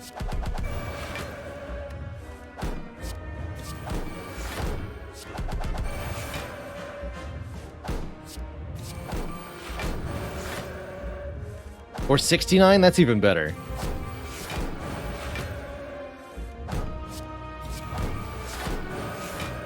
That's nice. Alright, and then we stay in Wrath. Oh wait, we get, that's right, we get all the statuses added? No, this is why we have calipers, though. This is good. This is as it should be, actually. Any card draw in there? Empty Fist. Okay, I'll allow that.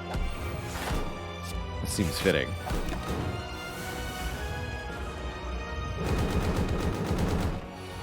I did do that to myself now, didn't I? Boop.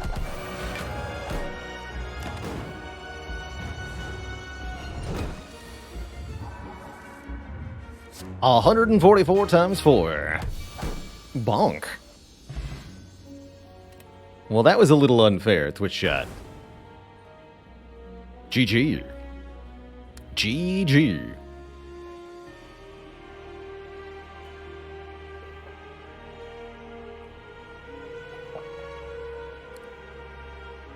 TT.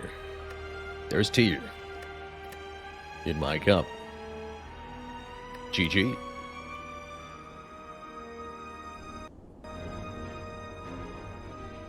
Alright, that officially makes it the highest we've climbed so far on this challenge.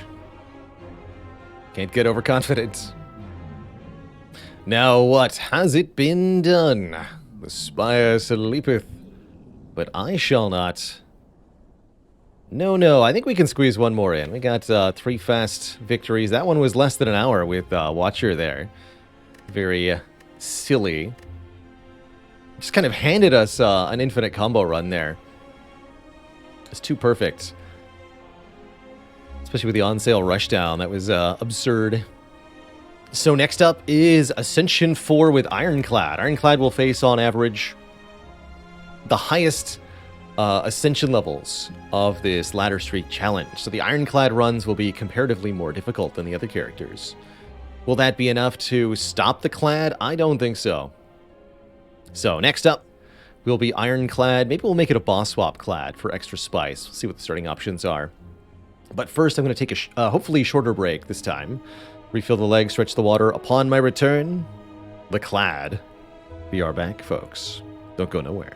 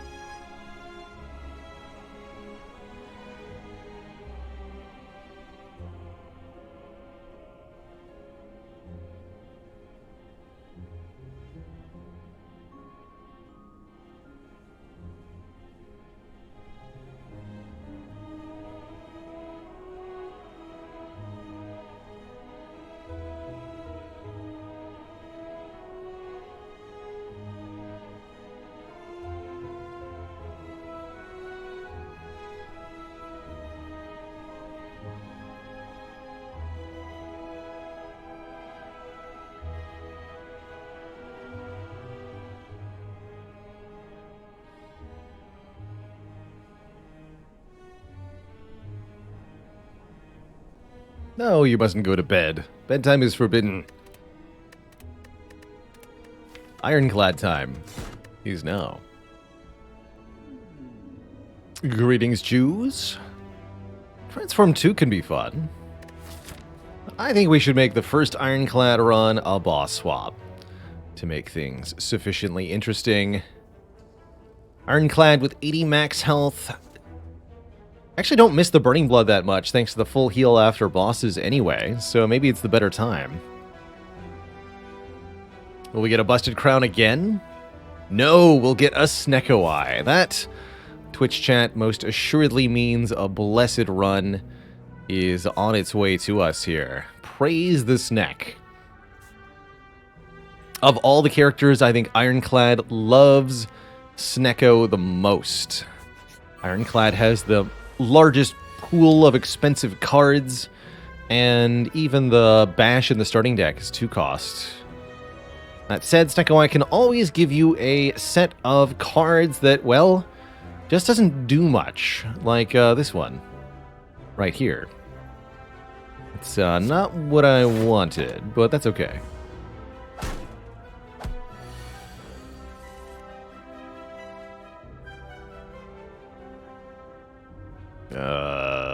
Okay. This is what I usually refer to as the Snecko tax. Snecko will require you to prove your devotion to the relic by making you take damage almost immediately upon acquiring it. If you pass the devotion check by being sufficiently believing in the power of Sneck, then it will reward you later on with better draws that work out just fine. But if you doubt its power and refuse to take it, then cursed ye will be. And the Snecko will not bless you with its properties.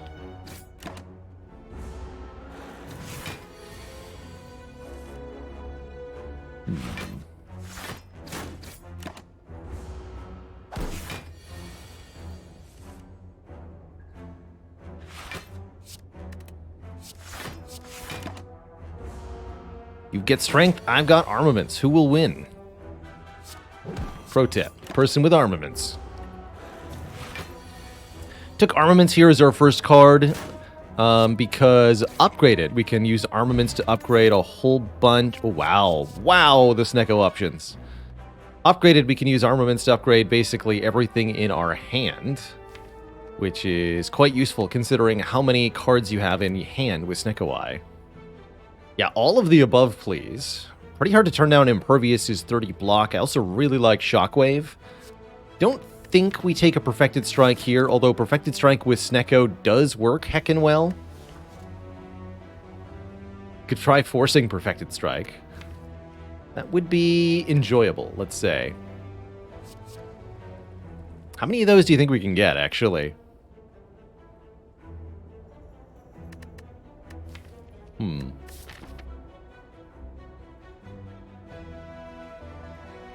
So hard to pass an Impervious.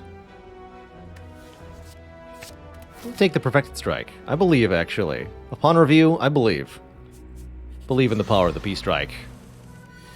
Perfected Strike is a strike that deals more damage for all cards that have the strike text in their name, including itself. And with multiple copies found, can be very damaging indeed. These ain't it.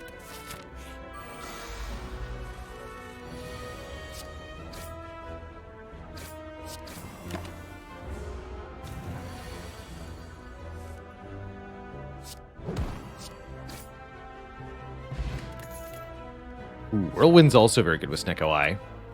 Hitting all enemies X times. We better pick that up, just in case we don't find more Perfected Strikes. I really like Flame Barrier here. What about Searing Blow? I could actually lean into that Searing Blow pretty hard if I wanted. Interesting. Rather take Flame Barrier and remove a card here. Probably a Defend card. But Dual Wield with Snecko Eye is also very, very strong. I'm doing Perfected Strike. I shouldn't also try the Searing Blow, that's for sure.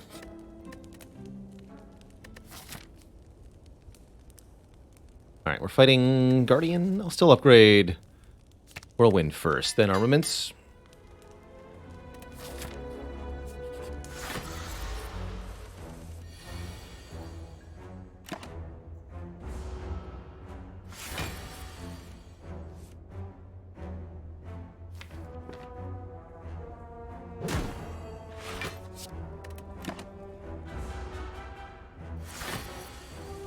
Wake. Aw, man. Wakey, wakey.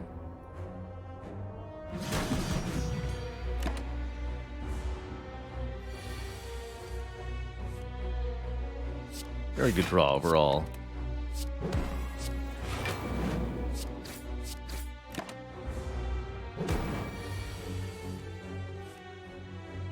Not quite able to finish the job here, though. Bricked our defense. It's worth blocking for 5 here? I think it might be. Even as our whole turn, because I don't think we get hit again. Well, maybe.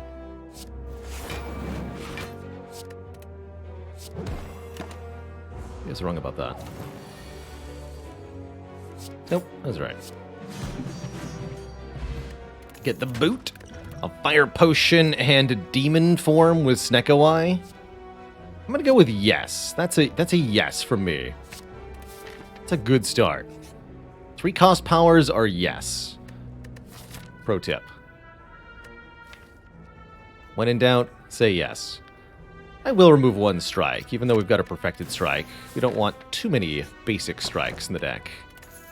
Since we don't have any healing, Blood Vial actually seems kind of decent here. Heal 2 per fight. Sure, why not? Why not?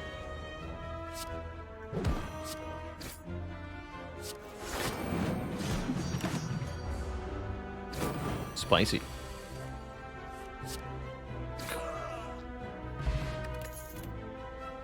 No perfected strikes. Clothesline's okay. With Snekowai. Good source of weakness. Rather have a shockwave, but it's worth considering at least. I don't think we need it here, and I think I'd rather stay on fewer cards so we can draw that demon form earlier and often. Turn 1 demon form, it's what you want to see, that's for sure. Alright, Gremlin Knob, show us what you got. That's a good roar. Well done. You showed everyone how angry you are. And they loved it. How much is the upgrade of Perfected Strike? It's going to be +5, so it's better to just play another strike. So close to actually killing without the Fire Pot. I'll just use the Fire Pot. See you later, Nub. 2 more cards, turn 1. Excellent. Second Flame Barrier, also really good with Snekowai. Shouldn't ignore a disarm either, but I actually love double Flame Barrier. It'll be very useful against Heart, who now does attack 15 times. Let's upgrade Armaments 2nd, Demon Form 3rd. Pick an event over a combat? Yeah. Bronze Scales. I love the sound of Bronze Scales and Flame Barrier going off at the same time, so I think we're going to have a fun run here.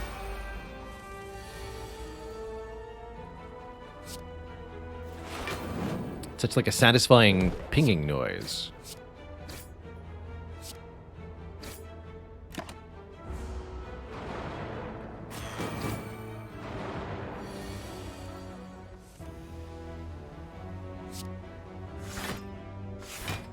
And even the demon form joins in.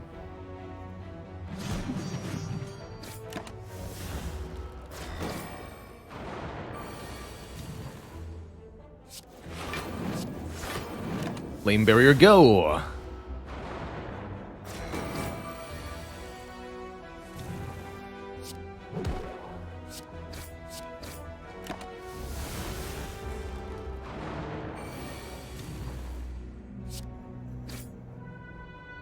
Glorious. Juzu Bracelet will prevent combats in question mark rooms. I suppose that's okay. Could take a shrug here, but with 2 Flame Barriers, do I need it? Not really. We'll skip. Alright, we always want Demon Form to be 3 strength per turn, especially if we see it turn 1. So, definitely need to upgrade that next.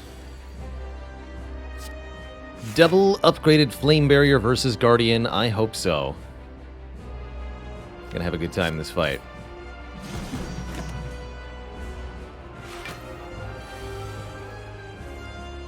Demon Form, more like Freeman Form.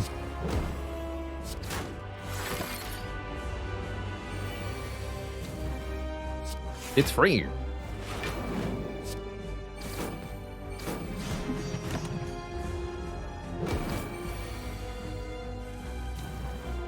Please, Guardian, enjoy the flames.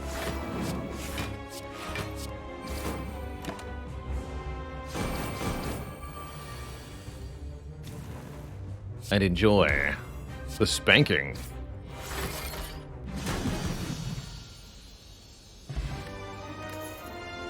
GG. Alright, now it's our chance to grab an Impervious. We don't really have a good use for Exhume or Brutality. But 30 block one time, I'm in. And we could transform our Strike and Defend cards. 7 transforms and the Perfected Strike gets weaker. We could give all enemies additional strength in order to gain additional energy. That doesn't seem too bad. More energy would be very good, and I dare the birds to come at me, right?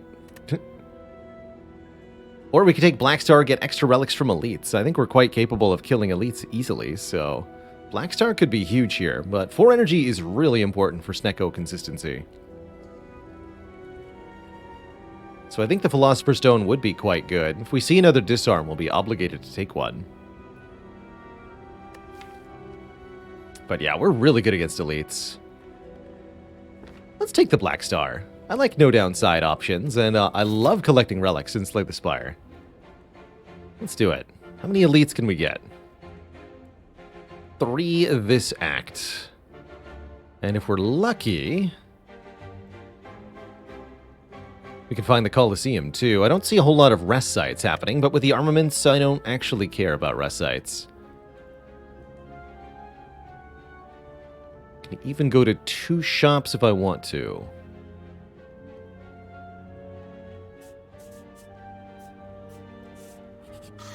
Let's see what's in the first shop before I decide.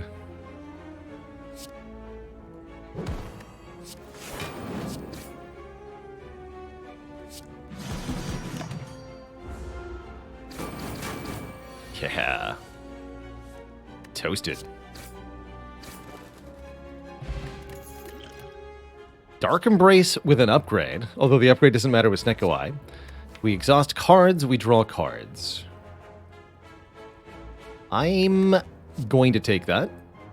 There's a lot of things that could be good with later. Currently doesn't do us a whole lot of service, but even with added statuses from enemies, it can be quite useful.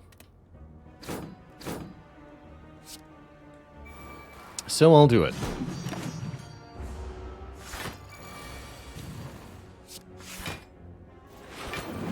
Bonk. Get booted on.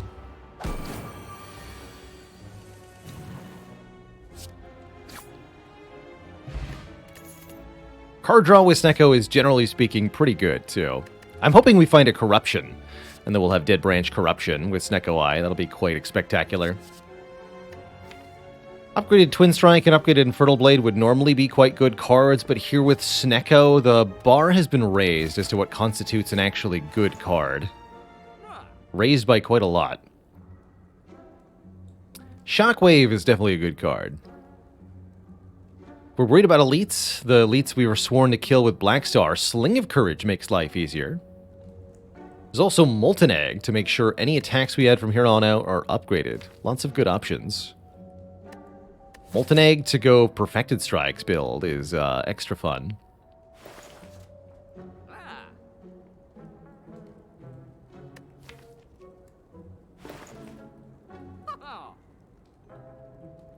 I like that Molten Egg, actually, quite a lot. Let's do it. I'll fall for it.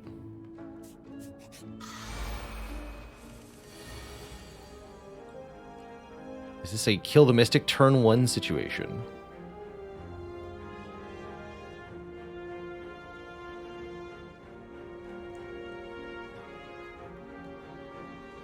My block line is defend, defend, flame barrier. That's 22. Or armaments, defend, defend. That's 21. Definitely play the armor, though, to upgrade the attacks.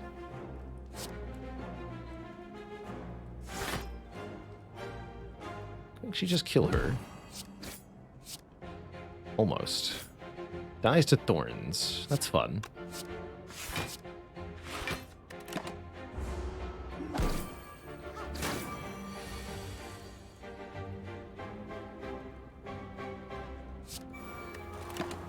He's going to be Angie next turn. Times 3. Oh. Well, have you met my flame barrier? Ow.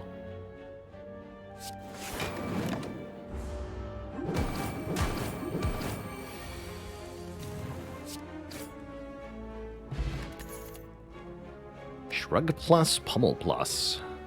You could use a shrug here. Pummel's also quite nice with the demon form. But I'll take the shrug. Show me perfected strike. No luck. There's the brimstone. Fiend fire, shockwave. Nothing we can afford here, though, and that's okay. It's elite fighting time. Let's go. First elite, Book of Stabbing. With the double flame barrier, I'm not afraid of this opponent one bit. Book of Stabbing doesn't scale in number of hits quite as quickly on this Ascension level either. And that makes them a bit less threatening, too.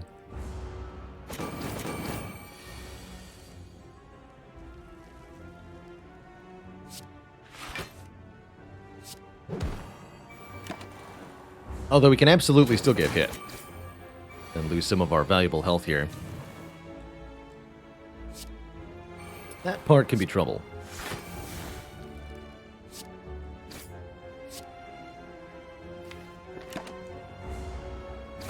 Alright, flame barriers. This is the turn. Oh, I only drew one? Come on. Don't be like that, flame barrier.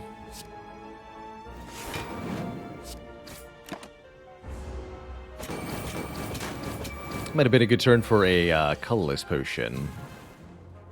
But I'm okay with how this ended up.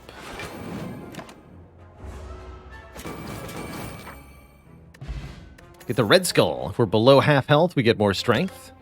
The ancient tea set will reward us for visiting rest sites. I wasn't really planning on doing that this act. Get offered a headbutt, a sword boomerang, and a double tap. Double tap could be quite good. But overall, I don't like it that much. Any of these, really. We'll skip. The red masked bandits, huh? These look like an ideal set of nerds to beat up for another relic. Pointy no. Pointy yes.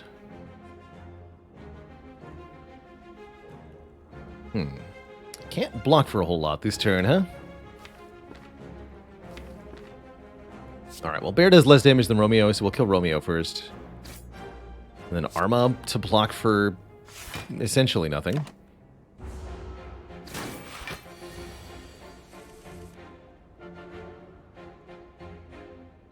I'm also not surprised this has happened. Actually, being below half health for this next elite fight with the Red Skull sounds ideal.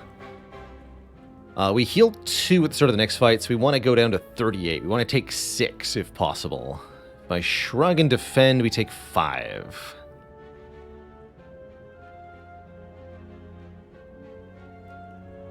If I defend and defend, I take 8. Do 8. So that the Red Skull is active for this next elite fight. That could matter quite a lot, actually. Bloodletting with Snecko Eye is kind of interesting. Not going to take an unupgraded one.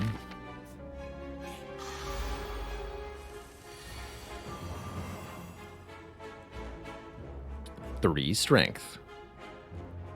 Pretty helpful, actually.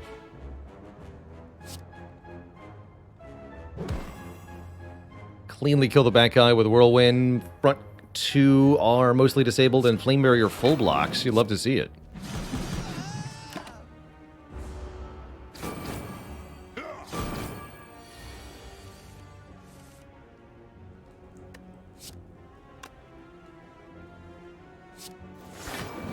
Get him, Flame Barrier.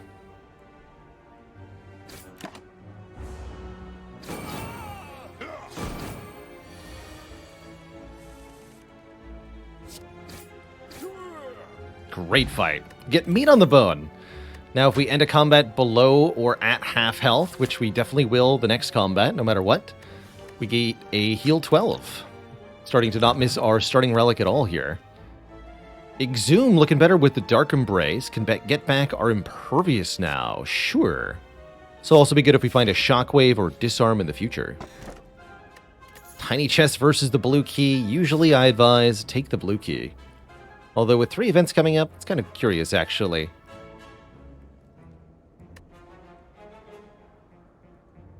Probably going to get 1 bonus chest out of this, but then I have to skip the relic. So, does that actually help me? Not really.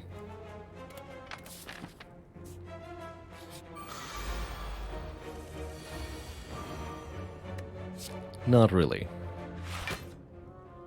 Here's an opponent that,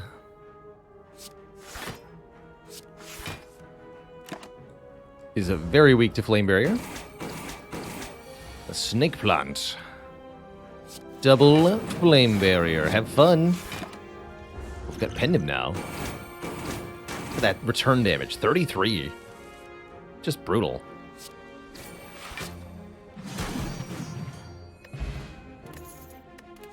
Get a Dupe Pot. I guess a good time to drink the Blood Potion now. Nekawai says, don't take an upgraded Intimidate. Normally a card I like quite a bit. Don't really want Combust or Clash. Those are not it. Somehow we're back to 70 health here. Seems pretty good, especially with turn 1 Demon Form. Very good. Get those gremlins out of here. Grem Leader has no idea what's about to happen. But I assure you, it's ugly. For the gremlins.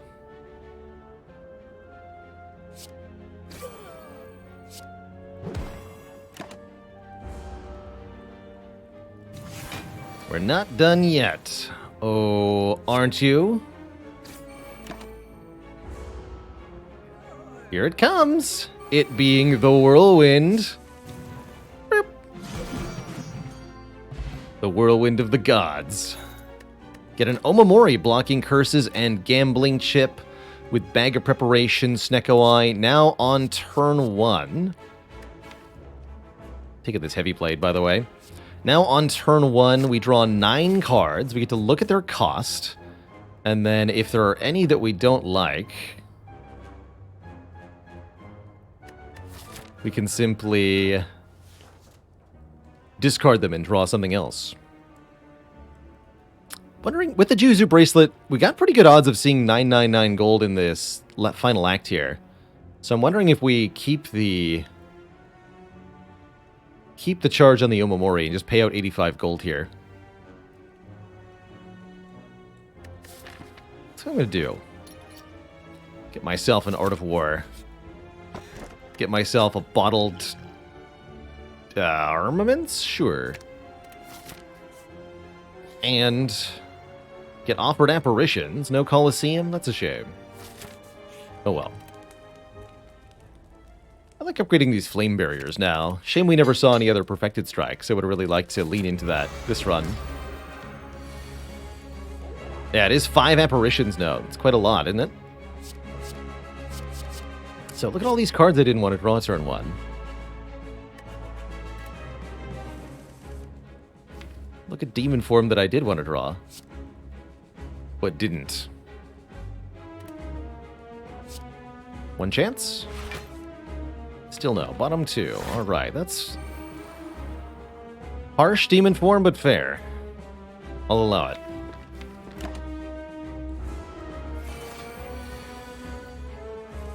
At least you're free. That's good.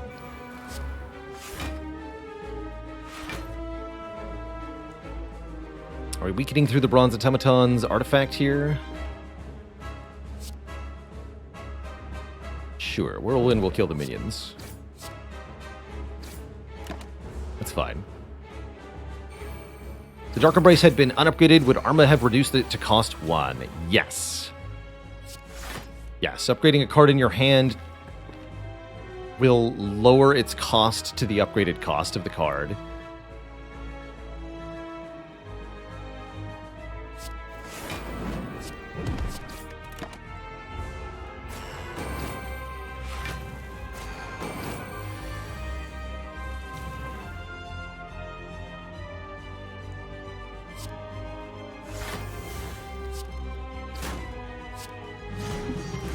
Not the world's greatest Whirlwind, but that's okay. Demon form is happily ticking away. We are actually facing Hyper Beam next turn. That seems like a potential problem.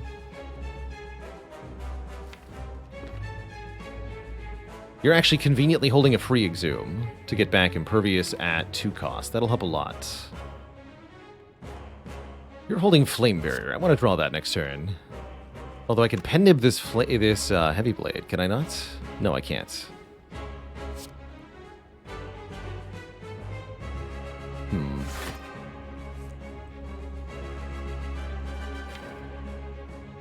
I can pen nib Whirlwind next turn.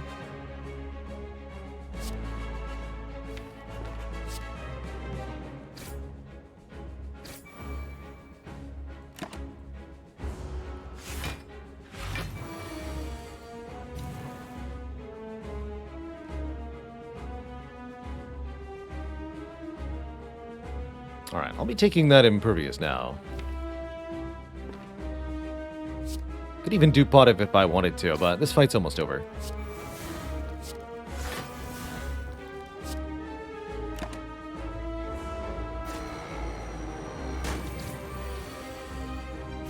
The strength gain. Bonk. And bonk. There we go. That sends us back to full health. 3 good potions still. And a fun choice.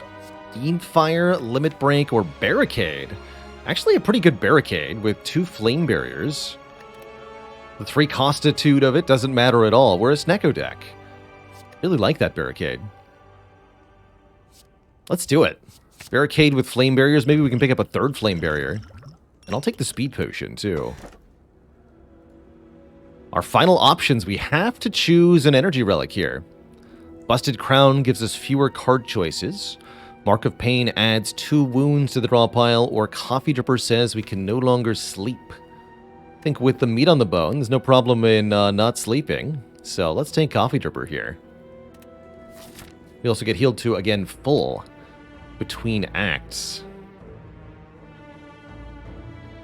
Interesting layout of the shops, very curious. How many elites? Just 2? Interesting. Indeed, only 2 elites may be fought here. But with the shop placement, we might indeed be able to make use of Omamori 999 gold. Look at this. Look at all these events here. I deliberately kept the Omamori charge. We actually did this earlier this stream and had it work out. Can we get it 2 today? 2 deliberate callouts on Omamori for 999 gold. Let's go. Give it to me, Slay the Spire. I want it. Wow, what a hand.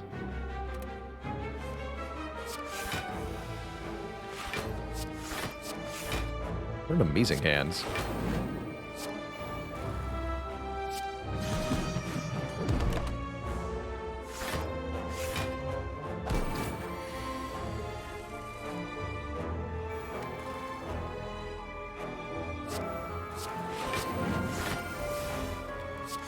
Enjoy your doom!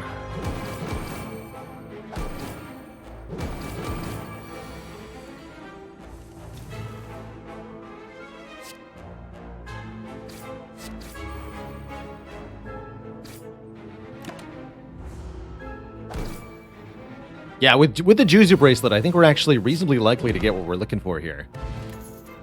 Because there will not be any combats. We know that. Take the fresher colorless potion. Why not? All right. 275 gold for one curse. That's a deal I'll make. I'll still take 999 gold for one curse with this path anyway. So yes, let's do that. Get 553 gold into the first shop. We're offered the almighty hand drill, the power. Carter move's okay. Otherwise, the shop looks kind of underwhelming, honestly.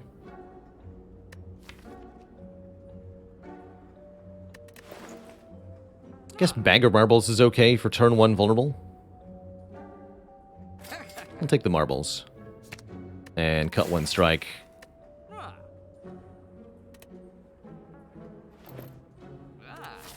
Even if we're expecting 999 gold, we'll have plenty of opportunity to spend it, so spending money frivolously won't get us there.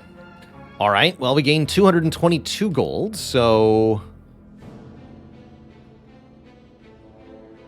we're almost halfway there, actually. We got 500 gold from 2 events. Will we get more? Glowing Tesseract offers us colorless cards, a favorite of mine. Hand of Greed Plus, there's some money for us. Panic Button's pretty good with Barricade. Discovery could be fun, too. Let's do one of each. Panic Button, Discovery, Hand of Greed Plus. Hand of Greed and Barricade also pair quite nicely together. Alright, last chance. Do we get there? No, it's double Orb Walkers, who will have to fight for a rare relic and quite a bit of money. If we Hand of Greed them both, we'll get 100 money from this, so we will be filthy, stinking rich anyway. Incredible. Just incredible. There's the Hand of Greed. Lose the Whirlwind, the armaments for 3 cost. This. Even the free defend is pretty pathetic here. Lose it all.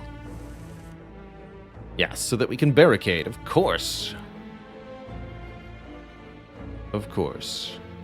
It's a good turn to Speed Potion. Let's use one of these potions. So we're going to go Flame Barrier, Panic Button. Yeah. Bleed back for you, Hand of Greed.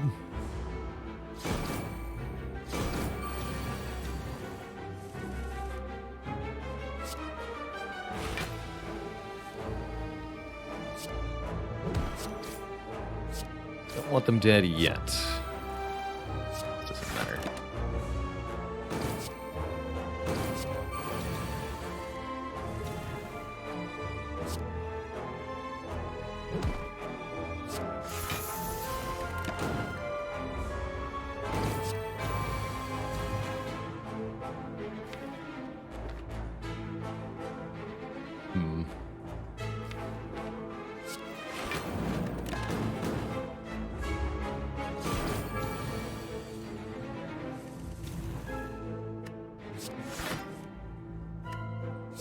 Exacxies. Beautiful. So we get essentially 100 gold from that and Ice Cream, allowing us to conserve energy between turns. Perfected Strike number 2 is here, but is it too late to earn our good graces? I think it is. I think we're doing Demon Form Heavy Blade stuff now, so I'll take a Feel No Pain instead to give us block on exhaust. Heck yeah. And, I mean, I'm rich enough for a shop to be pretty good. Although we could also go this way, get one more event before the shop. Not that we get 999 gold from Mind Bloom anymore. But we would get more events, which are pretty sweet. So, let's do it. Nemesis, you're up.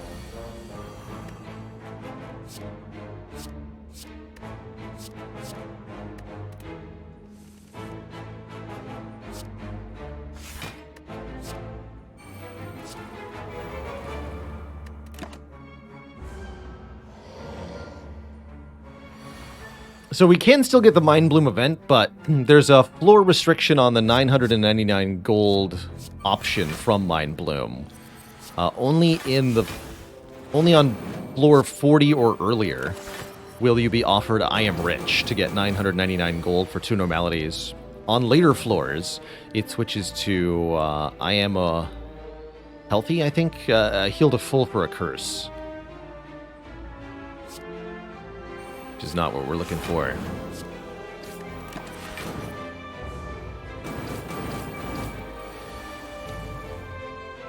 You're intangible.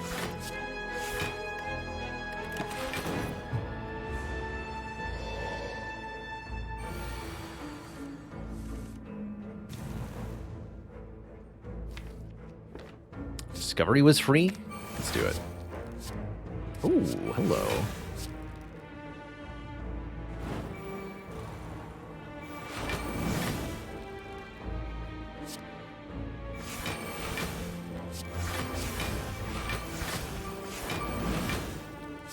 A bonk. Alright, Hand of Greed will be with you shortly. There it is. Preserved Insect makes the future elites a little bit easier. There's Body Slam to go with Barricade. That might be our best attack now. Body Slam. Sure. Take a Body Slam. And we'll spin the wheel. We still have an Omamori, so what can you do to me, Gremlin, that I can't laugh at? That's right. You can heal me to full. Haha! More energy.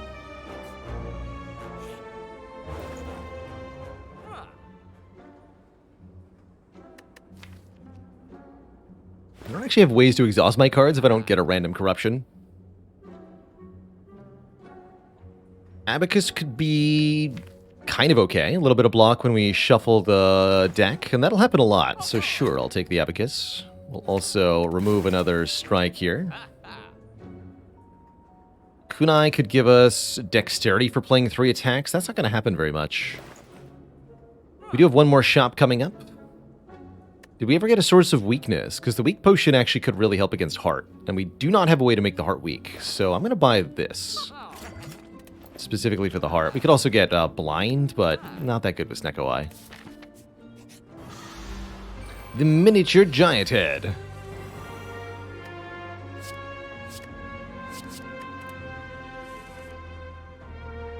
Love to see him.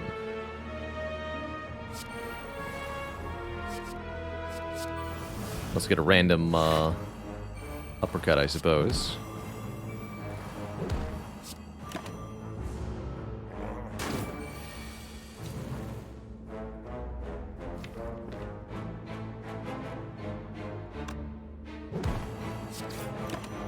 Oh, we should play the Hand of Greed. Kind of forgot that it doesn't exhaust.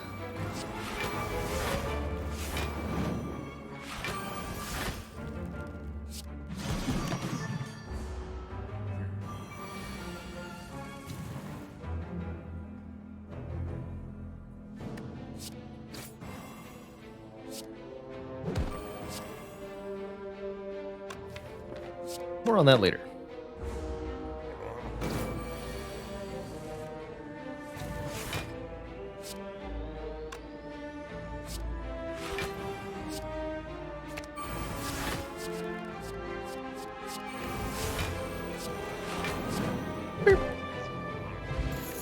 Calipers might be good here. Calipers allow us to retain all but 15 of our block. That means we can get the block online prior to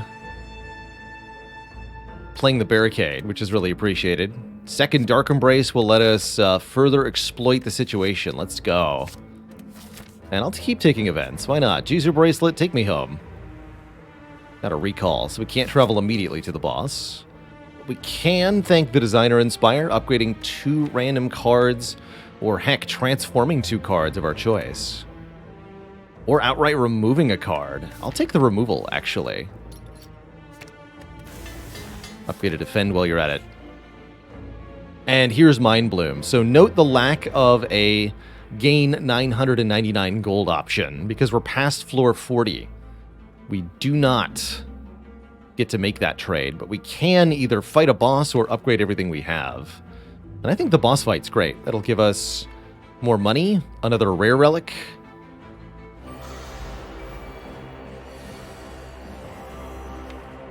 and money from the Hand of Greed.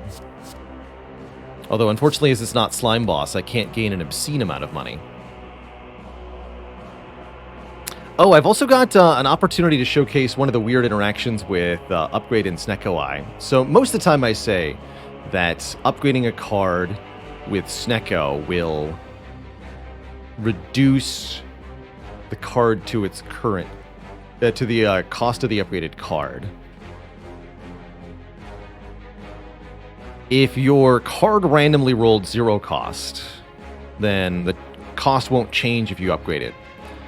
However, a card that is not randomly 0 cost and upgrades to be a different cost can potentially increase in cost.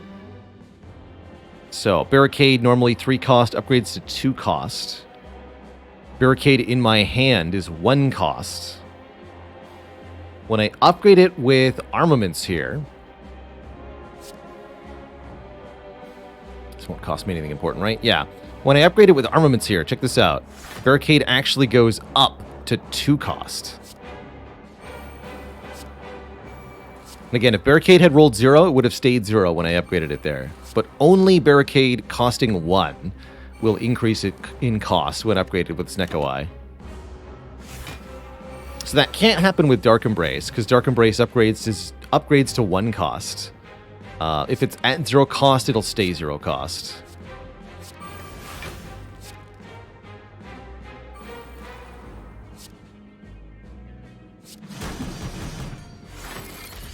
Get absolutely blacked.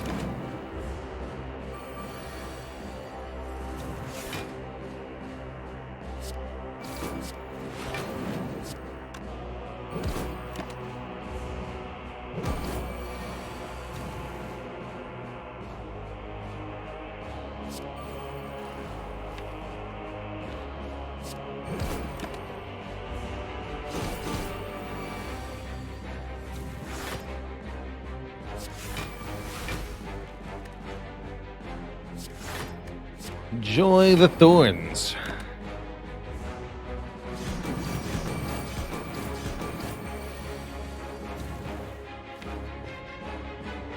Turtle bottom card, Hand of Greed.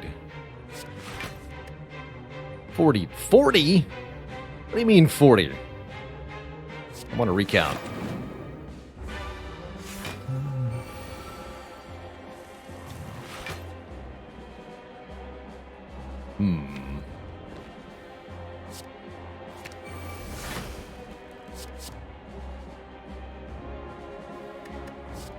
Emokinesis does it? Yes. I'll take it.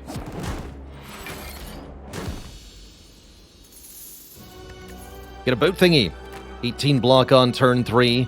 Offered a 3rd Dark Embrace. I think that might be actually excessive. Limit Break could be pretty good, especially with the Exhume, though, if we want to scale up our strength real fast-like. Not that I think we need to. I think we can skip all these, actually. Got a recall here. Gold not found as we head into the Time Eater fight. Only 1 boss fight, so only 1 chance for Hand of Greed here. But I think that's still not a real problem for us. Wow, these are expensive cards. Why are you all so expensive?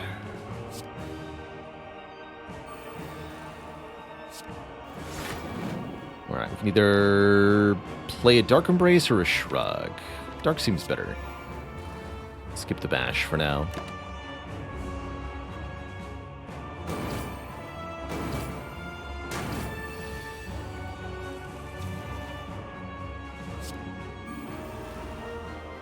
So we can immediately exhume this Impervious and play it again. I'm all about that.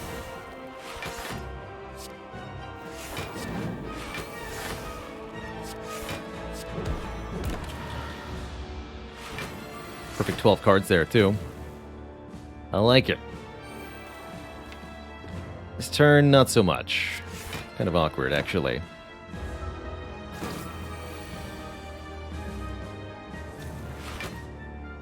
But Body Slam can save the day, if it wants to. Ooh. Or Corruption, that'll work, too. With the Body Slam. You love it. That's too much damage. That's still too much damage. Have some flame barrier damage.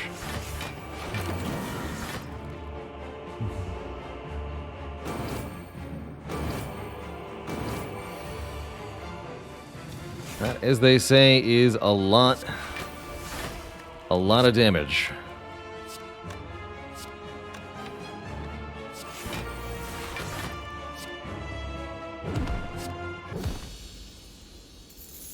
And a lot of money. Two thump, two thump, two thump. A deep pulsing dread can be felt throughout the room. Is this the heart of the Spire, the source of all this spare change? You deal 1210 damage. Have you been here before? I think we have. Just a couple times. Where Clad is absolutely obliterating the Spire. Go ahead and upgrade our Feel No Pain, I think. Make it 4 block per. And I think the heart might be in for a clobber in here.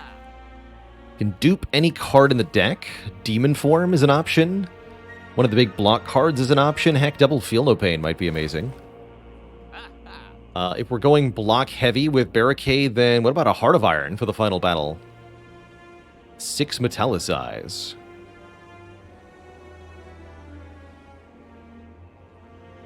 Mayhem's kind of cute. Start of each turn, play the top card of the draw pile. Is that ever really bad? Not really with this deck, actually. I like that Mayhem. It's a good Mayhem. Alright, well, if 1 Mayhem's good, what about 2? And a Heart of Iron.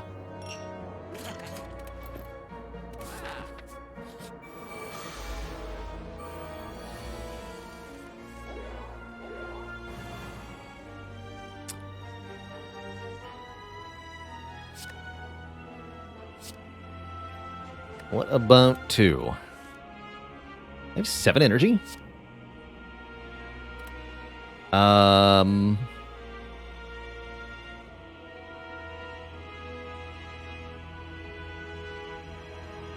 What if I just do this?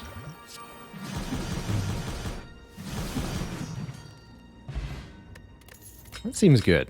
That's a good potion. Now we just have to worry about the heart fight, and I think these 2 potions for the heart are fantastic. Skip this nonsense. Let's go. Yeah, turn 1 Barricade, you'll love to see it.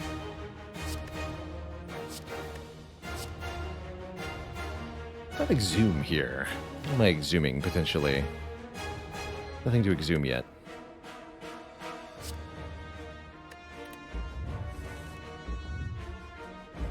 We do get both Mayhems down on turn 1 as well. You'll love to see it as well.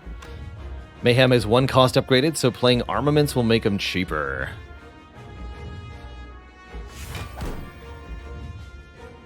So Barricade, Mayhem, Mayhem, Dark Embrace. Oh yeah. That's how you do it.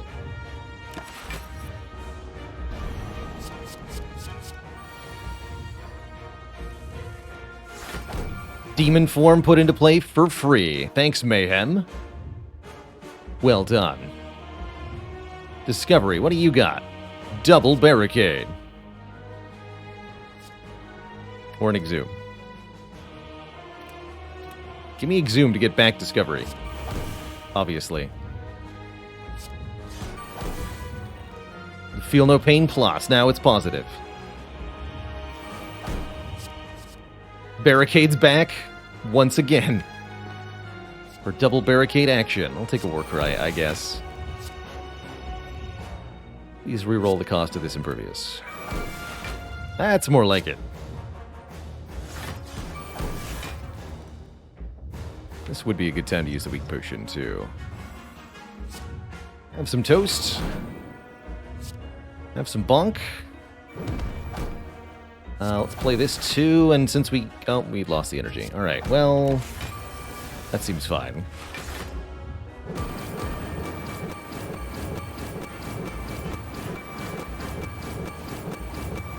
A 135 damage. That's a lot of damage. Body Slam is also a lot of damage.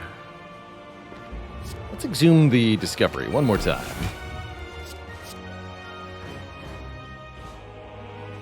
They're all a bit of a bummer.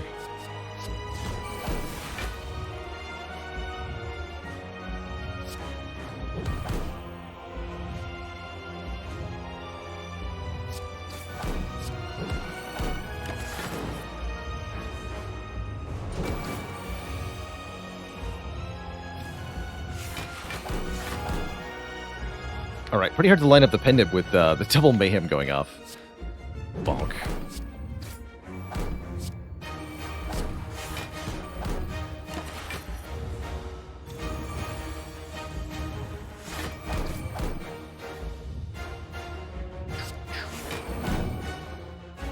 Panic button time, panic button time. Bonk. Alright, I want to see a Thorns kill. Let's do it.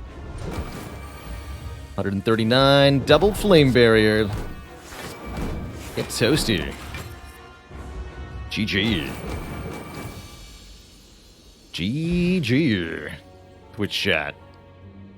That's one exceedingly slain Spire. And one round sweep of the characters as we ascend further up our second attempt at the ladder streak challenge.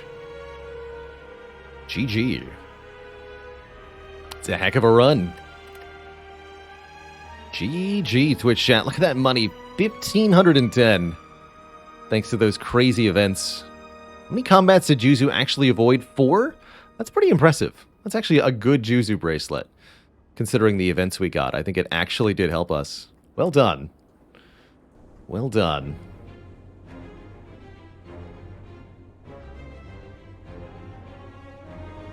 Now what has it been done?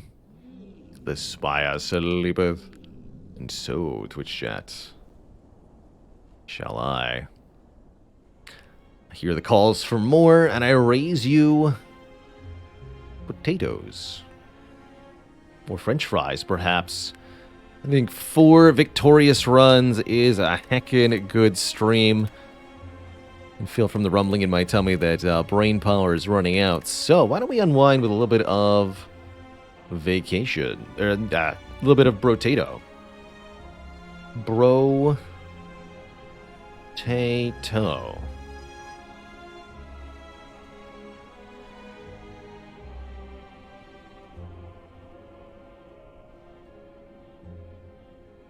Vacation on the mind. Yeah, I was looking at my stream title at that moment, so I read the vacation command out loud instead of typing what I was thinking. I said what I was seeing.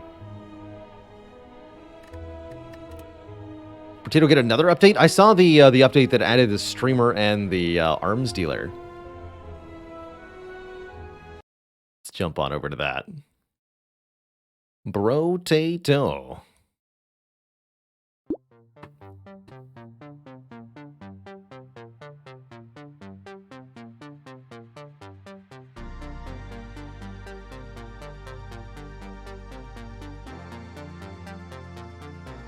Brotato. Oh, I'm definitely looking forward to Hades, too, when it comes to variety content.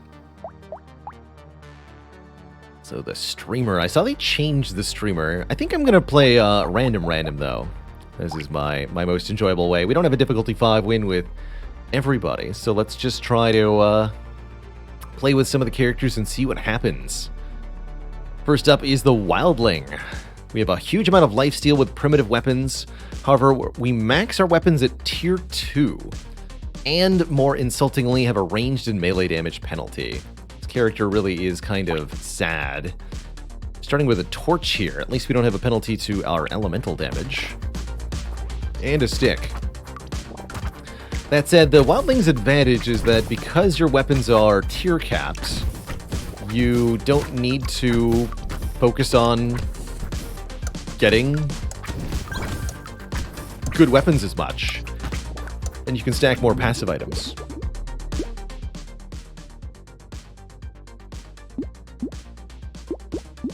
Stacking primitive items is also going to give us... Do I want luck on this character? Be a good character to try luckless. Although I think all characters really benefit from luck quite a bit. Ghost Axe could be an interesting development, too.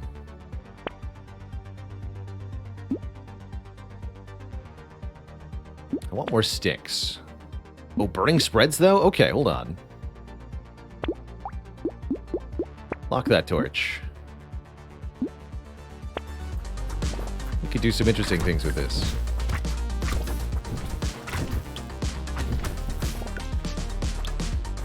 So, something to note about Brotato is you don't have to manually direct your attacks. You can equip up to 6 weapons at a time, and your little potato friend will do their best to automatically aim and attack with those weapons. All you have to do is avoid the enemies and pick up the materials that drop.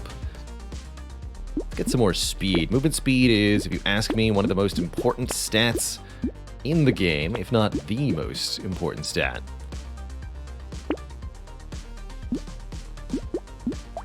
Cured sausage is coming too, right? 3 torch, 3 stick? Let's start that way. I visited Path of Exile on stream. We played it for 1 day in the last 4 years. Found it. I don't think it makes a very good stream game, in part because of its now somewhat bloated mechanical complexity. So many mechanics to think about. But I did at one time really enjoy the core gameplay of Path of Exile. Still think it's quite a well done action RPG. But I have no plans whatsoever to revisit it. Get some harvesting? Yeah, let's take a little bit. That could make a big difference here. Weird food could be good. Take another toxic sludge. I'll do it.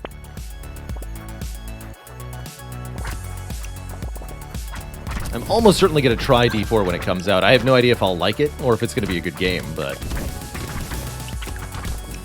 I've invested enough hours into the series that I'm kind of obliged to at least try it.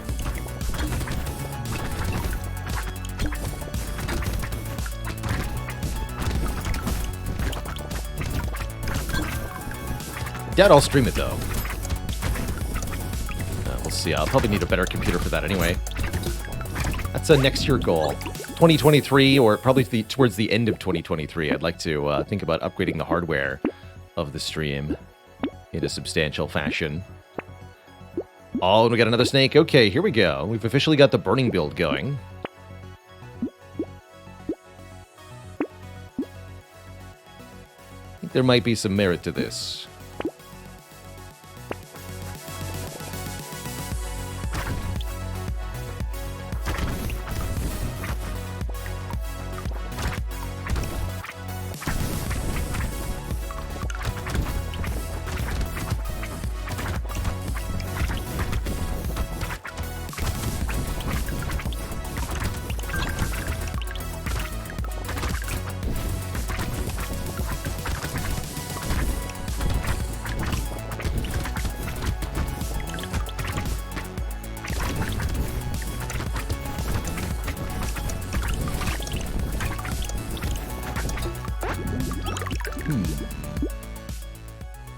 Alright, armor seems fine. Armor is good survivability. I like to avoid unnecessary, let's say, rerolling to get the most out of our money in this game. Wondering if Taser is actually a good pickup, even though it won't give us the lifesteal. Although we're only going to be able to get to tier 2 Taser. Interesting. We're not investing in luck. The bank's not going to be good. Wand seems okay.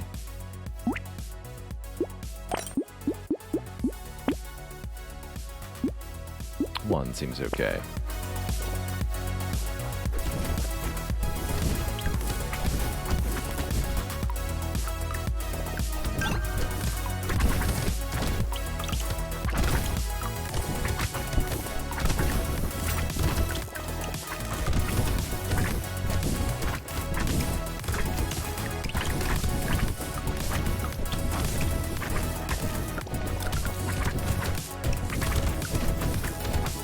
Okay, the projectiles, I turned on the projectiles with outlines option.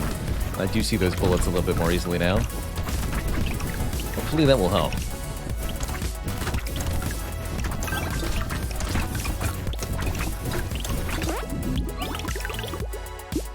Good lifesteal. More attack speed, please, and I actually don't want luck. I want elemental damage, is what I want, and more copies of Snake.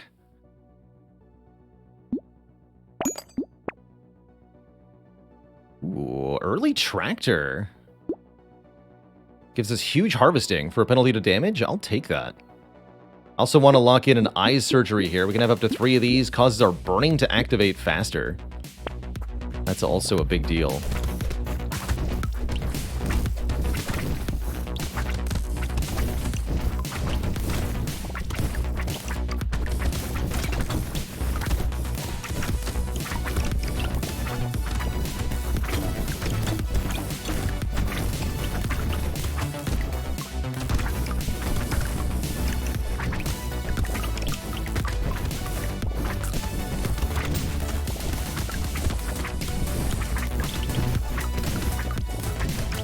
Toasty. Please enjoy your burns.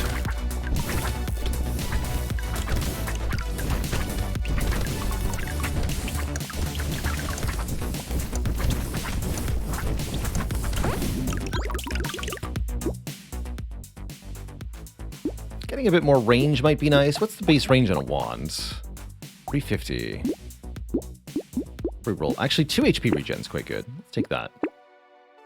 Don't think I want to grab more enemies with the Gentle Alien. I do want Ugly Tooth. Enemies that get hit by us, aka anything that's on fire, is going to be slower. That's good. These aren't the weapons I want. Might want to lose the stick soon, but currently it's still at least a nice little lifesteal procker.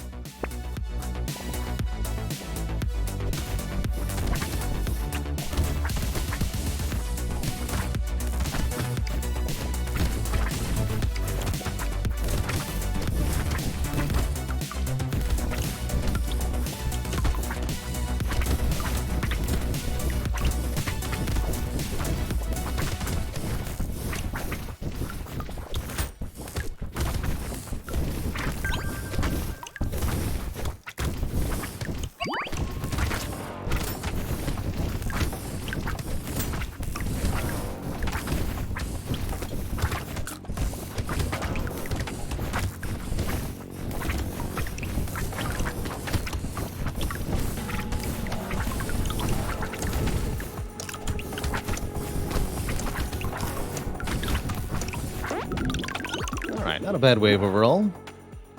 -1 elemental damage, but more life steal. I'll take that. I'll take that. And let's keep upping our elemental damage for the moment. Alright, a second wand seems really good. Let's combine these torches. Up the wand. I'd also like another taser, so let's lose this stick, finally. Don't know if that's right, but here we are.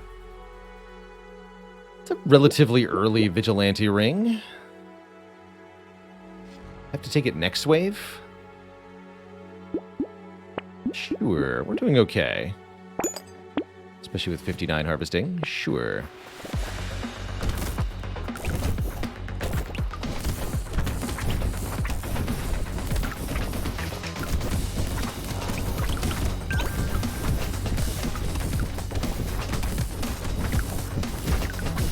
So again, the reason this is working so well is because every time I light an enemy on fire, it ignites 3 other nearby enemies.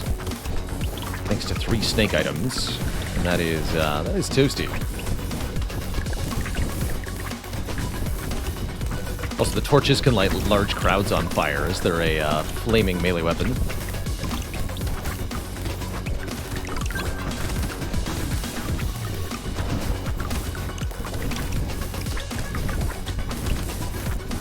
Like some more move speed here.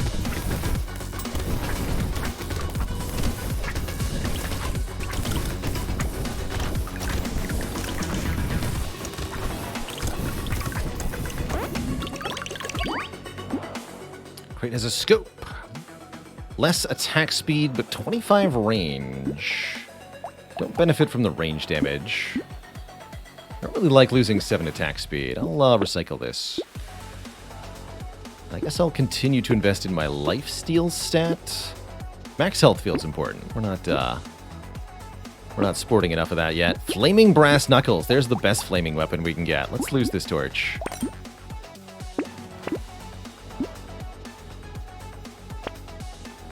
And there's another snake. Perfect. So we're now at 4 snakes. 4 nearby enemies get ignited. I think part of the reason we're seeing 4 of these, by the way, is that I have kept my luck low, so we're likely to see common items, which includes the snake.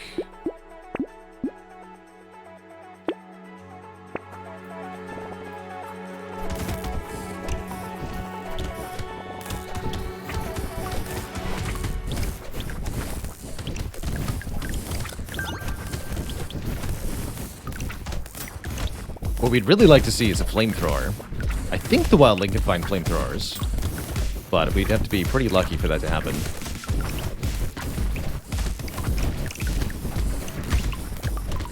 Lucky in the providential sense, not as in the game stat, that is.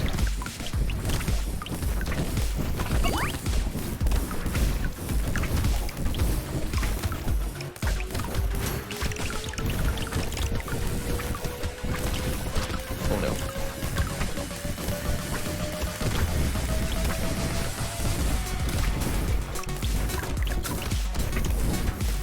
Can't quite skirt the crowd comfortably here. More max health.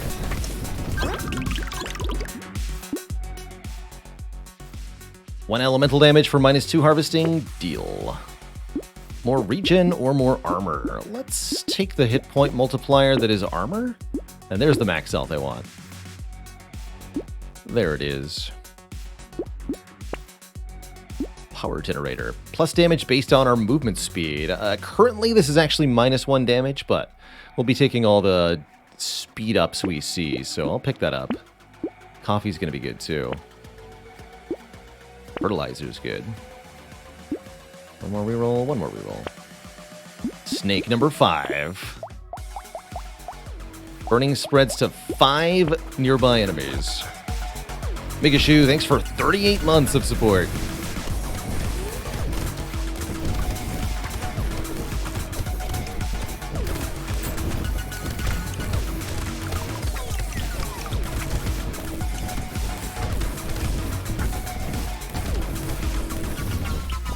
Did I intentionally miss Torch 2? Yes, we're playing the Wildling. We can't equip higher than blue tier items, so I cannot combine 2 torches into a purple torch.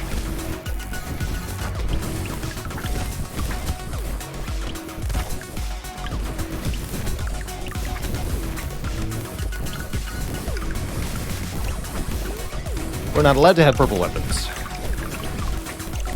which is going to be pretty tough for the later waves.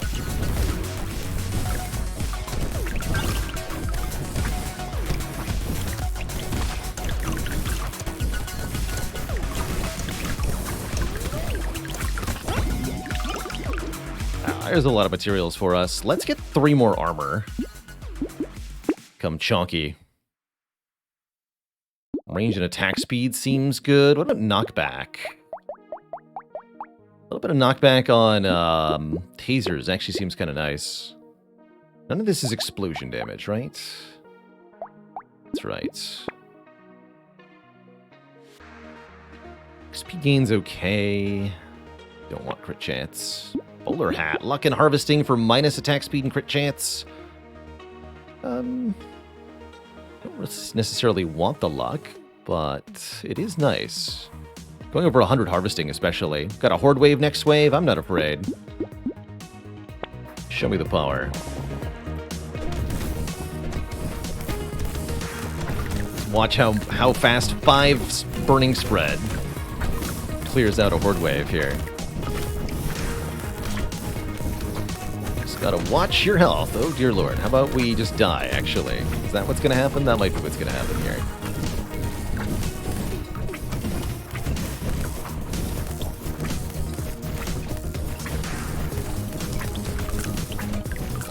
Stuck in a corner.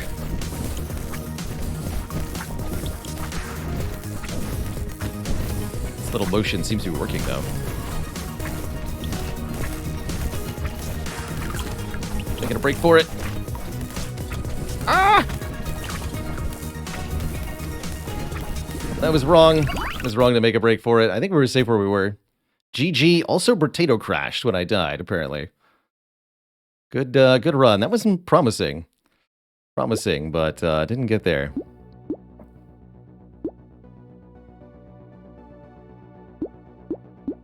All right, let's try a new run. Random, as before. Hunter with a spear. Wait, Hunter can start with spear? Interesting. It's kind of cool, actually, on the Hunter. Hunter gets more damage from the range stat. It starts with a whole bunch of the range stats. Penalty on this character, no harvesting. You have to kill your enemies to get money. Wow, look at all those enemies getting stabbed.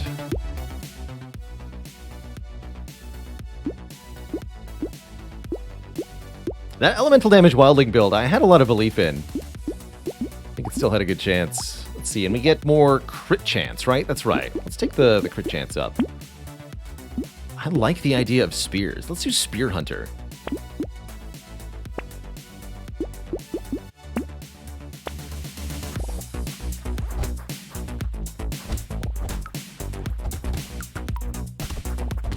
Seems like spears really want attack speed.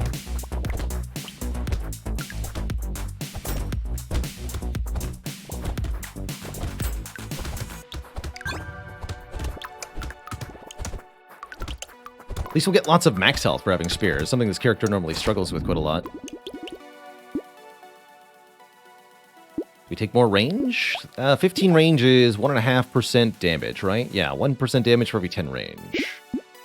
Probably better off to get some melee damage to start.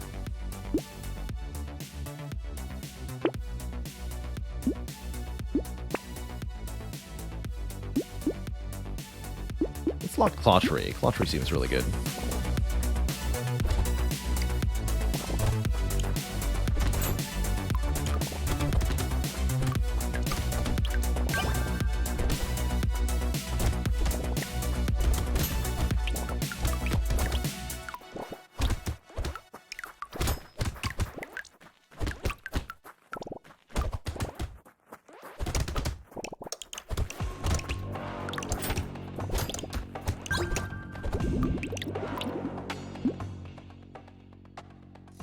Let's grab a little bit of movement speed. I think the initial movement speed is definitely the most valuable.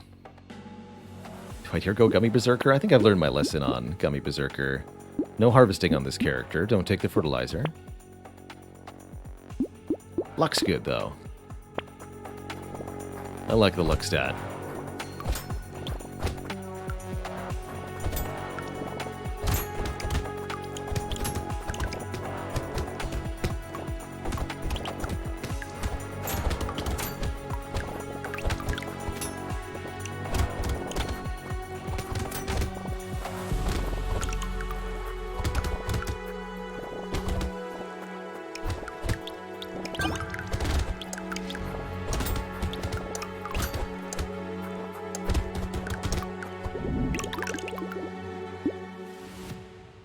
More crit chance.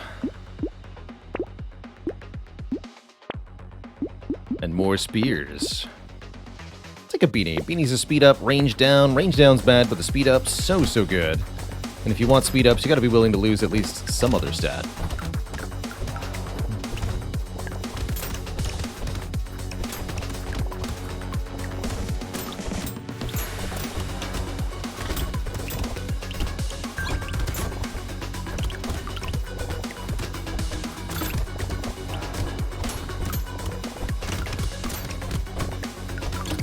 I think that's actually why the last run lost. We were on a horde wave with only about 4% move speed.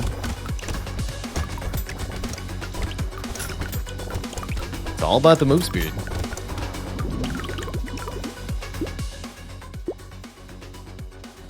Regener lifesteal for this build. I'd like to take some kind of survivability.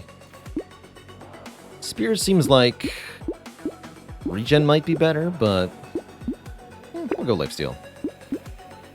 take 10 crit chance. That's a lot of crit chance for this character. Crit chance now 26. And again, we can go all the way up to 100% with the spears. No reason not to.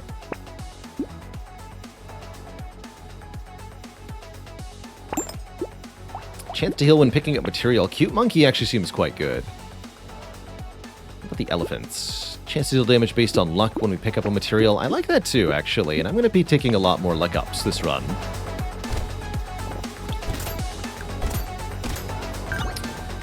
Evo Mentor, thanks for the Prime sub. Welcome to the Cozy Sub Club.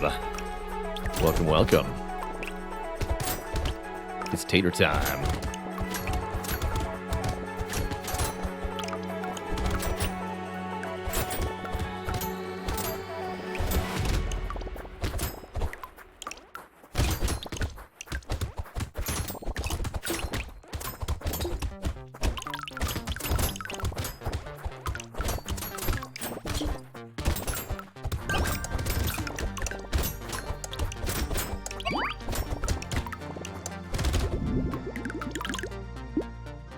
More crit chance, I'll take it. Ooh, and 12% damage. Yes. There's more speed for us, too. XP gain is tempting. I do like Scar. But minus range, I'm not willing. Not willing. Slower enemies is invaluable here. I really like what we're being offered so far. As we upgrade these spears to higher tiers, they're going to get even more range, and therefore be able to poke even more things at the same time. Truly invaluable.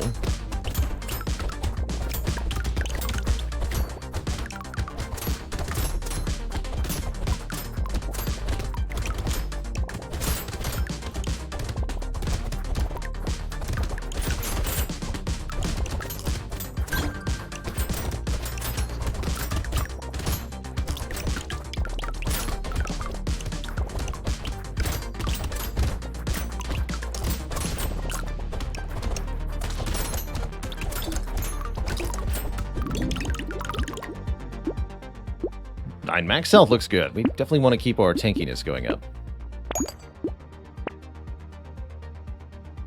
Chance to double the value of picked up materials. We're early enough, that looks pretty good to me. I'll take it. Gives us more of that valuable luck stat, too. Now we deal 2 damage when we pick up a material. So far. Oof, that guy got stabbed.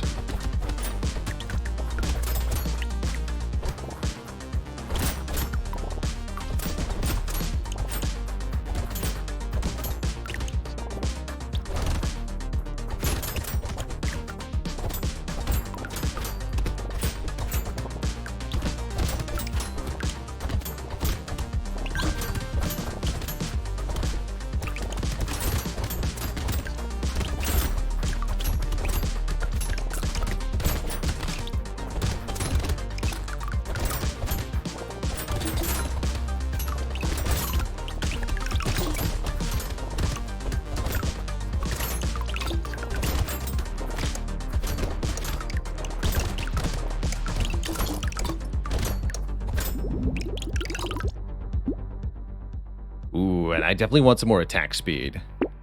Speed up these spears. Flamethrower, where were you last run? Spears have no knockback, so Whetstone seems like a free 4% lifesteal to me. Spear 2. Let's have 1 purple spear. Let's see what that is. 40 base damage. Faster cooldown, more range. Seems good. And I'll lock in another sunglasses, because like I said, we could use all the crit chance we can get.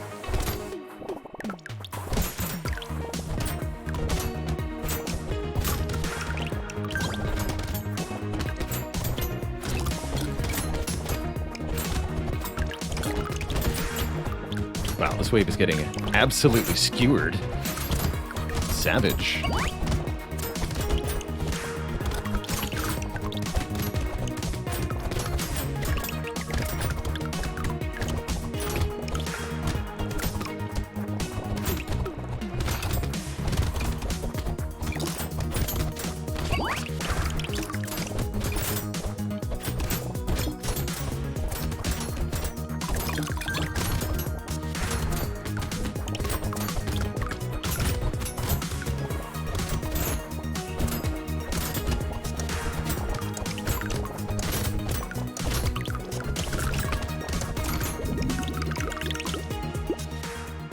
cute monkey. Sure. More chance to heal when we pick up material, and more max health to survive. Sounds good.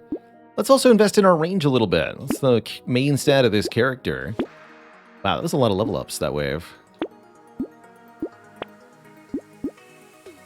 2 purple spears. This is also crit chance and dodge. I want more crit chance. Spears now crit at 50% of the time. We can do better than that. Lose my dodge to gain an alloy? No, let's not. Strange book is new. Don't want any of this. Let's go on Nuvo Mentor. Nuvo Mentor says, love your Spire videos. I learned so many tips from them. Want to subscribe this month to thank you for everything. Why, thank you, Nuvo Mentor, for dropping by and for the sub. Appreciate that little iota of support. And more importantly, the satisfaction of passing on knowledge successfully. That's a good feel for me. You have a lot of experience playing this game. Ho ho ho. Yes. Also, ow. Oh no. Oh no.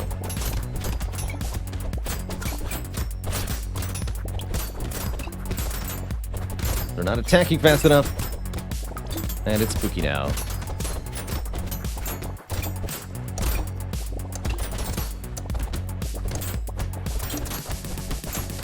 Alright, accept that outcome. Give me even more range.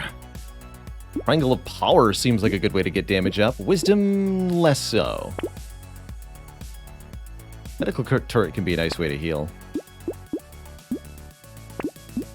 We'll lock in the Bean Teacher. Bean Teacher's a great way to get some more level ups later on.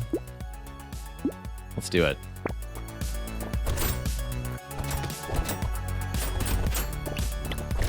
I don't know if I have the DPS to kill this elite, but I might try.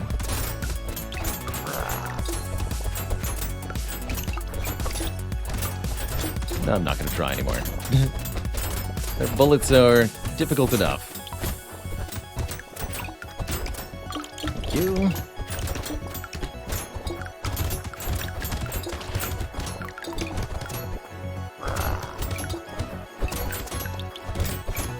Goodness for dodge.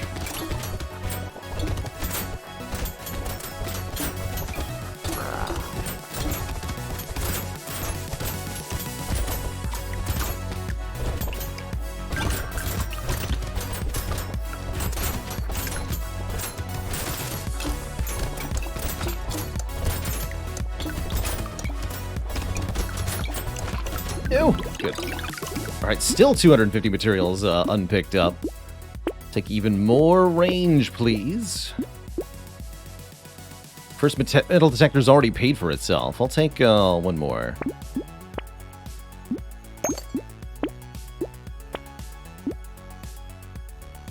I'll take one more. Alright, glad we survived that first elite.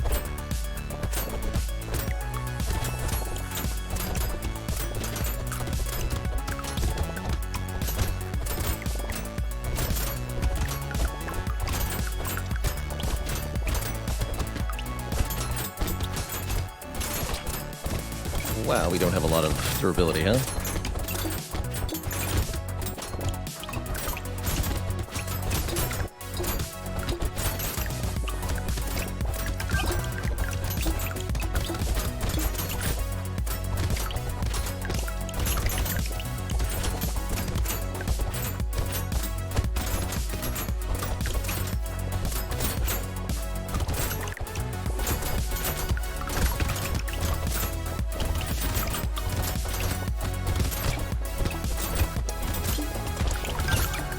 No!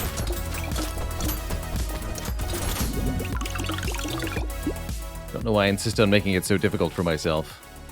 Let's get some dodge. Dodge and more range. And more max health. And more max health. And more armor. And more spears. Mastery seems like a great addition to our damage. I like the banner for more ranged attack speed. Let's lock in Mastery. Schmoop doesn't seem great. Got an elite next wave. Purple spears can practically fly off the screen now. That's crazy. What just hit me?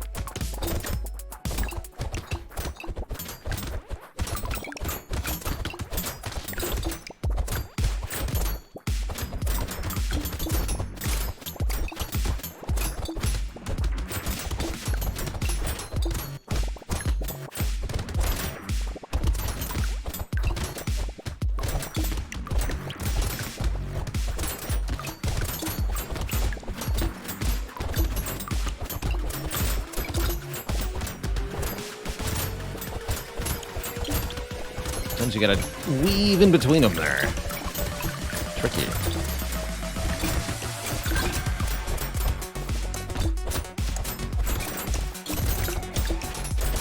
Oh no. Technically, I'm alive. And dodging.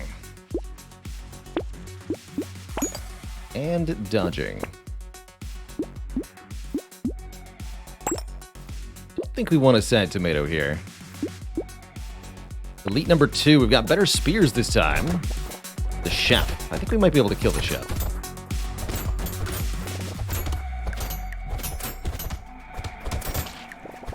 I can avoid the knife attacks. I said if I can avoid the knife attacks. Might have a chance here.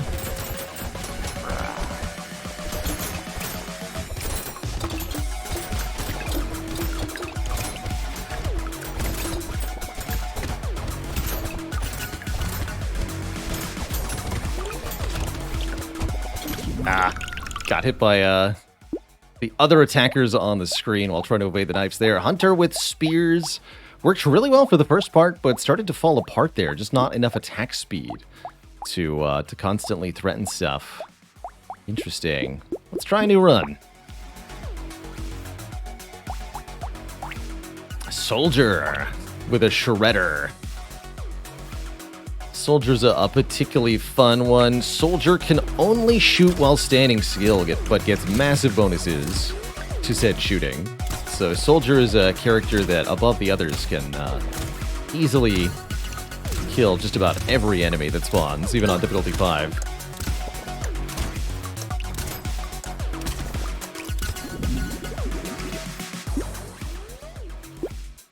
Let's up our range then. I'm just going to focus on damage stats primarily, although I do like an early experience up.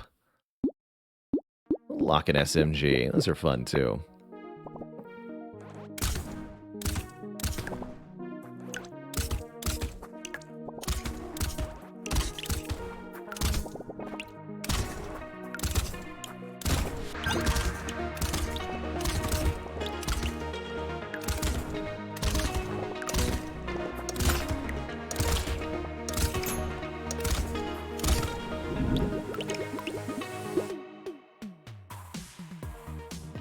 Lifesteal seems like it'll be good on this character too. Actually, let's start on luck. Medical gun's good. Not gonna lock it in though.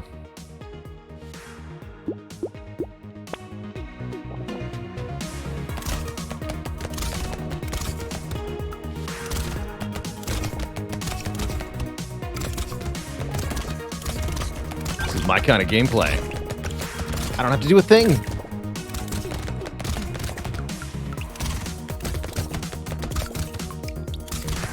Technically should wander around to look for trees or something. There aren't any. Alright, good talk.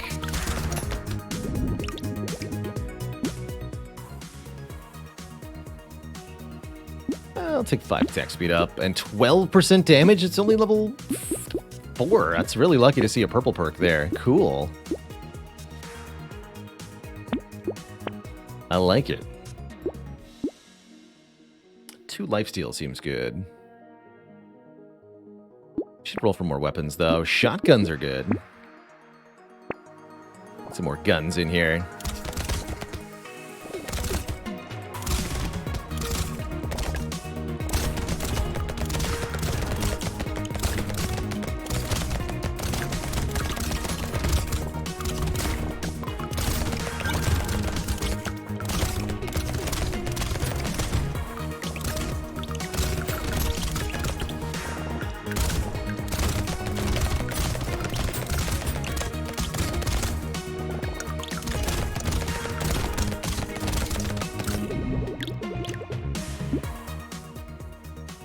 And let's add some... Actually, no. Let's invest more in our luck here. Rocket launcher. You betcha.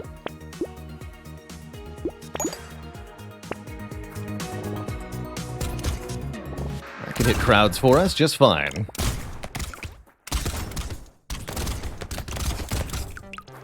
Should have taken the... Oh, there was the glove there? I think glove on soldier is quite good. Something I frequently underestimate, the power of the knockback utility.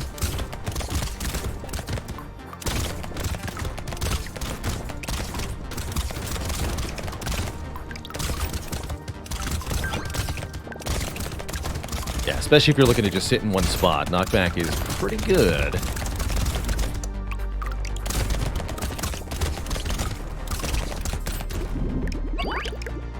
Haven't found any harvesting yet. Alright, I'll take a Gummy Berserker. I'll fall for that. Keep sinking into luck here, and let's take some armor.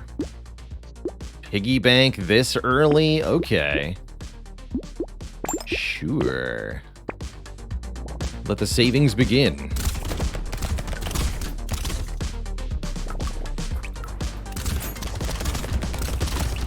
Piggy bank says we get to multiply our leftover resources by 1.2, 20% boost between waves.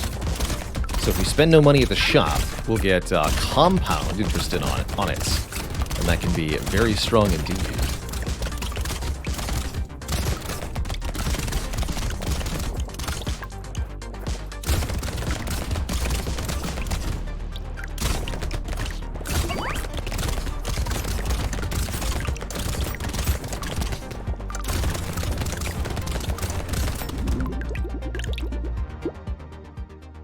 Minus luck, no way. Or HP regen, meh. 6 max health, mediocre. Let's reroll. 10 harvesting, sure. Get started on that stat, especially with the piggy bank here. I don't think we want to spend a thing for a few waves. Take my 20% more money and laugh.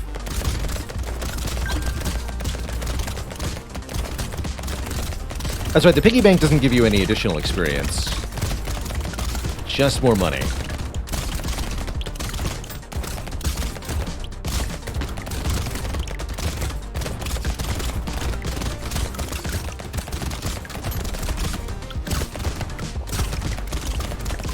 Not even for medical turret? Medical turret would have been pretty good with this character, that's true, actually. But yeah, not even for medical turret. What I could do is lock items that I see that I want. We'll probably want to do that.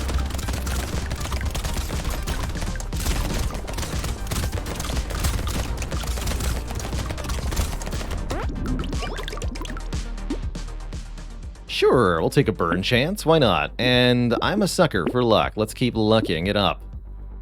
Who needs move speed if you don't move? I'll take some max health, finally.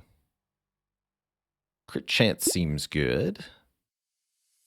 I'll just buy that, it's so cheap. None of the rest of this seems worth locking in. Slingshots are okay, actually, especially with soldier. But we're doing guns. Slingshot's not a gun. Is the piggy bank stronger than inflation? Yes, much stronger. Much stronger than inflation. Don't know what inflation is, but it's definitely a single-digit percent. You're getting 20% returns on the piggy bank, that's huge.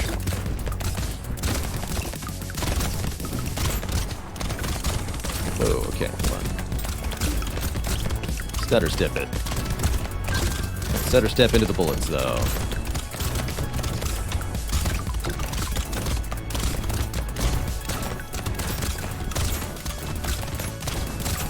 So moving in short little spurts allows you to keep firing while relocating as soldier, which can be very important, actually.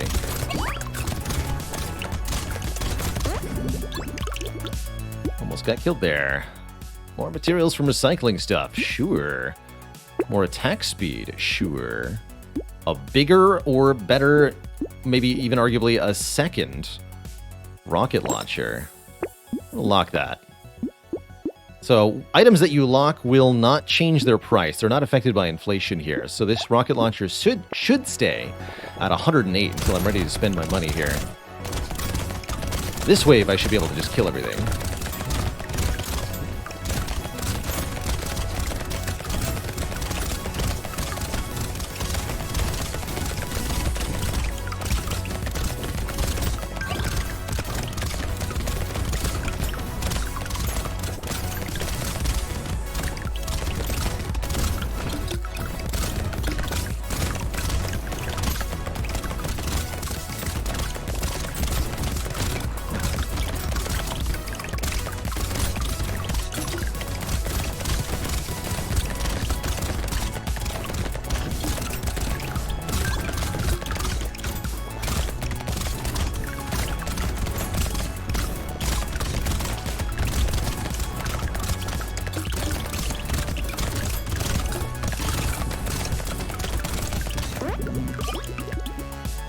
510 materials.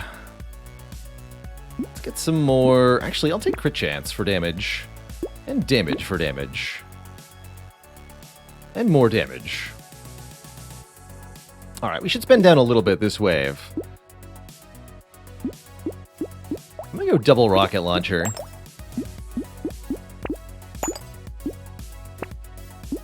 Oh, yes I am. Buy that next wave. What about leather vest? Dodge and armor? Like the armor. Alright, give me another 20%.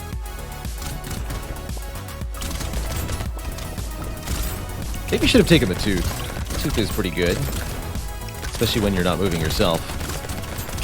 Actually, don't know why I didn't think I would want the tooth. Sure I did.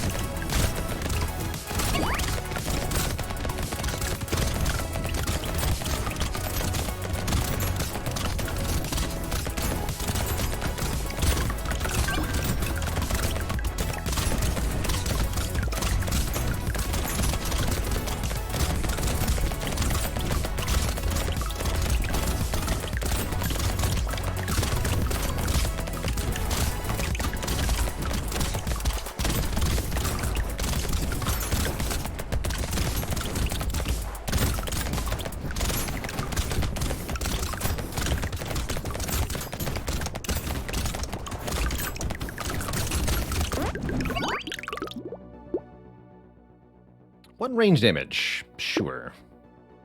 Minus luck, no deal. More damage, you betcha. You betcha. So the Elite's Wave 12. I'll upgrade this SMG at a minimum here. Lifesteal from more enemies is kind of spooky. I think with double rocket launchers, we can survive the mouse. And I'm going to wait one more wave on this rocket launcher, too. We'll spend more money before the first Elite here. Elites are scary.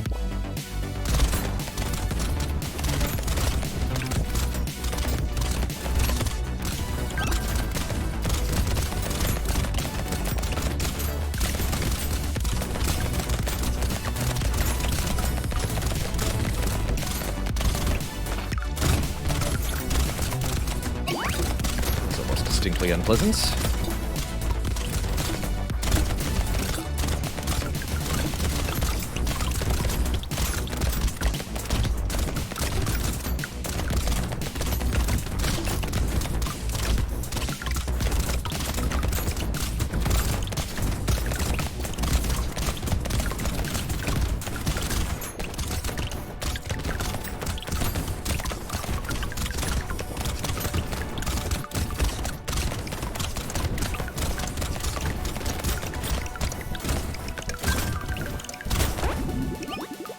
$1,900 materials. Heck yeah, I'll take an alloy. 3 range damage, 5 crit chance, or I could take 107 materials. I'm just gonna keep taking... Actually, 45 range might be quite good. We're at 36% damage? No, let's make it 48. With 5 more crit chance. Alright, combine these rocket launchers to a purple one. Go double purple rocket launcher. Vigilante ring, too late. Arcade has potential. I don't like the minus speed, though. More crit chance. Now that I like.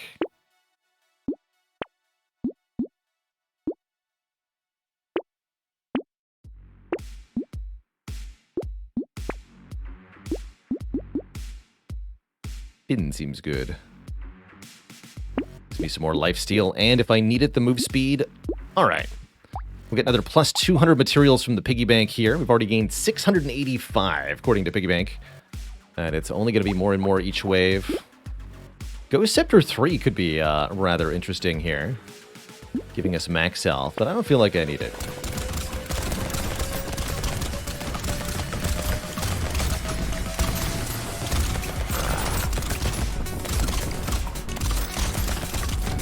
Excuse you. Please point the gaps in the bullets towards me. Thanks.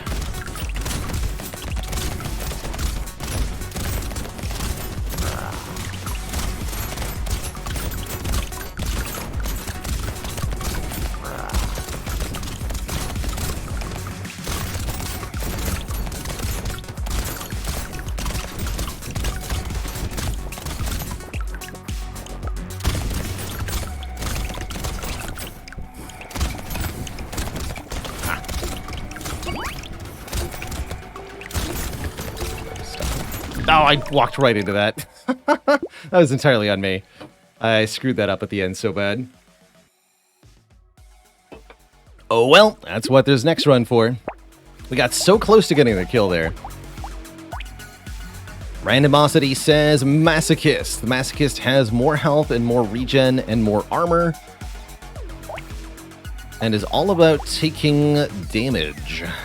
Gaining more damage when we take damage. Masochist starts with basically no damage output. Now the crowd favorite, the Masochist. This character's a bit wild.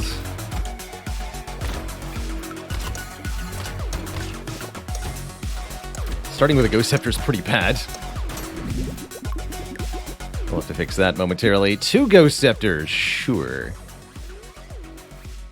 Multiple ethereal weapons will decrease my armor? That seems so bad. Do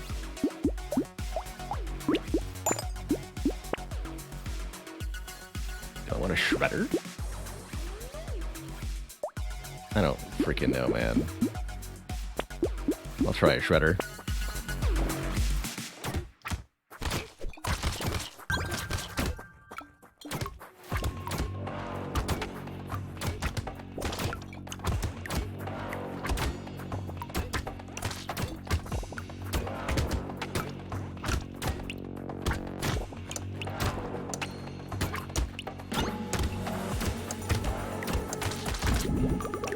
Couldn't even kill a tree.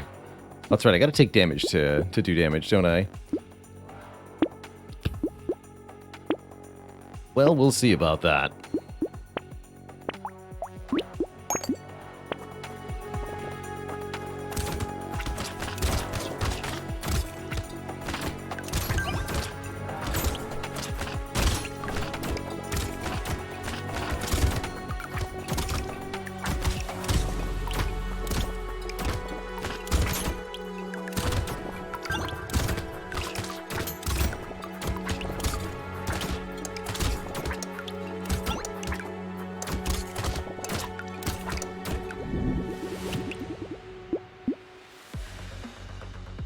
Start investing our luck here. Luck and move speed.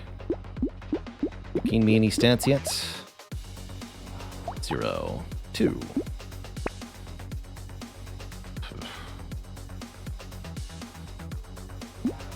Ghosts are good for this guy.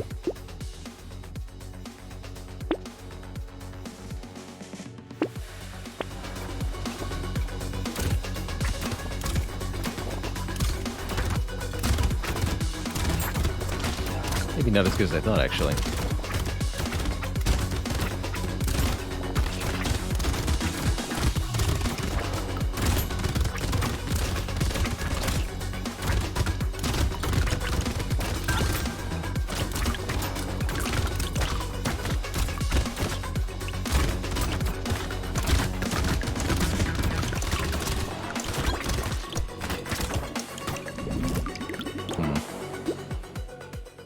Armor.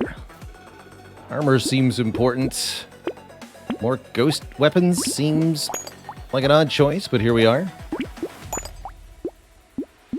I don't know why I'm doing this, but I hope it works.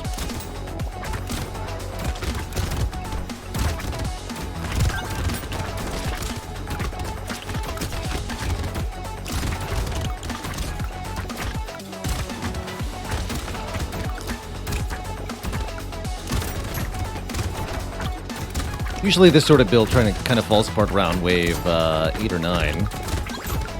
But we might be able to get some success here.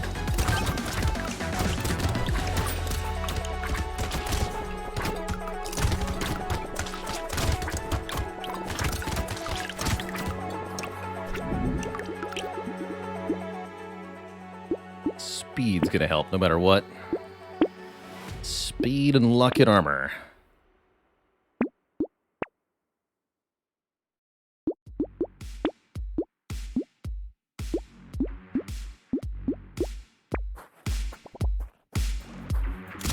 Guessing this character doesn't benefit as much from dodge. That is correct. Just like Bull, dodging is somewhat counterproductive, although not necessarily a bad thing in the strictest sense. It is definitely a little counterproductive.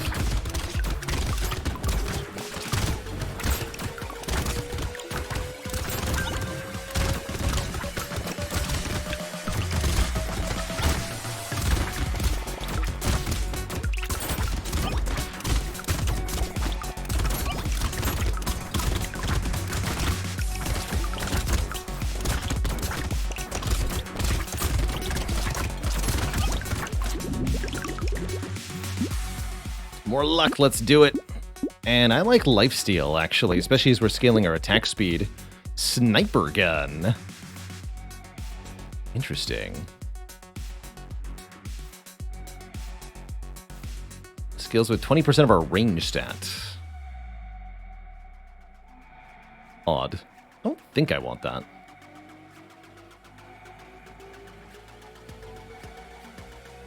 I like a small bag. The attack speed up, though. Rocket launcher looks more broadly useful. That I'm going to lock in.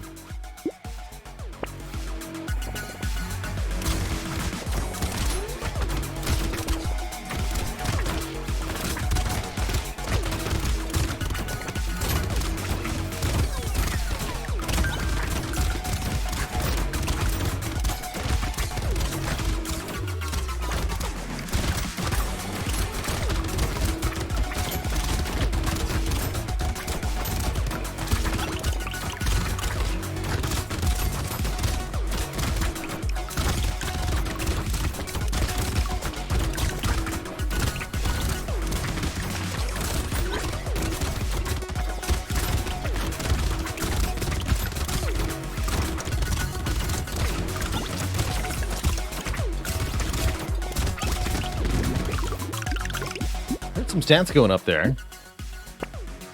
Get 12% damage. Especially since we start at negative 100, 12% up is going to improve quite a bit. Want dodge and harvesting? No. I do, however, want another metal plate. I'll think about another Ghost Scepter, too. Nah.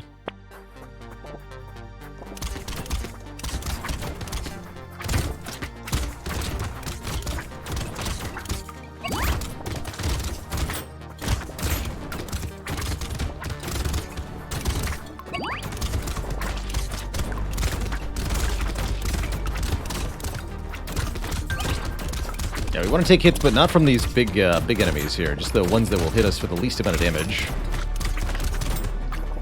Get hit by the biggest enemy over and over again. You're going to die pretty fast.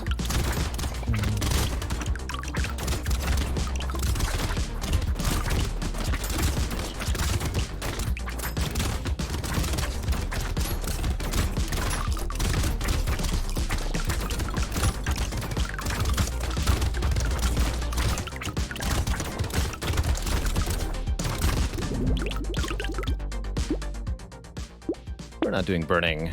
More enemies? I'll do it, but I might regret it. Flamethrower 3.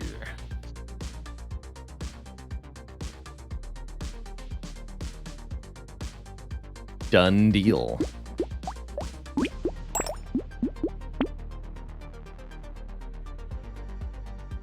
And despite the -2 elemental damage, the move speed up wings seems pretty good too. To get some elemental damage up to sort that out, but flamethrower is pretty toasty. Especially if our lifesteal is any good. 3% currently.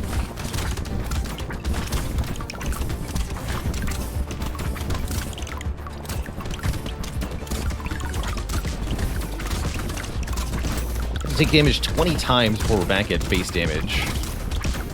Kind of embarrassing. Currently at -5%.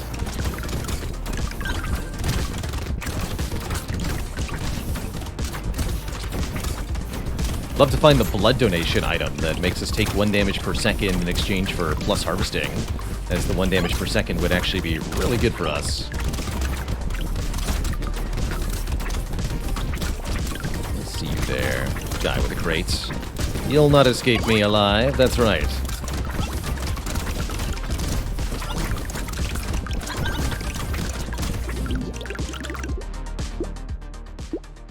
Okay, actually, now I do want the eye surgery. Done deal. Let's keep taking percent damage ups, too. 3 ranged? I want elemental damage. +1's not good enough, though. 4 more HP regen. That'll do. And I'll take the move speed. Move speed's also good.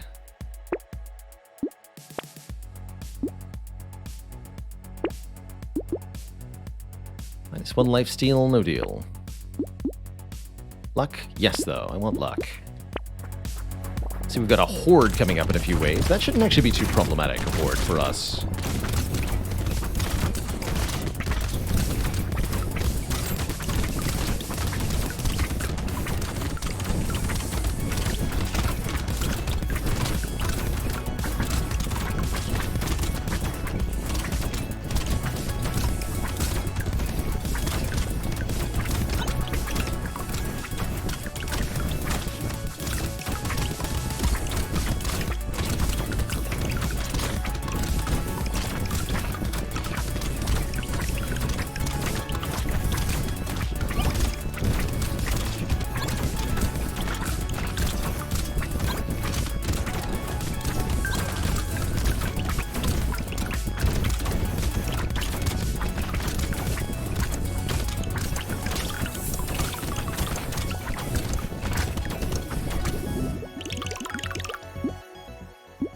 Reroll that 20 attack speed, you betcha. This is crossbow doing pretty sad. No good crit chance. Pick up range and harvesting for minus dodge. I'll pass. Melee damage stat's not good enough for Rip and Tear to be any good. Up the rocket launcher, though. That seems great.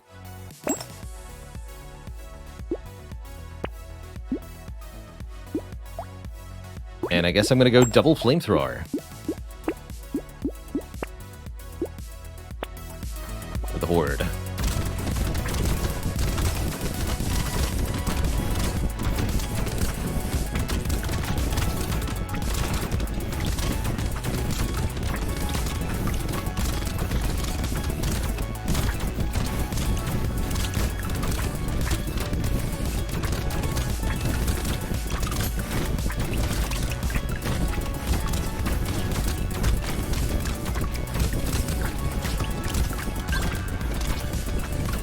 Toasty.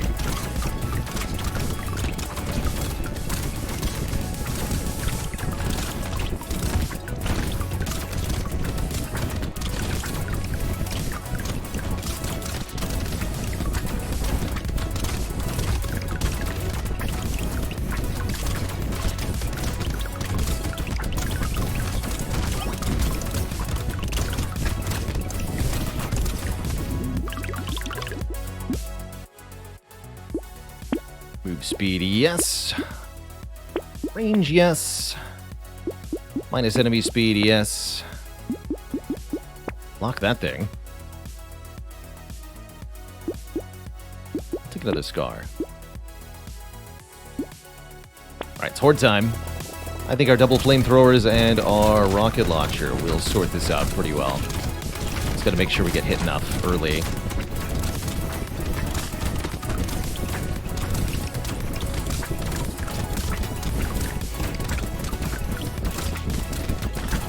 Otherwise, we won't be able to cut through the horde in the way that we want to.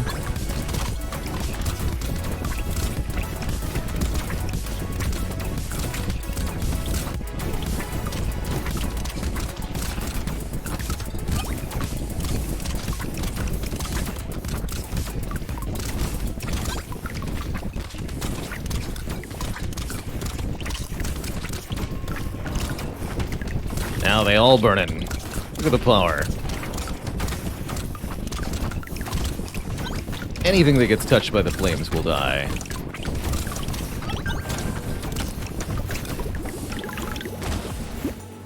Beautiful. Let's take 3 more armor to make sure that when we get hit, we don't care very much. So how we doing? We're at 51 attack speed. What is the stat gains from these? We've gotten 21 attack speed from the Ghost Flint, 13 max health from the Ghost Scepter. Those have been pretty good so far. Problem is I have to lose a weapon to get the Shredder here. I guess I can turn the blue into a purple. That's fine.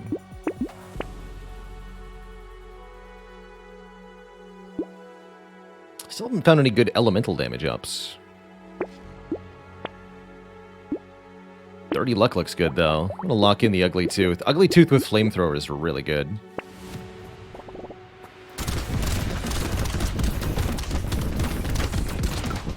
But yeah, we're definitely missing flat elemental damage. We'll make that a priority as with our level up perks, if nothing else. Level 20's coming.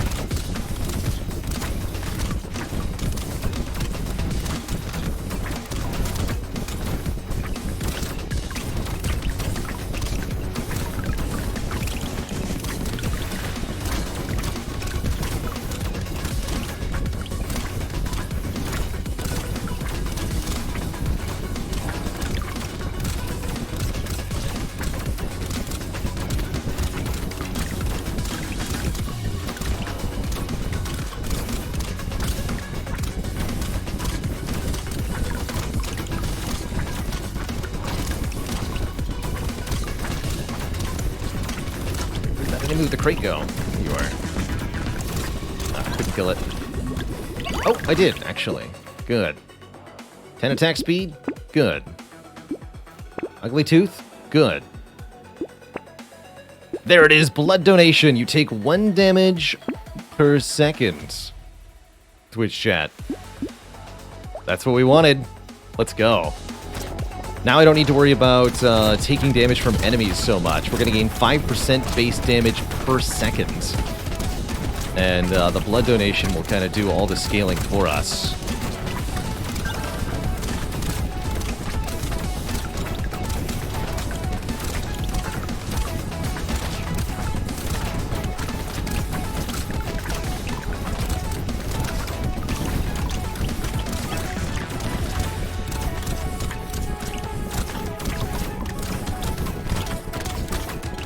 Getting deleted. What's our damage stat at? Currently at 151% with 20 seconds to go. The wave is now being deleted.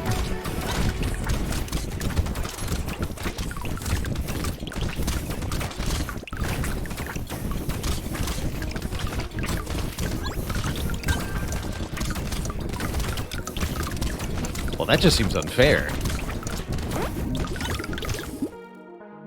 Oh, I'm gonna reset the damage. 12 max health? Sure.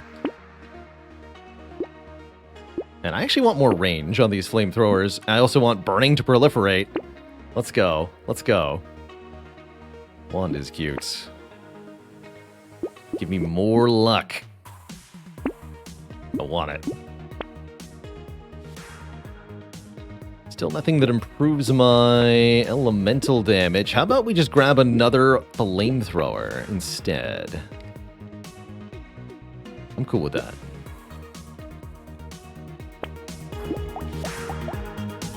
.22 attack speed.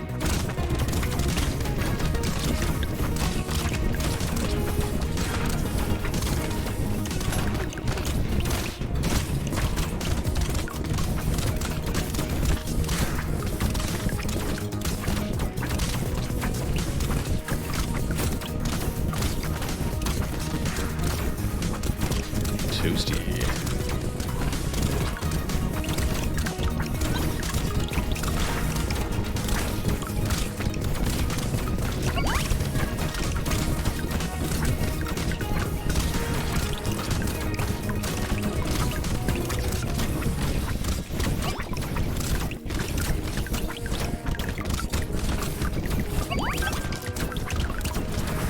Blood donation really made all the difference here. Dang.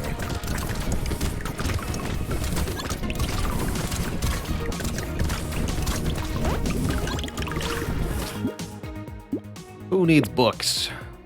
Great chance I'll take. 4 elemental damage. There we go.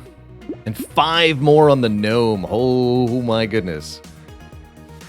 Oh my goodness, Twitch chat. Yeah, let's go triple flamethrowers. Ghost Flint, you're gone. Exoskeleton seems good too. 5 armor, 5% speed. With those 2 HP regen, 2 lifesteal, 5 armor though. Let's lock that.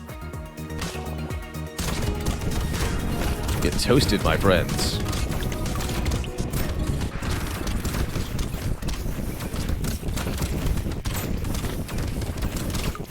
Good lord, get toasted.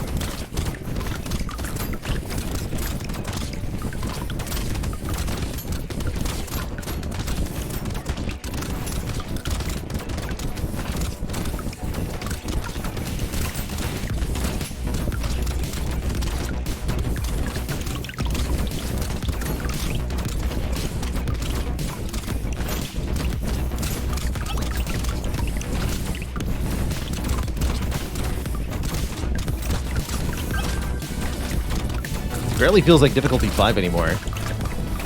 Just everything is getting completely murdered. Absolutely. Completely destroyed.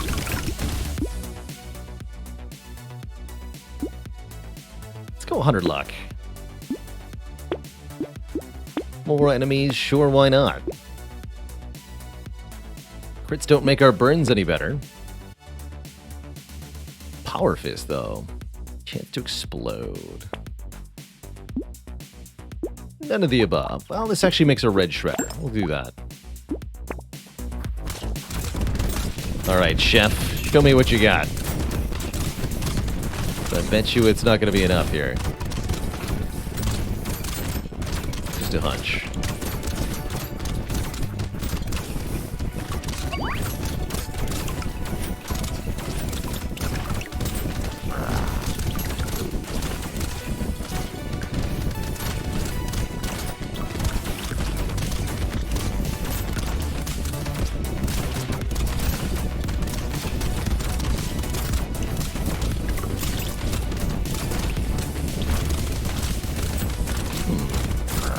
Burn damage seems quite bad at killing elites.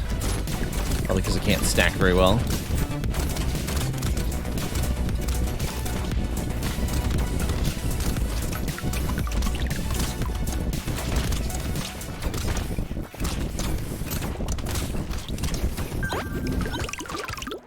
So we weren't able to kill the elite, but do now have even more armor. No need for bandana. Already got piercing 99 on the flamethrower. 10 damage, 10 range, minus 10 attack speed though. I don't think heavy bullets help that much. Night goggles though give us 50 range. I want 50 range. Oh, the bunny now tells you how many materials you've saved. That's kind of cool.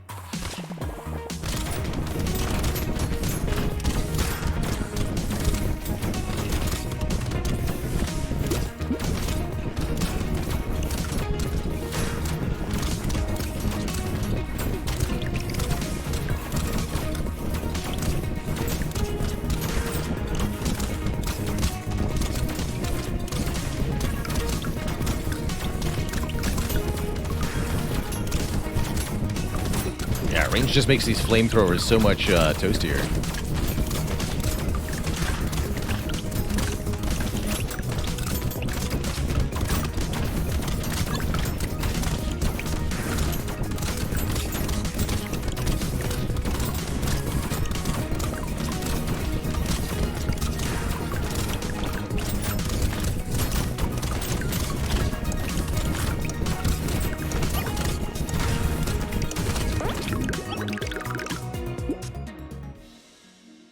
Explosive turret.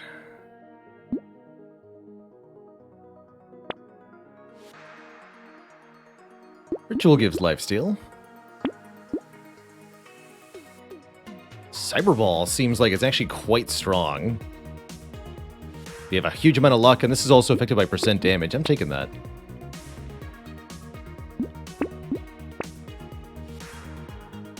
Ooh, this is 4 elemental damage. Hey, Sleeko, two thump, two thump, two thump. Is this the source of all this flame burning across the Spire? stream. Be everything.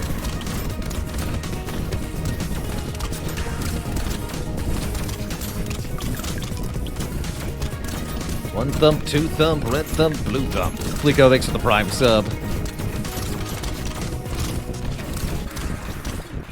Got it. Crunchy. 2 more seconds of this hell, and then we're in the final wave. I like it.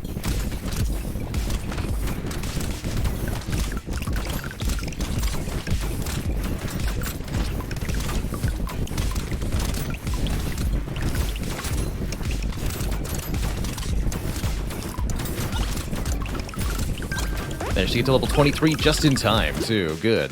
Give me that last little oomph of armor. And we want more move speed. Let's get it over 50 for the bosses. Sure. Alright, our elemental damage stat is now 13. Cool gun's decent healing. We can combine the flamethrowers up. Let's do that. 2 more lifesteal from the bat. Alright, that ought to work. That ought to work just fine. Can we kill the bosses? I kind of doubt it. But we'll see here. The Masochist is mysterious in their ways.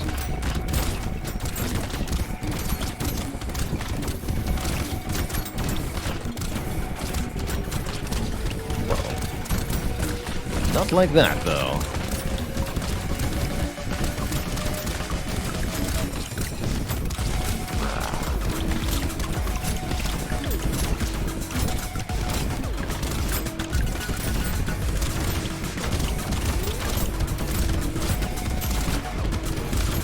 Boss wave is extra long, so we have lots of time to accumulate damage. 219% damage with 40 seconds to go is where we're at.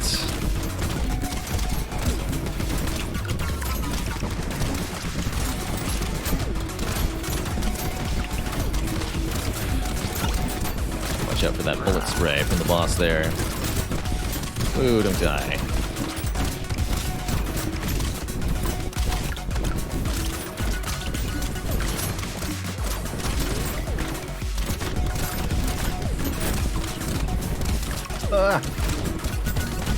Goodness, we are so tanky.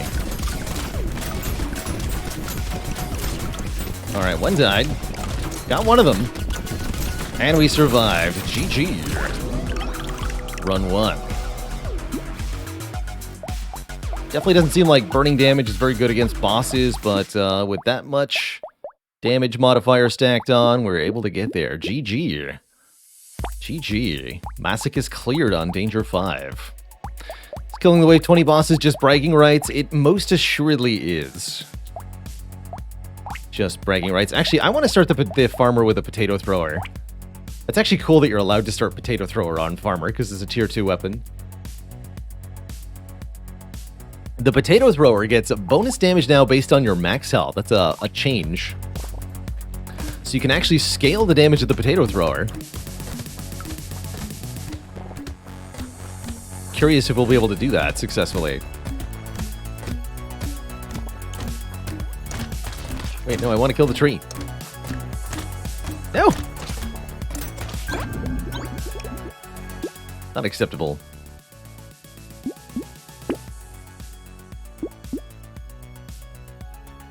This is a support weapon. We get... what's the modifier on the farmer? Harvesting increases by an extra 5% at the end of the wave. That's right. So let's get some more harvesting stats, shall we?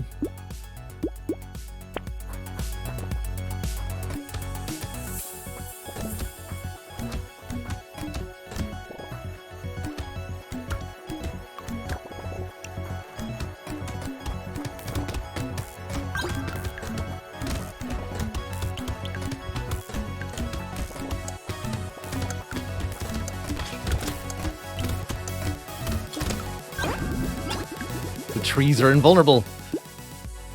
Dodge is an okay defensive stat on this character, especially. Sure. This character definitely benefits a bit more from defensive stuff. Spec into burning? interesting possibility here. Wand and Snake. Let's go Peaceful Bee instead. Ooh, Fertilizer. Let's go. And another hand. I'm not going to lock in a bag here.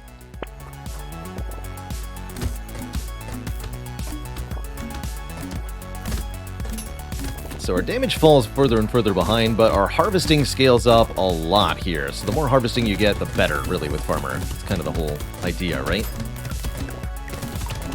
You can also score kills at the same time. That'd be cool, but it's not technically required.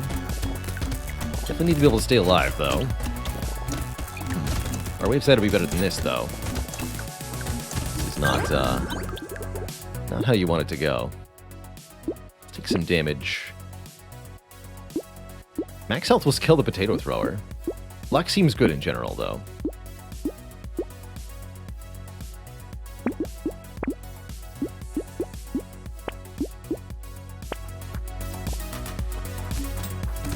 Farmer's a bad class. I think Farmer's quite powerful. You don't have to go all in on the harvesting, but you can be massively rewarded if you do.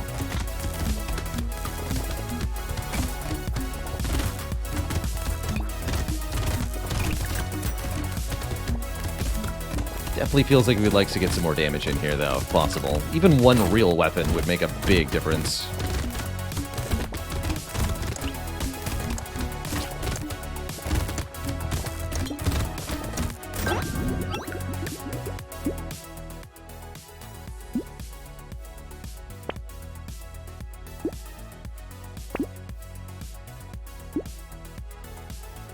The Lightning Shiv a real weapon? No. Third hand is just more harvesting? That's not what I wanted, but let's start there.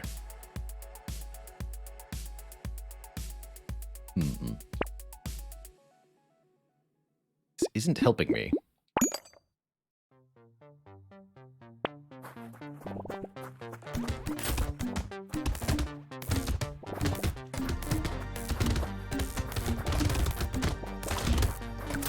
Yeah, Farmer's fully capable of getting kills, so ideally what Farmer is doing is killing the enemies and getting a huge amount of resources from harvesting at the same time. This is less than desirable. This is more like a pacifist run, which is not what we want. Although the harvesting is ridiculous.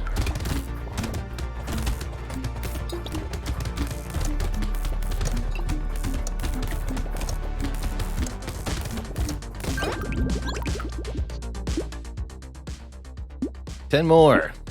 Crown Wave 6 Farmer, let's go! Harvesting increases by an additional amount. Fist is also a real weapon. But I'm going to lock the crown first. Or buy the crown first. Lock the fist. Let's freaking go.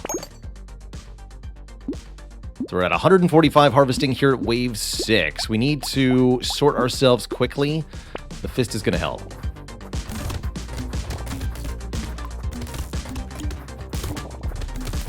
That is a crazy early crown on Farmer.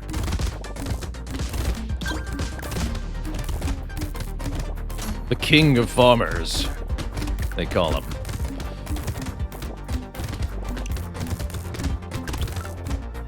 Even got a crate out of that tree. What luck.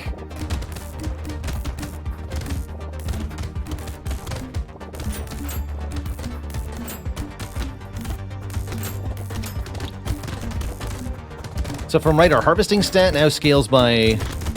Oh, geez. No, that's appropriate.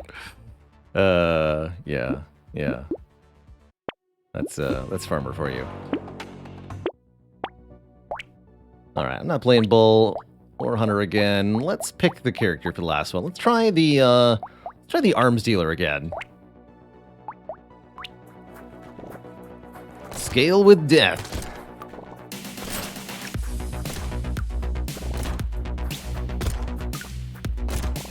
Don't think I'd pick hands on Farmer again.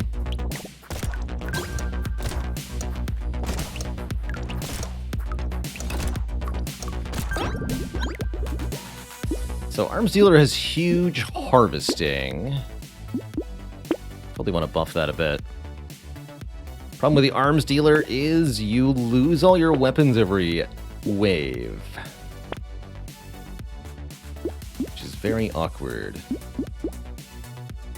This character needs luck a lot. I'll take Baby Elephant. Luck build on this character might work. So your weapons are always changing. Makes it kind of hard to have a build. But the weapons are cheap at least, and you get more rerolls.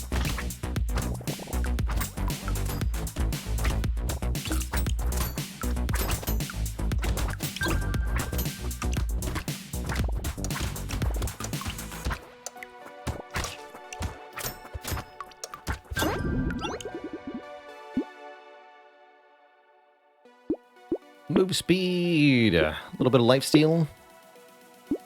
Sure. Hand gives 3 harvesting, so it's actually going to pay for itself pretty quickly here. And we'll take the cake so we get a free reroll. This is also harvesting. So is this.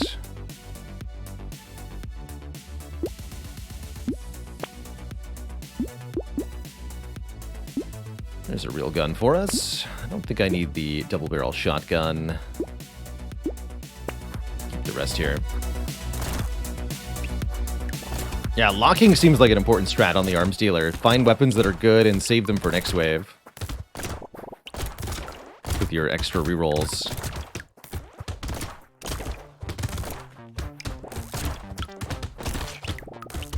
Getting enough weapons each wave to actually kill the next wave seems like a true challenge.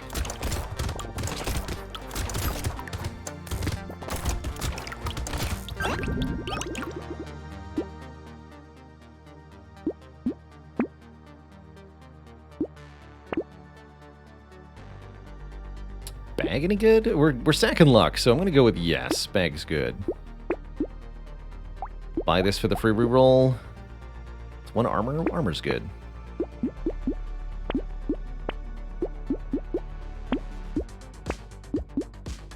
Cupid.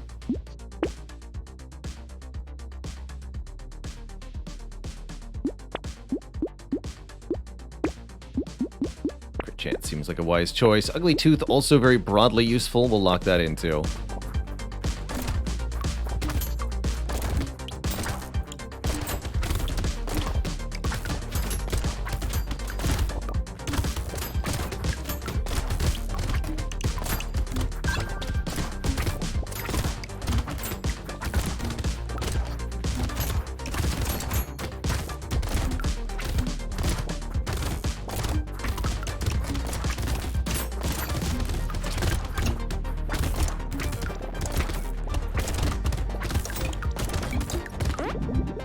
So hard to kill stuff with this guy. Oh, locking a non-weapon item means you're not guaranteed to see a weapon? Ew. Nobody told me that worked like that. That's gross.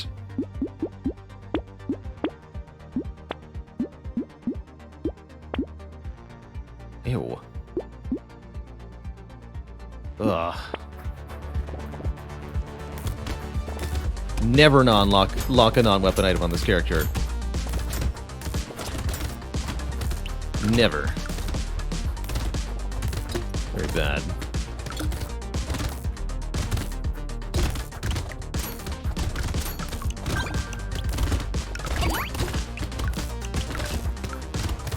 Okay, if we die here, that's kind of fun by me.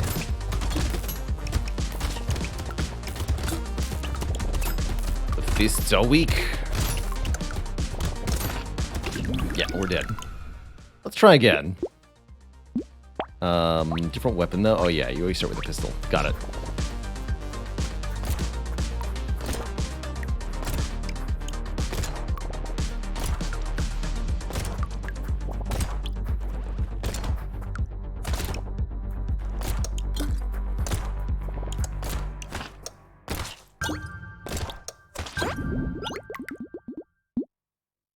That harvesting stat though. Pretty good. Stack it for a bit. More trees. That could be huge for this character.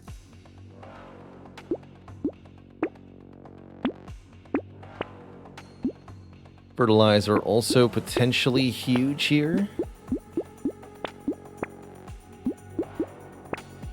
Probably wanted that Cyber Ball, actually.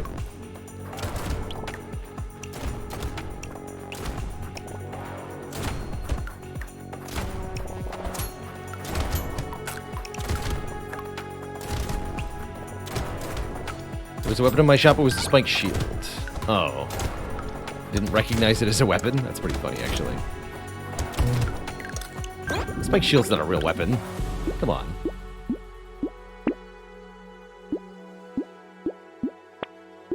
Yes, more luck. Luck's the most important stat right now. That and knockback.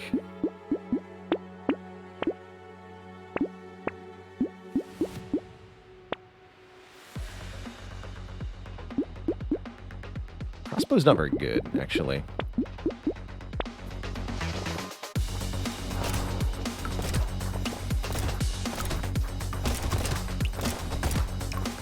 Having items increases the chance that you see more of that same item. Yes, Cryptolo.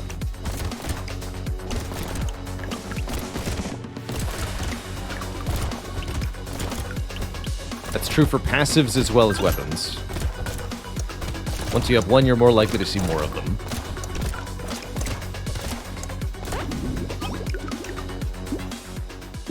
I don't think it works necessarily on this character for the between wave weapons, because your weapons are deleted, right?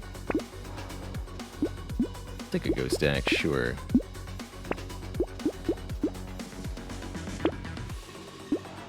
Oh boy.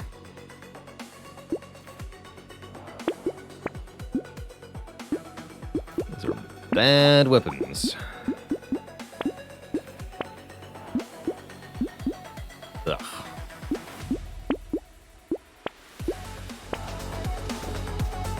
Go cheese, thanks for 19 months. Keep it cheesy.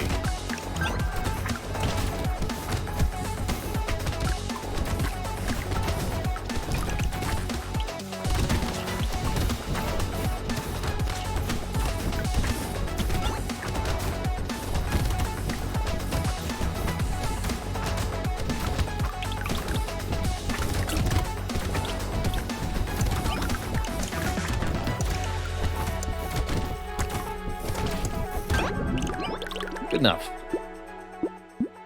More harvesting and more max health.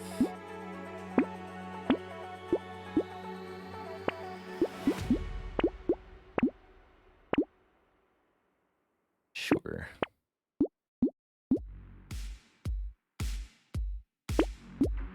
Lock both of these. I might as well buy that.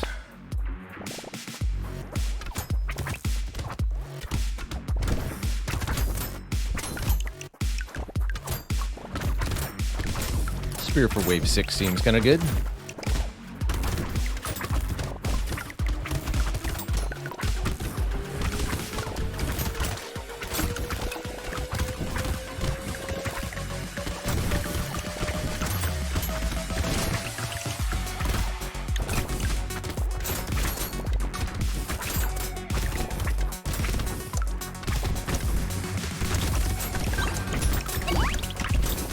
One crate. Gentle alien, more enemies. We're already struggling to kill things. I don't think we could take that. More harvesting, though. Oh, and another wave 6 crown with a huge harvesting stat already. Let's go. Let's freaking go. I'm in. Double spears. And the flaming brass knuckles. Let's do it.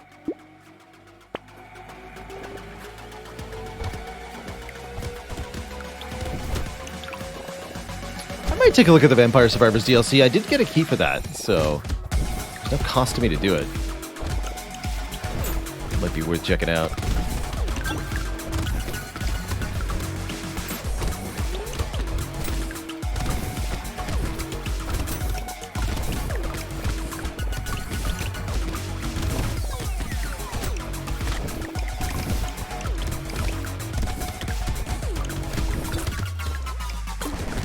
So thrilled we got our crown back. Different character, but still.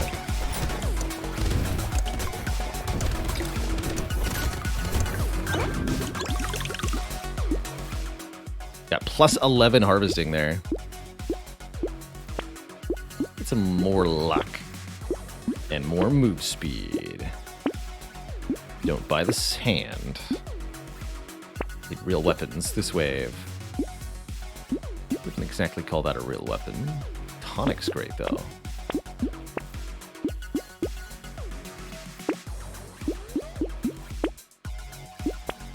Alright, that'll have to do. I'll love it.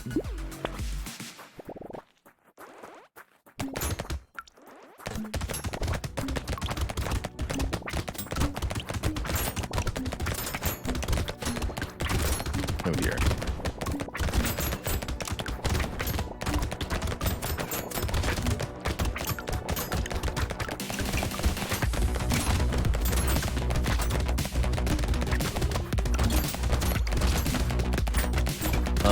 Yeah, we just died. Okay, fair enough. Alright, we'll do one more run with a character we haven't won with. Tough day on D5 today. The Ghost! Ghost gets bonus damage with ethereal weapons, more dodge, and caps at 50% dodge. Or, sorry, caps at 90% dodge rather than 60. However, Ghost has minus 100 armor, so takes enormous damage from really everything.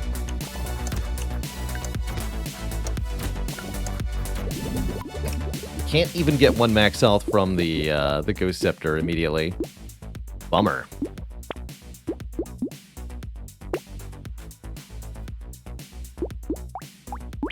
Alright, we'll combine that. Lock in the Ghost X. Whole point with the Ghost is to survive the early phase of the game where you die in a few hits and get your meta-scaling weapons going, since your weapons are going to give you permanent stat ups. Over time, they just become all-powerful.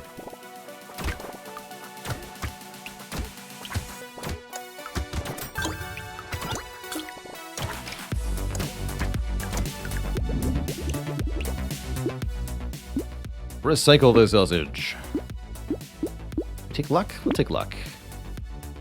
What harvesting? Yeah, I'm gonna get some regen going. Another Ghost Scepter too. Curious.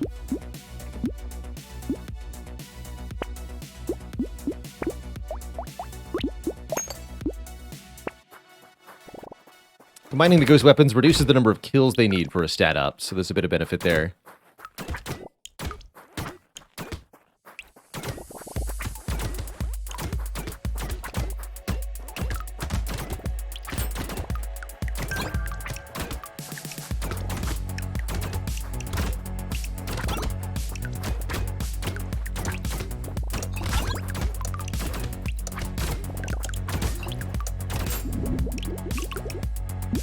Buffer fish! One away from 2 full years. Heck yeah. We'll buy Ghost X. Ultimately, all of our kills are going to contribute to stats in some way.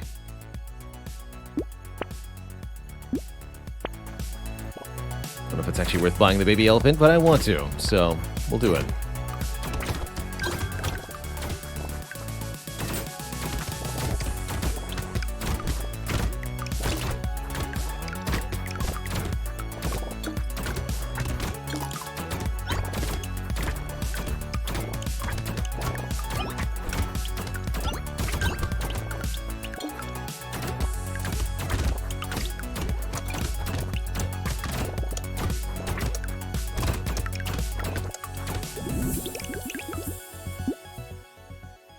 Bubble damage up? No, let's keep investing in luck here.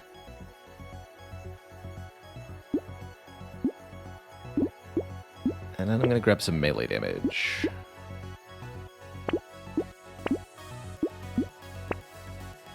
Double baby elephant. Okay, good reason to go into luck as a stat. Ragu Aaron, thanks for the prime sub. The power of Ragu pasta. I don't know if that's why your name is that, but doesn't matter. Appreciate you.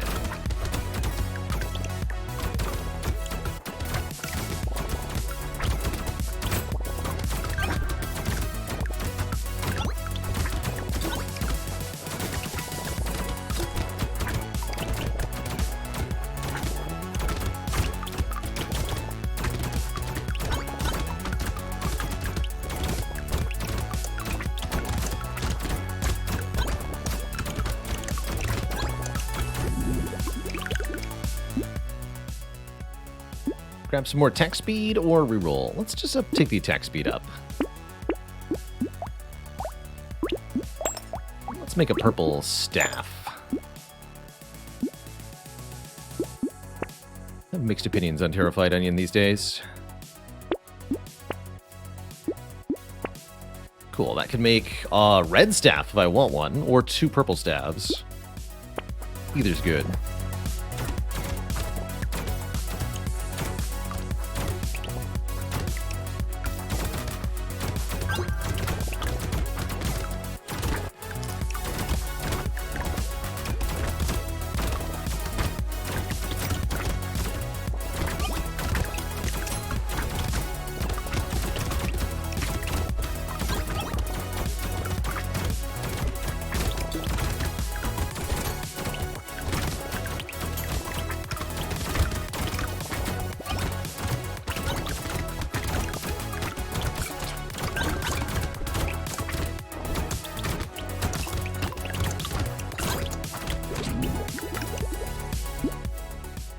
Armor barely makes a difference on this character. Since we have negative 104, adding armor really won't make any difference.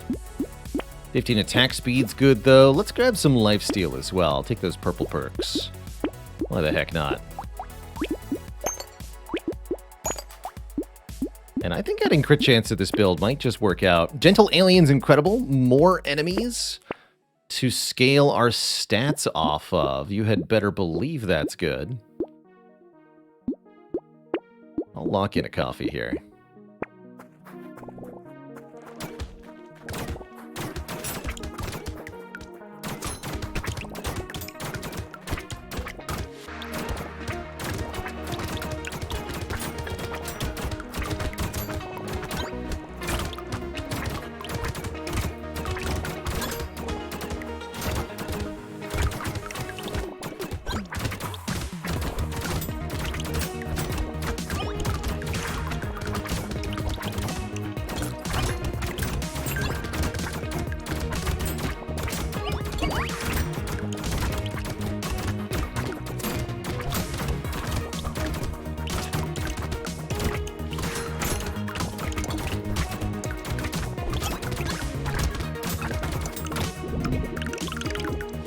Out okay.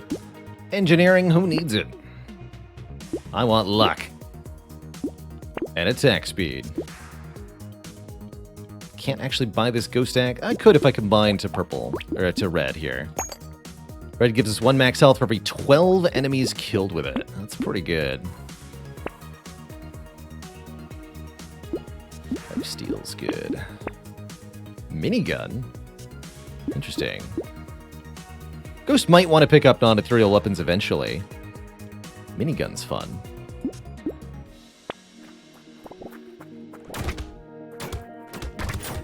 Haven't seen any... We're actually at 60 dodge currently. That's just with having 6 ethereal weapons. We'd like to get another 30 dodge somehow. We haven't seen any dodge ups though. We'll have to make a priority to get them.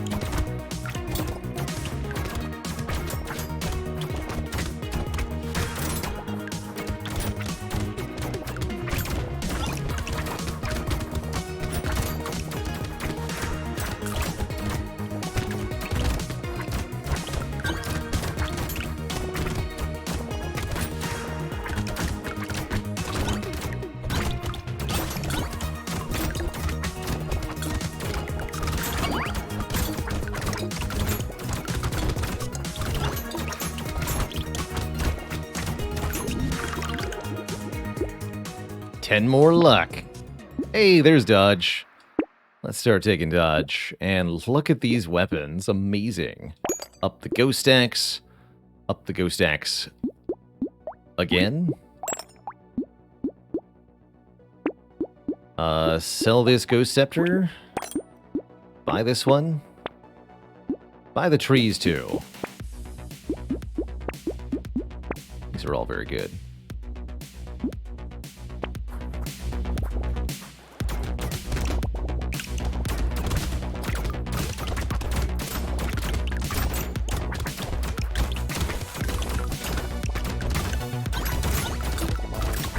the best way for ghosts because there's so many enemies that spawn.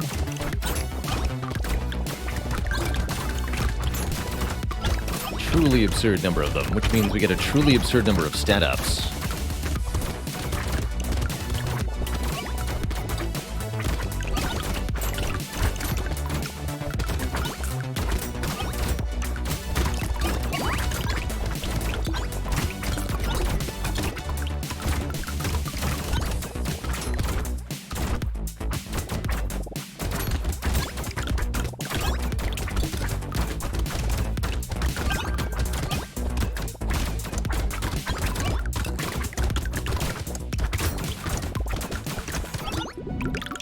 Beautiful.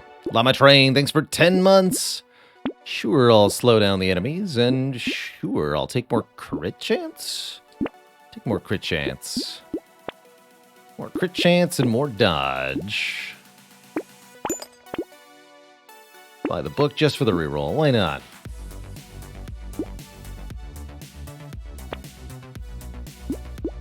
XP gain. Lose a little bit of luck, but we're at 60 luck. Make some more XP.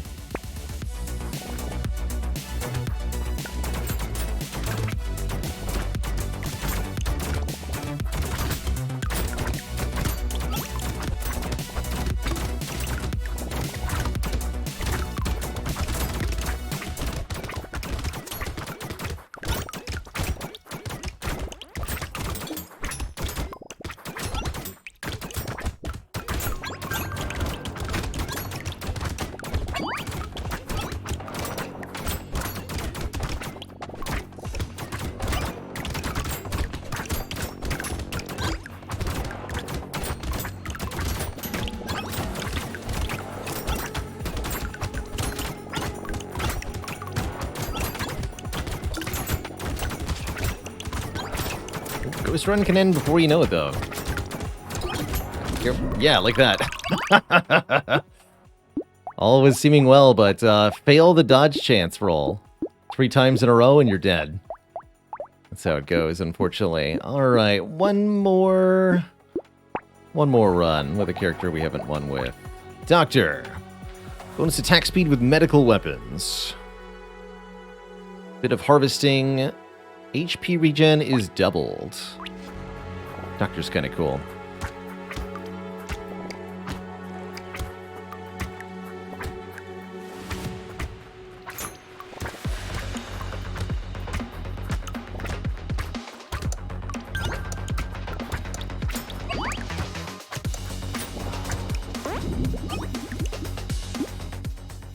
Hey, life regen's doubled. Cool.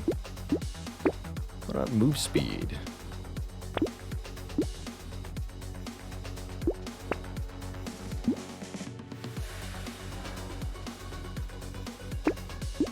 Take a coffee. Double coffee.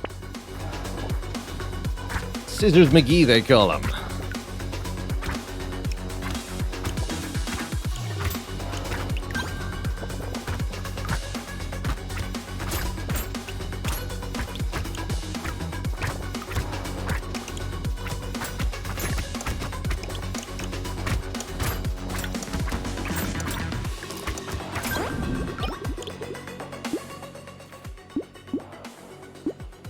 A little bit of armor, a little bit more luck, a little bit more scissors.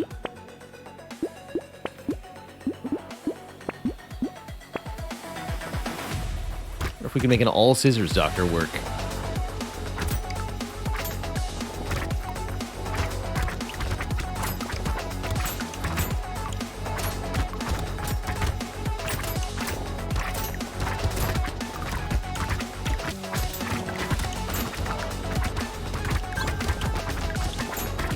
Age-old saying goes, you should never build a run around scissors.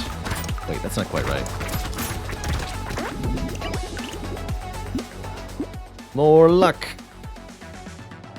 It's the best stat if you ask me.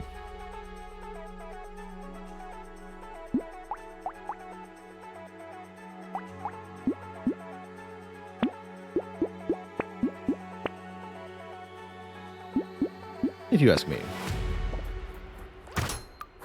These scale with 80% of our melee damage. We would love to get some melee damage stat then.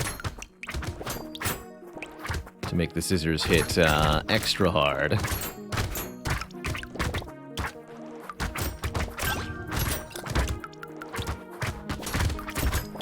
And range to make them go further. They only have 160 base range.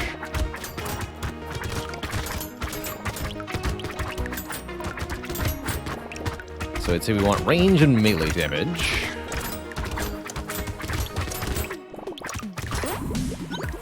As main stats to pick up here. There's range. Let's do it. And luck.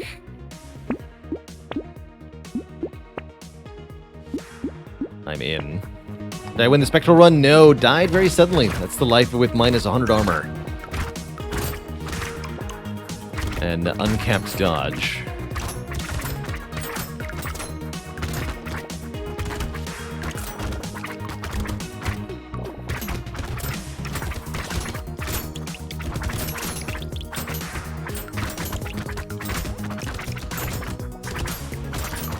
How's it going, Jankoviak? Today is indeed a good day. Got no complaints, at least.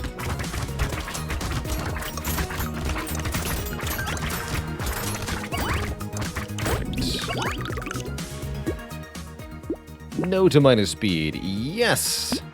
To harvesting and pickup range.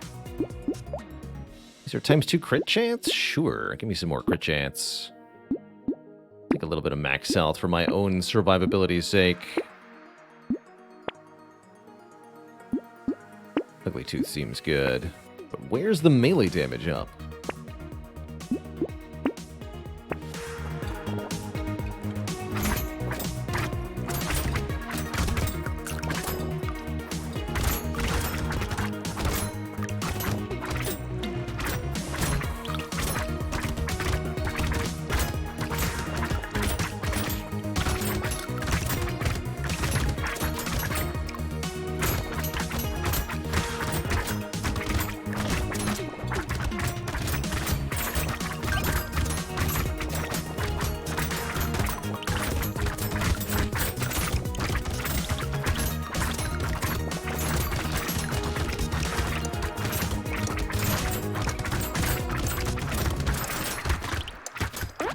Those heals, though. More range. Make those daggers go a little further and a little faster. And a little further still, and a little luckier, too. And a little luckier.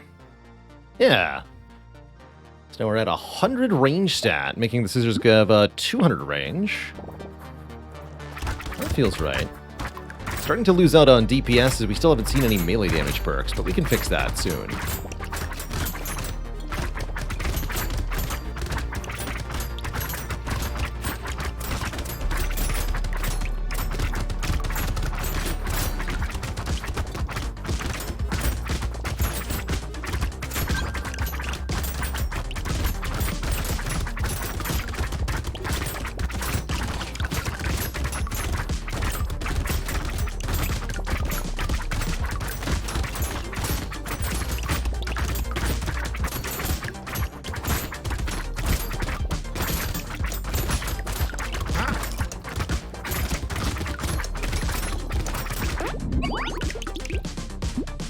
Wandering bot slows down nearby enemies. That sounds good. Please show me melee damage. No? 15 attack speed? 15 attack speed.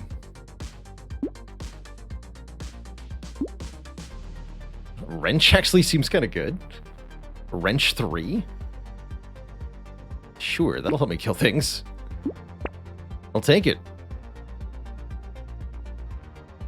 I'll take it. It does 20 damage itself, but more relevantly, it's going to spawn a turret that shoots piercing bullets that do pretty decent damage here.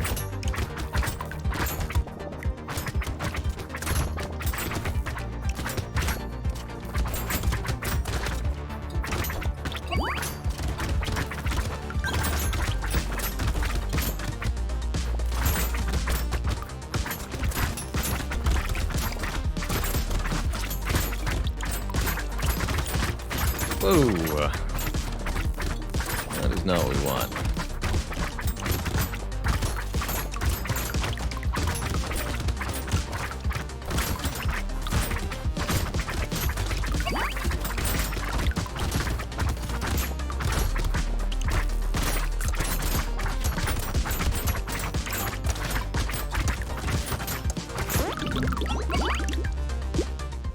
Blood donation. We take 1 damage per second, but we get 40 harvesting. It's very early, and we have got lots of healing as the doctor, so I'll take it. Also take the +1 melee damage. Here we go. Come on, melee damage stat. There it is, 6 melee damage. And look at this med kit. 10 HP regen for -10 luck. On a character that doubles their HP regen, that seems pretty dang good. This is also the item you get for... Item you unlock for winning with the doctor. Took Weird Ghost and a blood donation at the same shop. Oof. Yeah, that's an oof.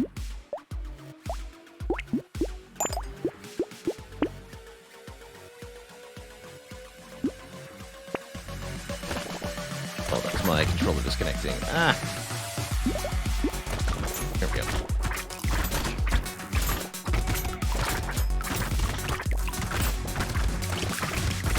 Get him, piercing turret.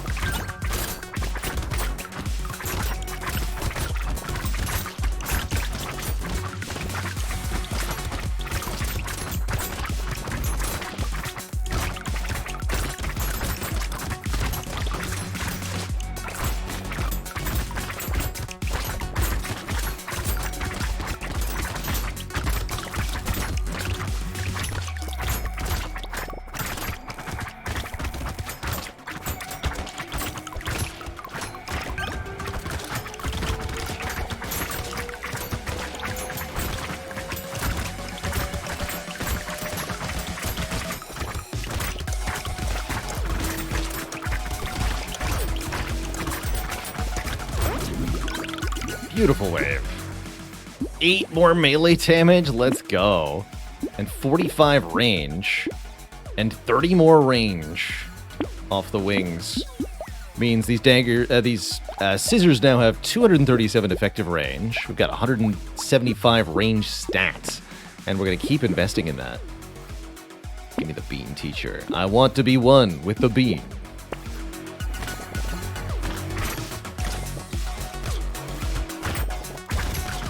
Look at the reach on those scissors.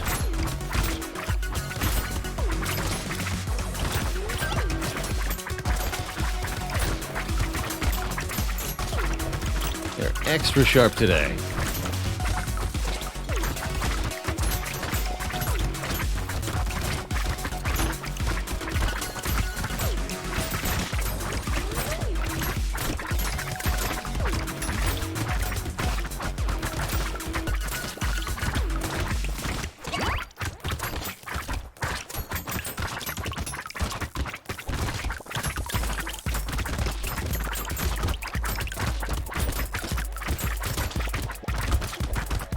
Definitely starting to feel the impact of the luck stat. Lots of crates dropping. Always my favorite part about having lots of luck. Tons of crates, tons of free items, tons of stuff. Dodge and harvesting, sure. Elemental damage, no. Move speed, yes.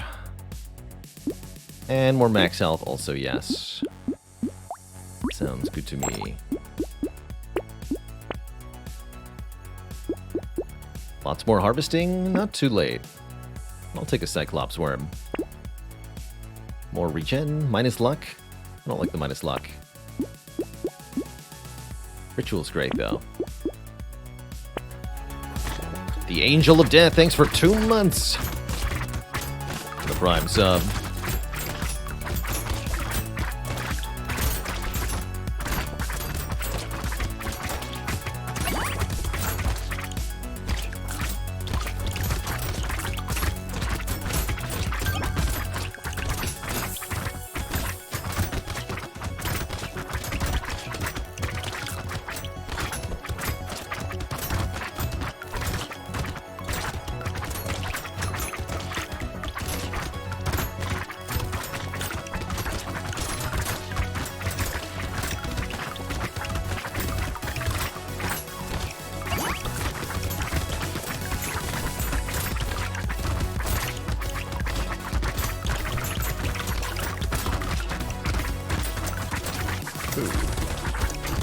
Don't have armor, though.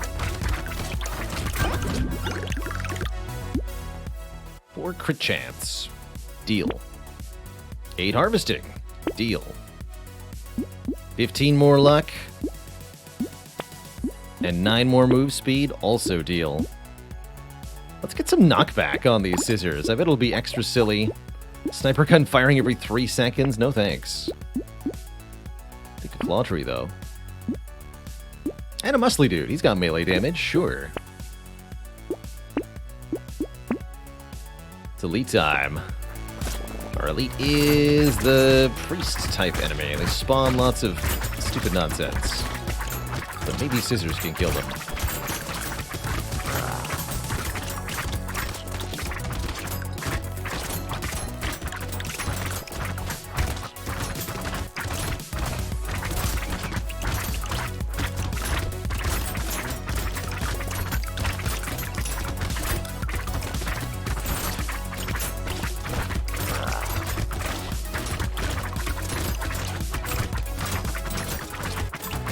This enemy has too many faces.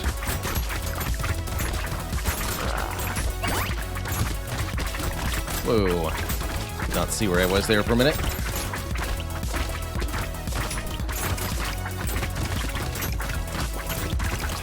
Alright, killing them not gonna happen.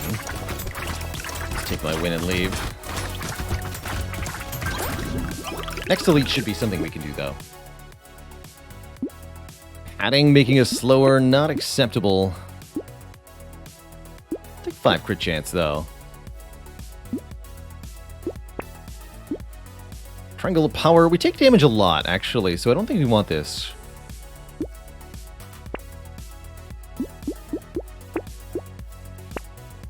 Take a bag. Take another baby elephant. Call it a day.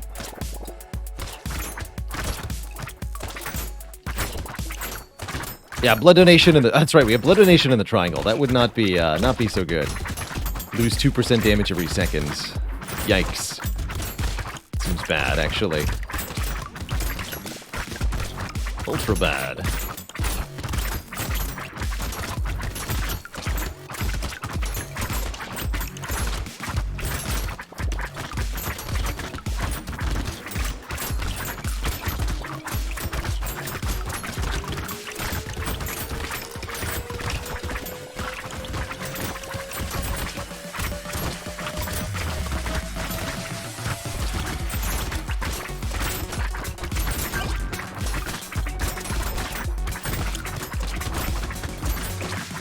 Might be a good idea.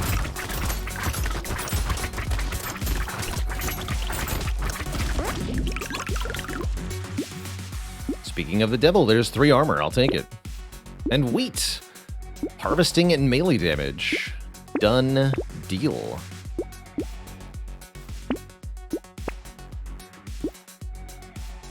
Want a metal detector? It's horde time, huh?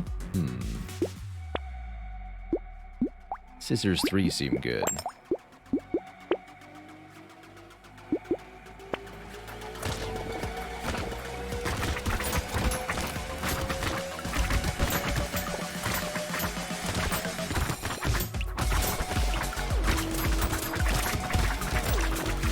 Horde with the ranged attack enemies, very, very scary.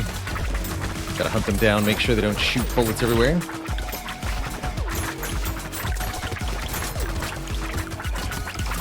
Otherwise, this gets out of control way too fast.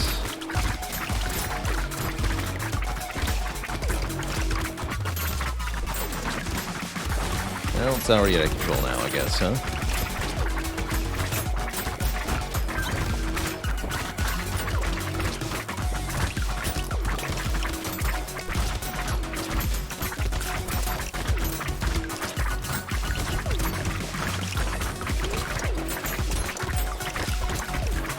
Don't mind me, just casually killing everything.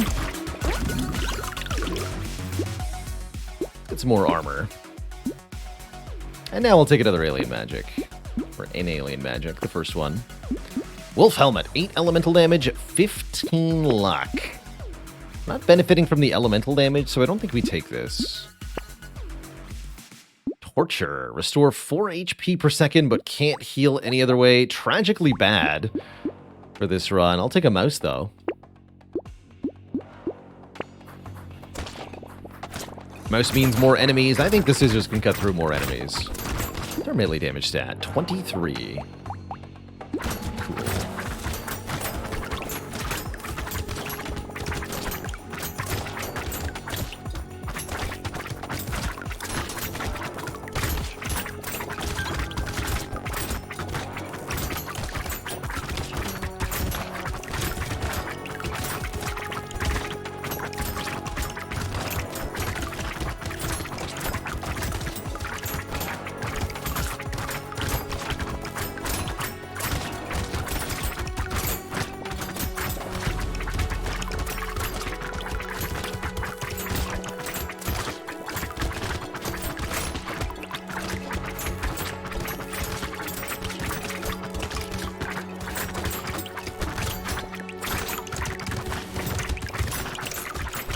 Chunky.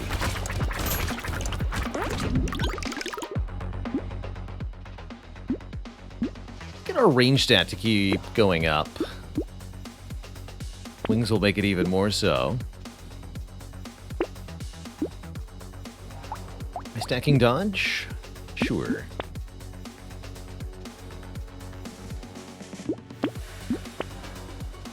Wrench 4 is here. Second most watch of the stream of the year. Good to hear it, Solagoo. You're so very welcome. 1,000+ hours of entertainment. That's a mighty fine deal.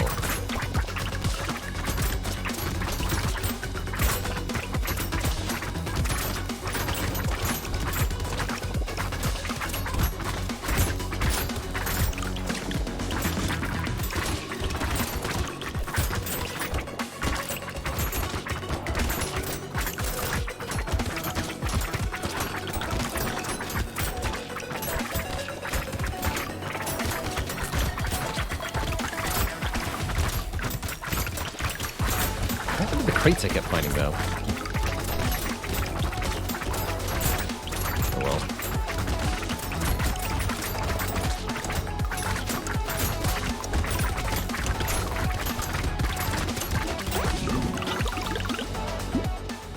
Eight more melee damage. Ooh.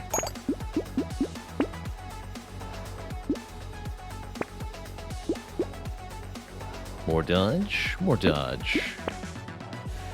Minigun's here. Let's take a black belt.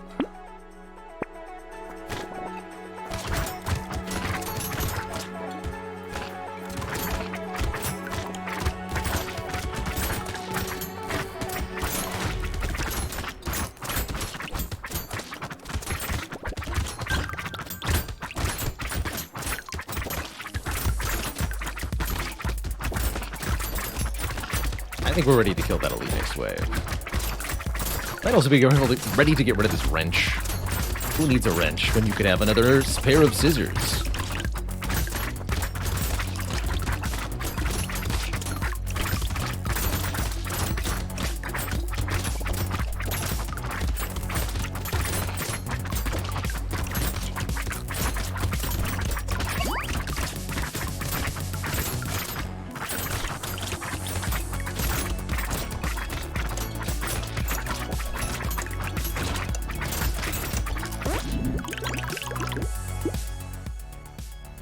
More max health or 132 materials.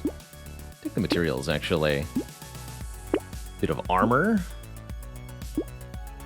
Too late for fertilizer to be any good.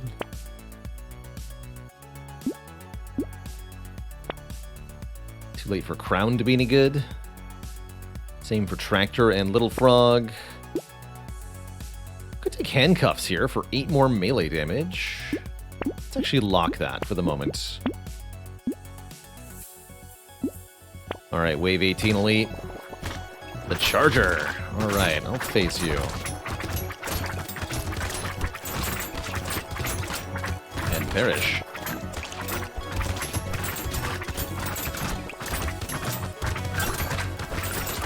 Much more concerned with these stupid buffing enemies. Having an elite on wave 18 is pretty scary. This wave's already tough enough without the elite.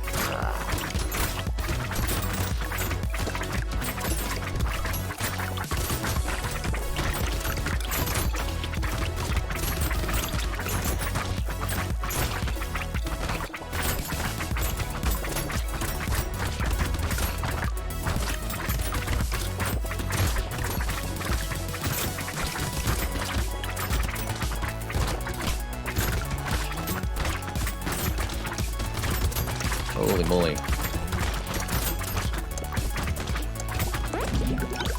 Alright, we're live. Give me a little bit more regen. Give me a little bit more armor. And let's take the handcuffs.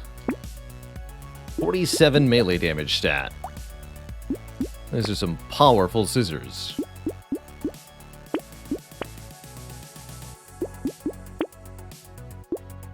33 dodge, huh?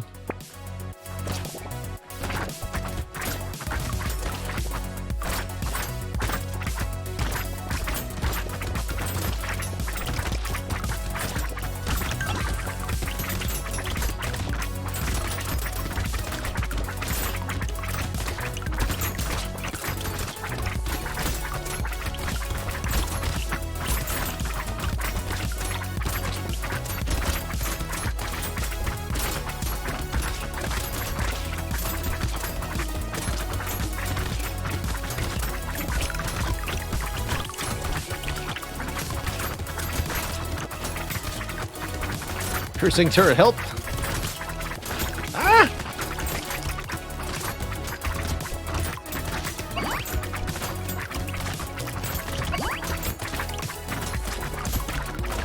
Stay away from the big ones. That's the rule here. Alright, didn't die. Tactical Fried Rice, thanks for the 145-person raid. You're just joining us at the end of the stream here for some last-minute Brotato action. Our Doctor run going into wave 20 here, the final boss wave. Let's grab a lot more speed for that, shall we? Bean teacher, you're too late. Don't want the mouse. Don't really want any of this. Potato! All stats up, sure. Take the whetstone also.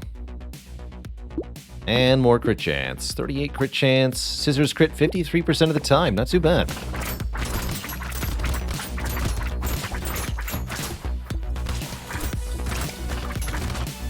Alright, I gotta... Oh, there we go. Cycle this way.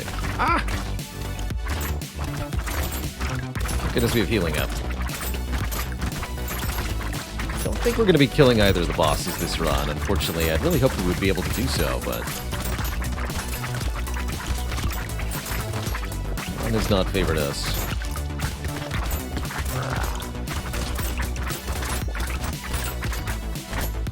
Tactical Fried Rice is arguably the best Brotato streamer. Well, heck. I'm honored by the presence. I've really been enjoying Brotato quite a lot. Haven't quite mastered difficulty 5 yet, but...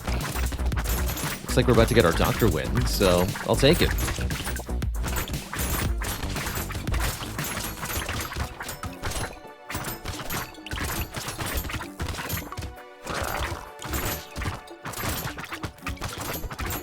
This part's the hardest.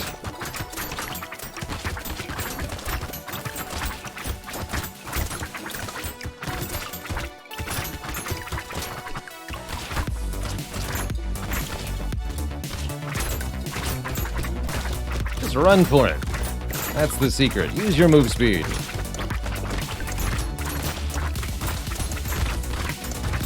GG.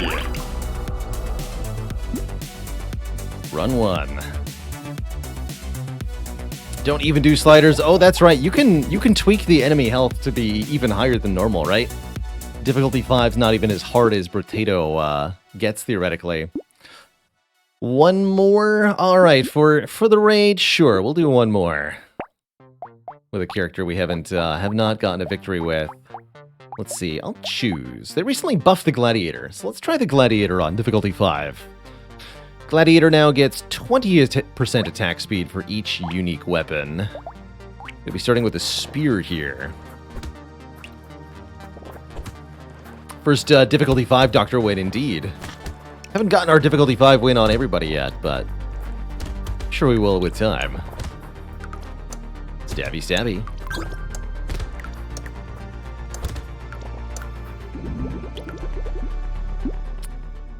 The minus luck on the Gladiator is particularly challenging. Let's start undoing that. Gladiator specifies different weapons. Oh! It now does say different weapon, not unique weapon, different weapon. So I don't get a penalty for having 2 spears. Oh, they changed it. That's much better. That is much, much better.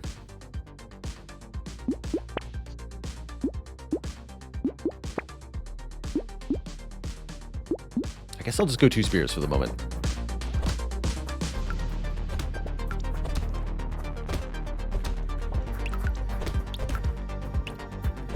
Poor Spear Hunter didn't work out.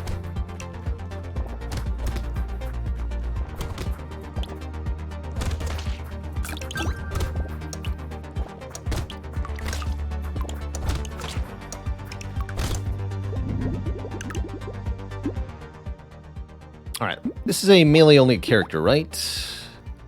That's right. We'll get 2 more melee damage. Getting harvesting started could be worth 2. 5 harvesting, actually. Ghost Flint? Sure.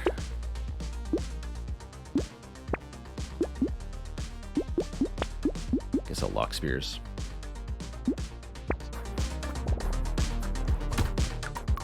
Yeah, it makes it easier to upgrade weapons on the Gladiator, which is kind of a big deal. Very big deal.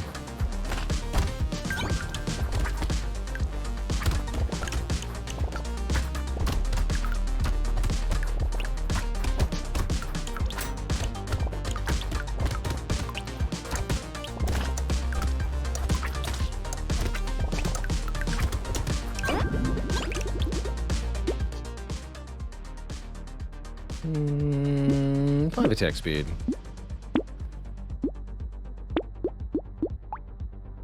And there's not even any penalty for having 3 spears, actually, so I might as well keep them. Cool. It's a medieval blunt weapon.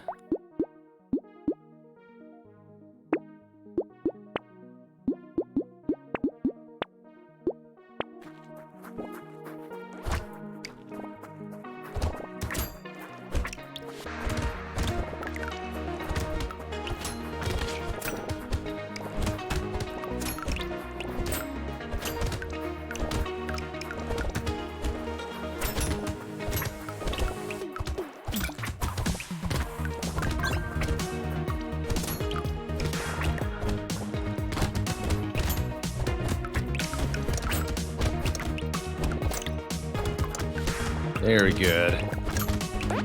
Beautiful. Favorite class so far? Lucky. Luck is my favorite stat in this game, and Lucky is definitely my favorite character, accordingly. No armor here. I'll take fertilizer. Rock's not that bad either, actually.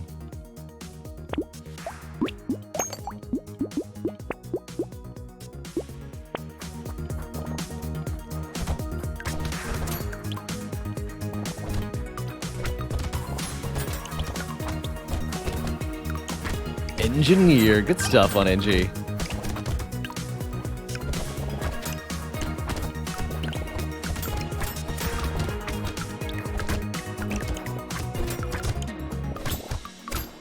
Good stuff.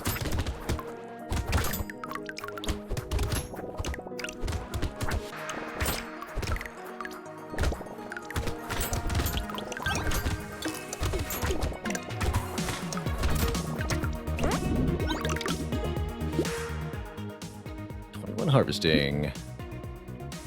1 armor or reroll? I'll reroll. Yeah. I'll take 2 melee. Start stacking dodge? No, let's keep mitigating our luck penalty here. Take a claw tree also. Don't like the turret much.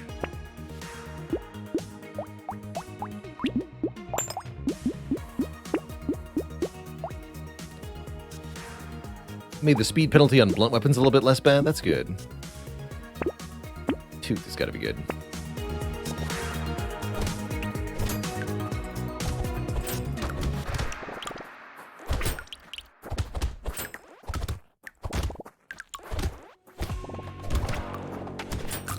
Explorer is the supreme class. I like Explorer. I like the characters that can kind of spiral economically in fun ways. And anybody who can get tree synergy out of control is pretty fun for that reason.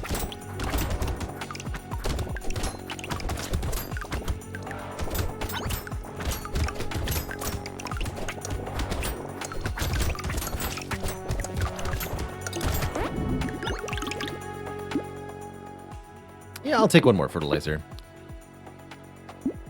Go crit chance or damage here? We're currently at -% damage. Let's put that in the positive here.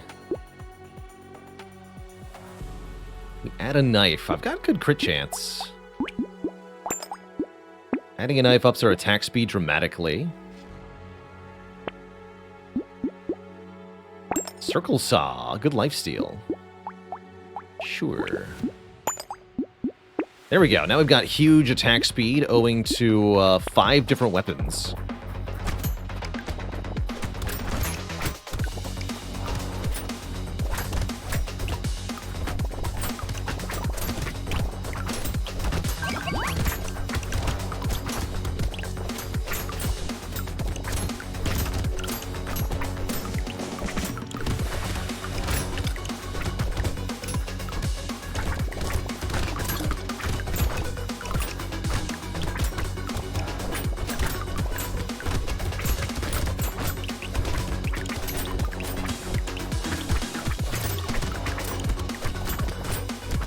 Get flip-flapped.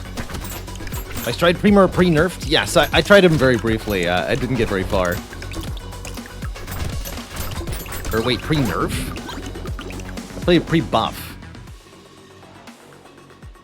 Before they added the extra attack speed while moving. -2 melee damage. Still, the survivability of Shmoop is too good to ignore. Alright, let's get into positive luck stat. Don't know if it's worth overcoming your negative luck on Gladiator, but I'm sure trying it. Yeah, see, unable to further upgrade is a bit of a problem, though.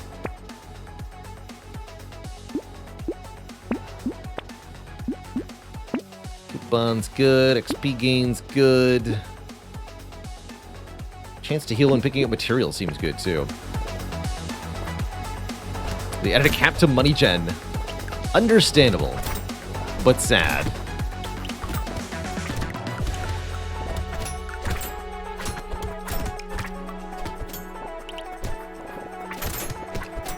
Seems like an engineering build with Streamer is theoretically good, but in practice probably rather difficult to pull off, especially on Danger 5.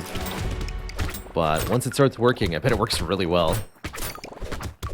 Just farm all the materials forever. Easy. Ow.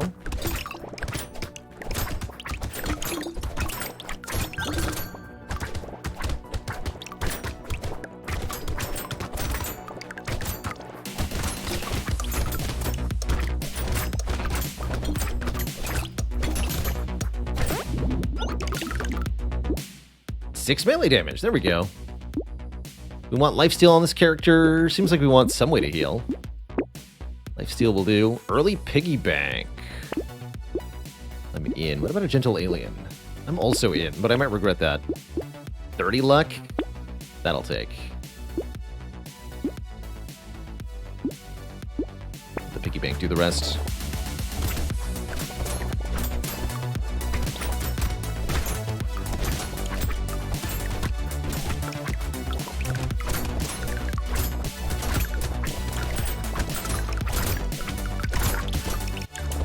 Here, you'll actually know this one, Technical Fried Rice. Can you get to negative 100% move speed? And if so, what happens? You stuck?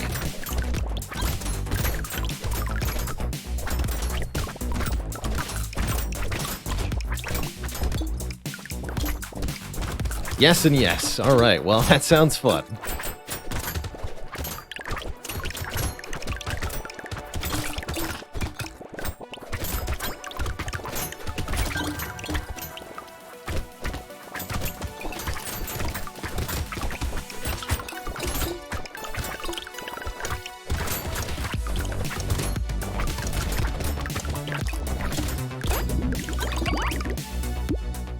Dangerous bunny! I love it. Range would actually help all these melee weapons hit a bit more, but I think 9 max health might be good. 9 max health and 6 melee damage. And a bigger, better knife. Metal plate, always a favorite. Good chance. It's only wave 10. Let's take a tractor.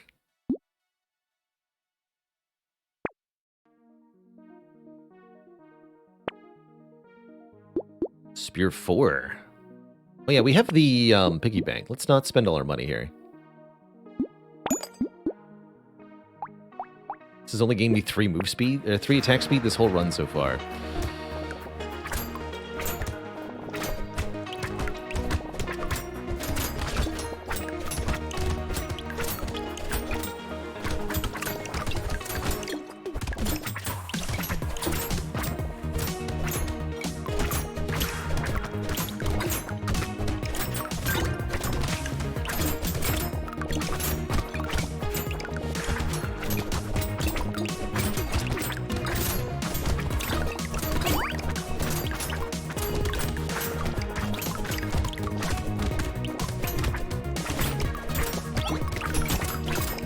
Hey, we got attack speed up number 4. The power. God, don't die. I'm too slow.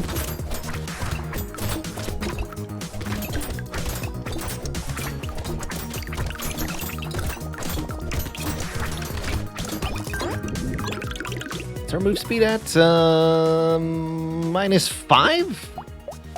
Oh, because the rocks? Good lord. Well, let's get 12 move speed then. Fix that. 15 more luck. Easy.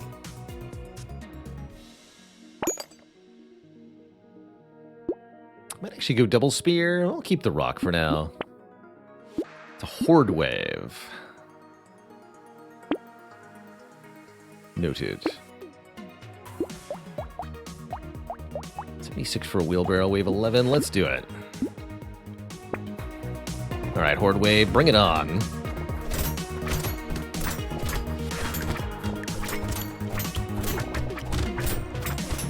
I got move speed just for you.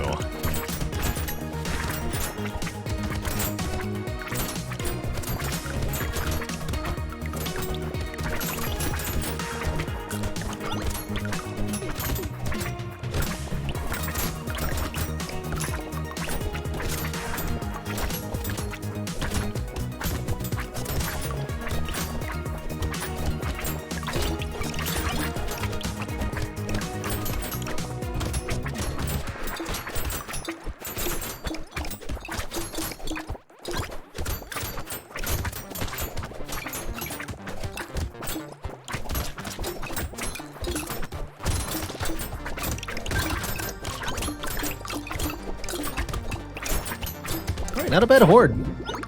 Bet you if I look at the weapon stats for the last wave here, we'll find that the spear is doing more damage than anything. 2,000, 2,000, 4,000, 5,000, 13,000. Yeah, that's what I thought.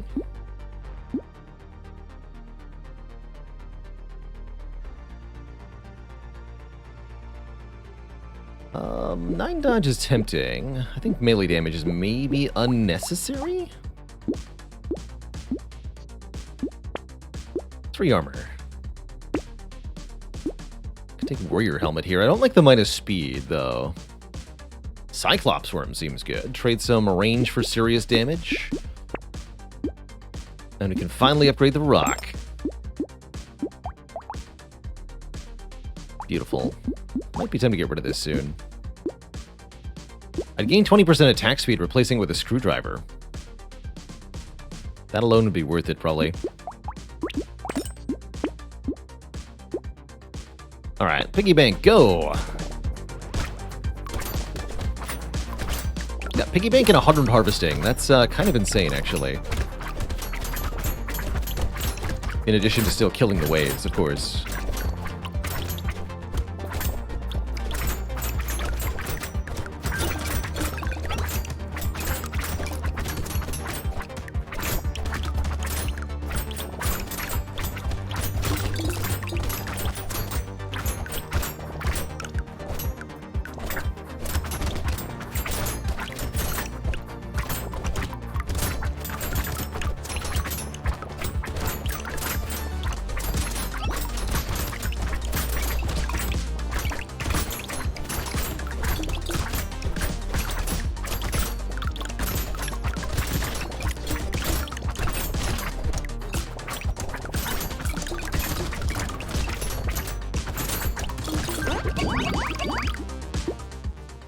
Tyler! Engineering's not for us. But I'll take more health off the consumables. We're certainly getting a lot of them, and let's go full negative dodge here. Why not? Need more attack speed? More attack speed. And more armor? This is actually a pretty good weapon. I'd replace the screwdriver, I assume.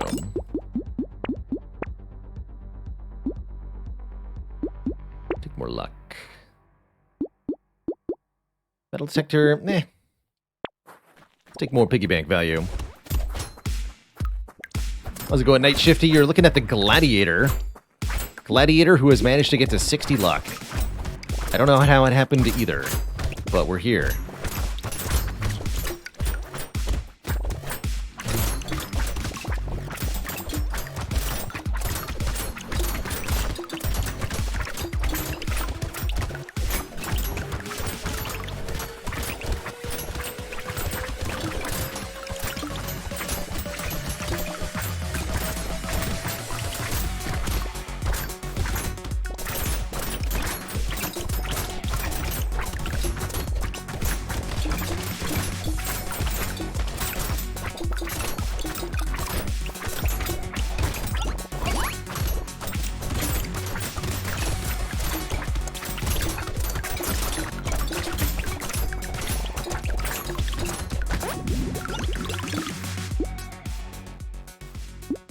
No. Hammers do good damage. Take a steroids. Go up to knife 4? That's going to be really good. Our knife actually has almost max crit chance. Do we take a mouse for lifesteal and more enemies? I think we do. I think we also want to spend some more money here, given that we're about to fight an elite. Hammer 3. Let's swap out the Ghost Flint. It's done admirably, but Hammer will do much better here.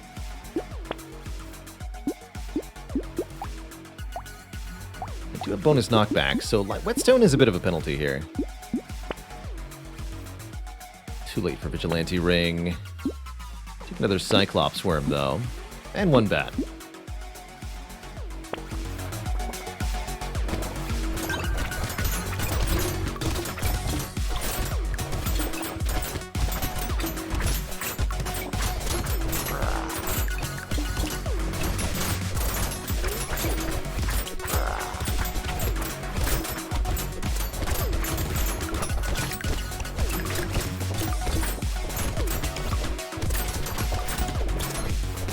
Squished. Alright, there's ranged attackers everywhere. Let's try to kill as many as we can here. This is chaos. Get out of here.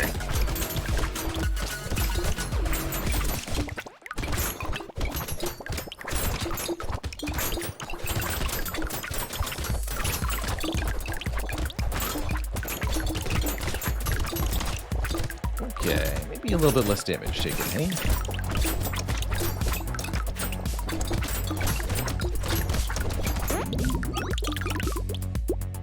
We get SD's Couch. We lose 15% move speed, but we gain a lot of HP regen. I don't think that's worth it. Yeah, this recently got a nerf, I believe. Minus 15 is a lot of minus speed. I'll recycle it.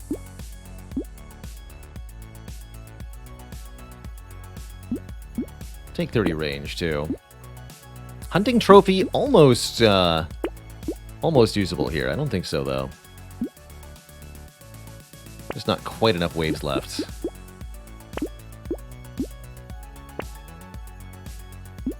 Beast 4. Second knife might actually be worth it. Knife does obscene damage.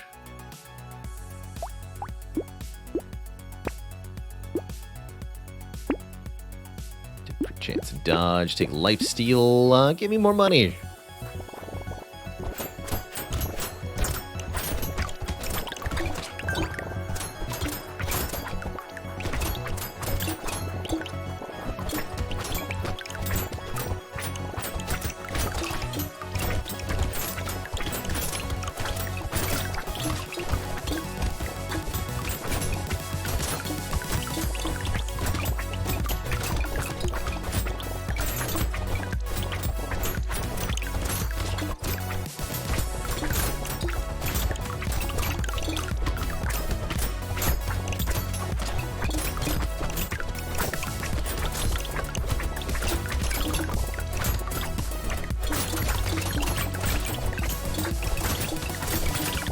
Conch.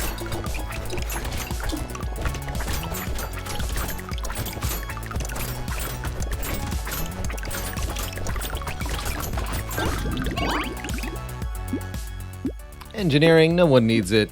And I don't even have projectiles. Odd that that can even spawn for this character.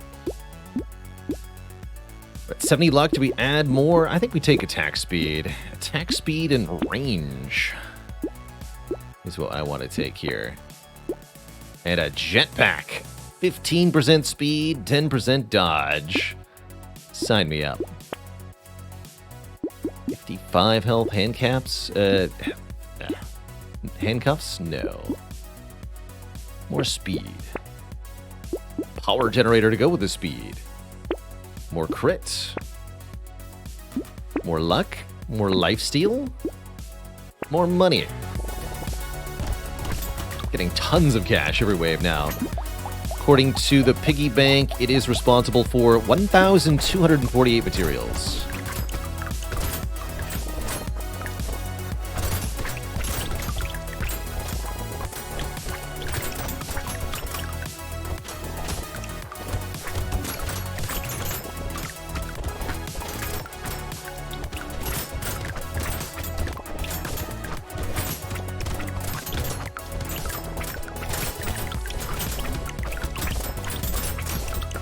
Slice and dice.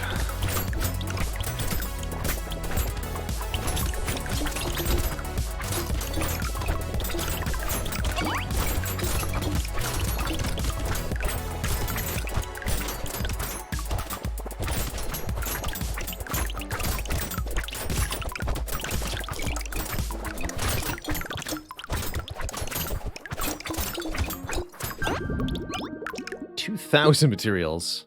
Get a free tardigrade. Nullifies the first hit. Each wave could take 12 dodge. I'm going to take more range so that these swinging fists of fury can hit a little bit further.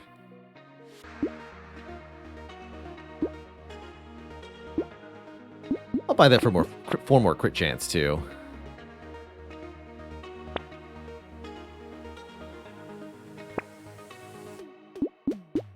More luck. Gladiator with over 100 luck. The power. One more reroll. Gummy Berserker. I'll take it. Have I played Slice and Dice yet? No, but that is one of the top contenders on this month's Game Boat poll. Very barely lost to Disco Elysium. We'll be playing Disco Elysium on the 20th then, I believe. Next Tuesday.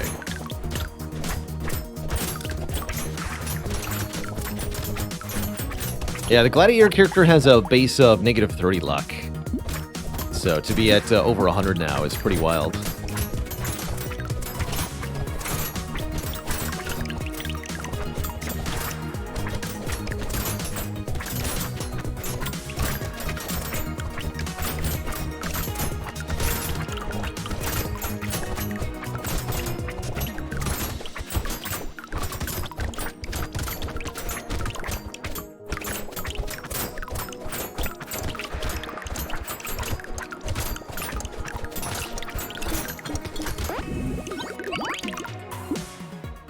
Melee damage. Sure. A second Spear 4? That's actually good enough. I'll swap out...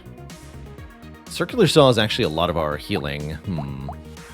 The Hammer? The Fist? Hammer and Spear 4 do the same damage. Oh, there's also Power Fist 3. Chance to explode on hit. Well, heck, I'll take them both then. All right, forget the healing.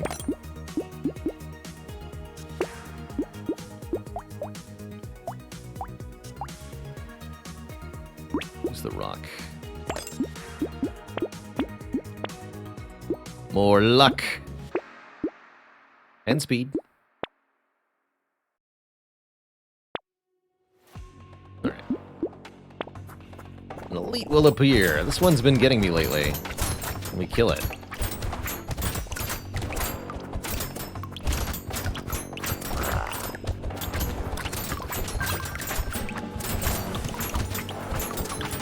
Wow, we do a lot of damage, apparently. That was the first time I took a hit. Incredible.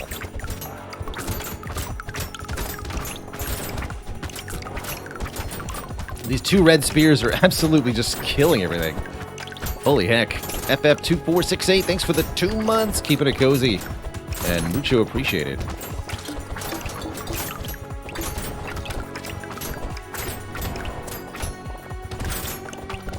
Those 200 damage spear crits are wild.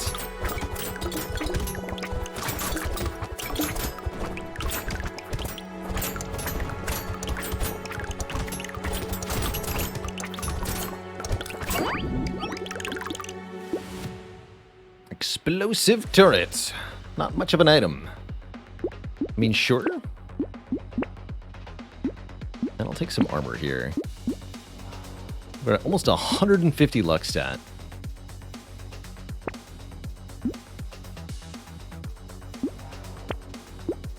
Thief Dagger 4. I'll take wings. I'll take Triangle of Power.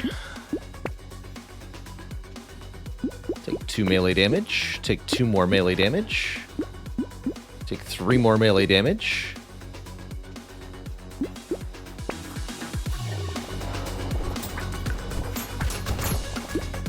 The generator at the power generator? We already got it.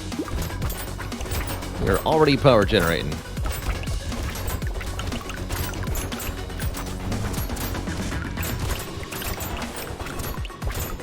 Power generator plus standstill build.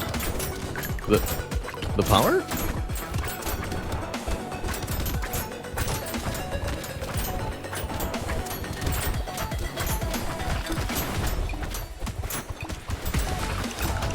I'll move.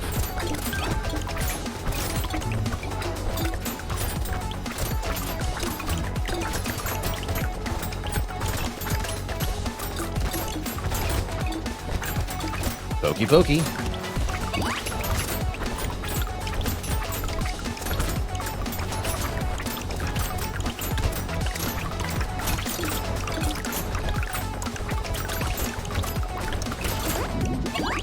Not quite level 25, a little sad there. That's alright, we'll take another muscly dude. Explosion size, no benefit. Speed up though, yes benefit. Coupon's not gonna save me. I mean, well, actually, it kind of works out even here. Sure. Explosive shells. But I have no explosions. More coupons. I'll take Alien Baby, though I'll probably regret it. More HP per second. This is actually pretty good. Yeah, 15 max health is also very good. It's the first time I'm taking Torture.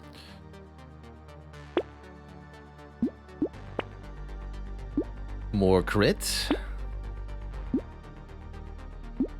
Upgrade the hammer. A hammer for 242 damage. With a 72% chance to crit for 1 times 7.5. That. Oh yeah, I do have explosions. You're right. It's hammer time. Slower enemies time. Double tardigrade time. Give me another gummy berserker. Alright, we're out of money.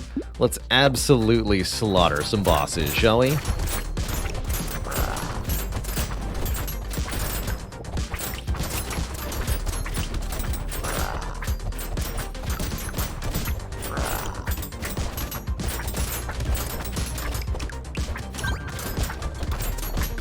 Where'd the bosses go? Blah. GG. Alright, well there's our difficulty 5 gladiator win. That was certainly a one-sided run. Big props to huge harvesting, huge luck, huge piggy bank. We got how much from the piggy bank? 2,000 materials from piggy bank. Pretty ridiculous. Glad we asked for one more there, Fried Rice. Thanks again for the raid. this super generous show of attention, Tactical Fried Rice. We'll be back tomorrow, continuing our ladder streak challenge in Slay the Spire. And there'll probably be some more Brotato in the future, too. But now we've gotten a difficulty 5 win with almost every character. We're missing Chunky, Ghost, Lucky, the Generalist, the Multitasker. That's going to be tough. Wildling, the Arms Dealer, and the Streamer. Not too bad. Not too bad. Just Discord before I log off? Can do. Let's take a look-see here.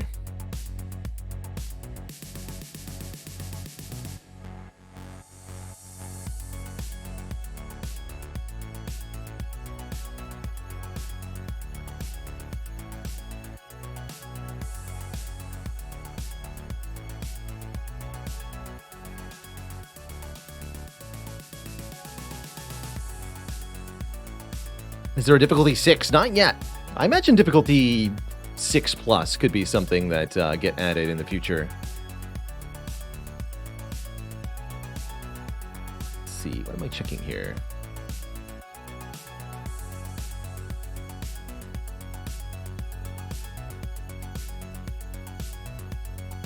Too slow. Arms Dealer and Streamers might be the hardest characters to win with. I think that's probably true based on what I've seen so far. I bet they'll also get tweaked too. Screenshot in general games. Got it. What do we got here? Oh, that's right. The streamer being broken. That is a very large number of money. 500,000 materials per second. Yes, that is breaking right there. That's extra silly. I love it. I love it. All right, folks, this is me signing off saying thank you so much for watching. We'll be back tomorrow, not later than noon Eastern time. Hope you all have a wonderful evening. Till then, stay cozy, my friends. Be kind to one another. And keep at it. GG's and goodbye, everybody. Toodaloo. And have a good night. Bye-bye now.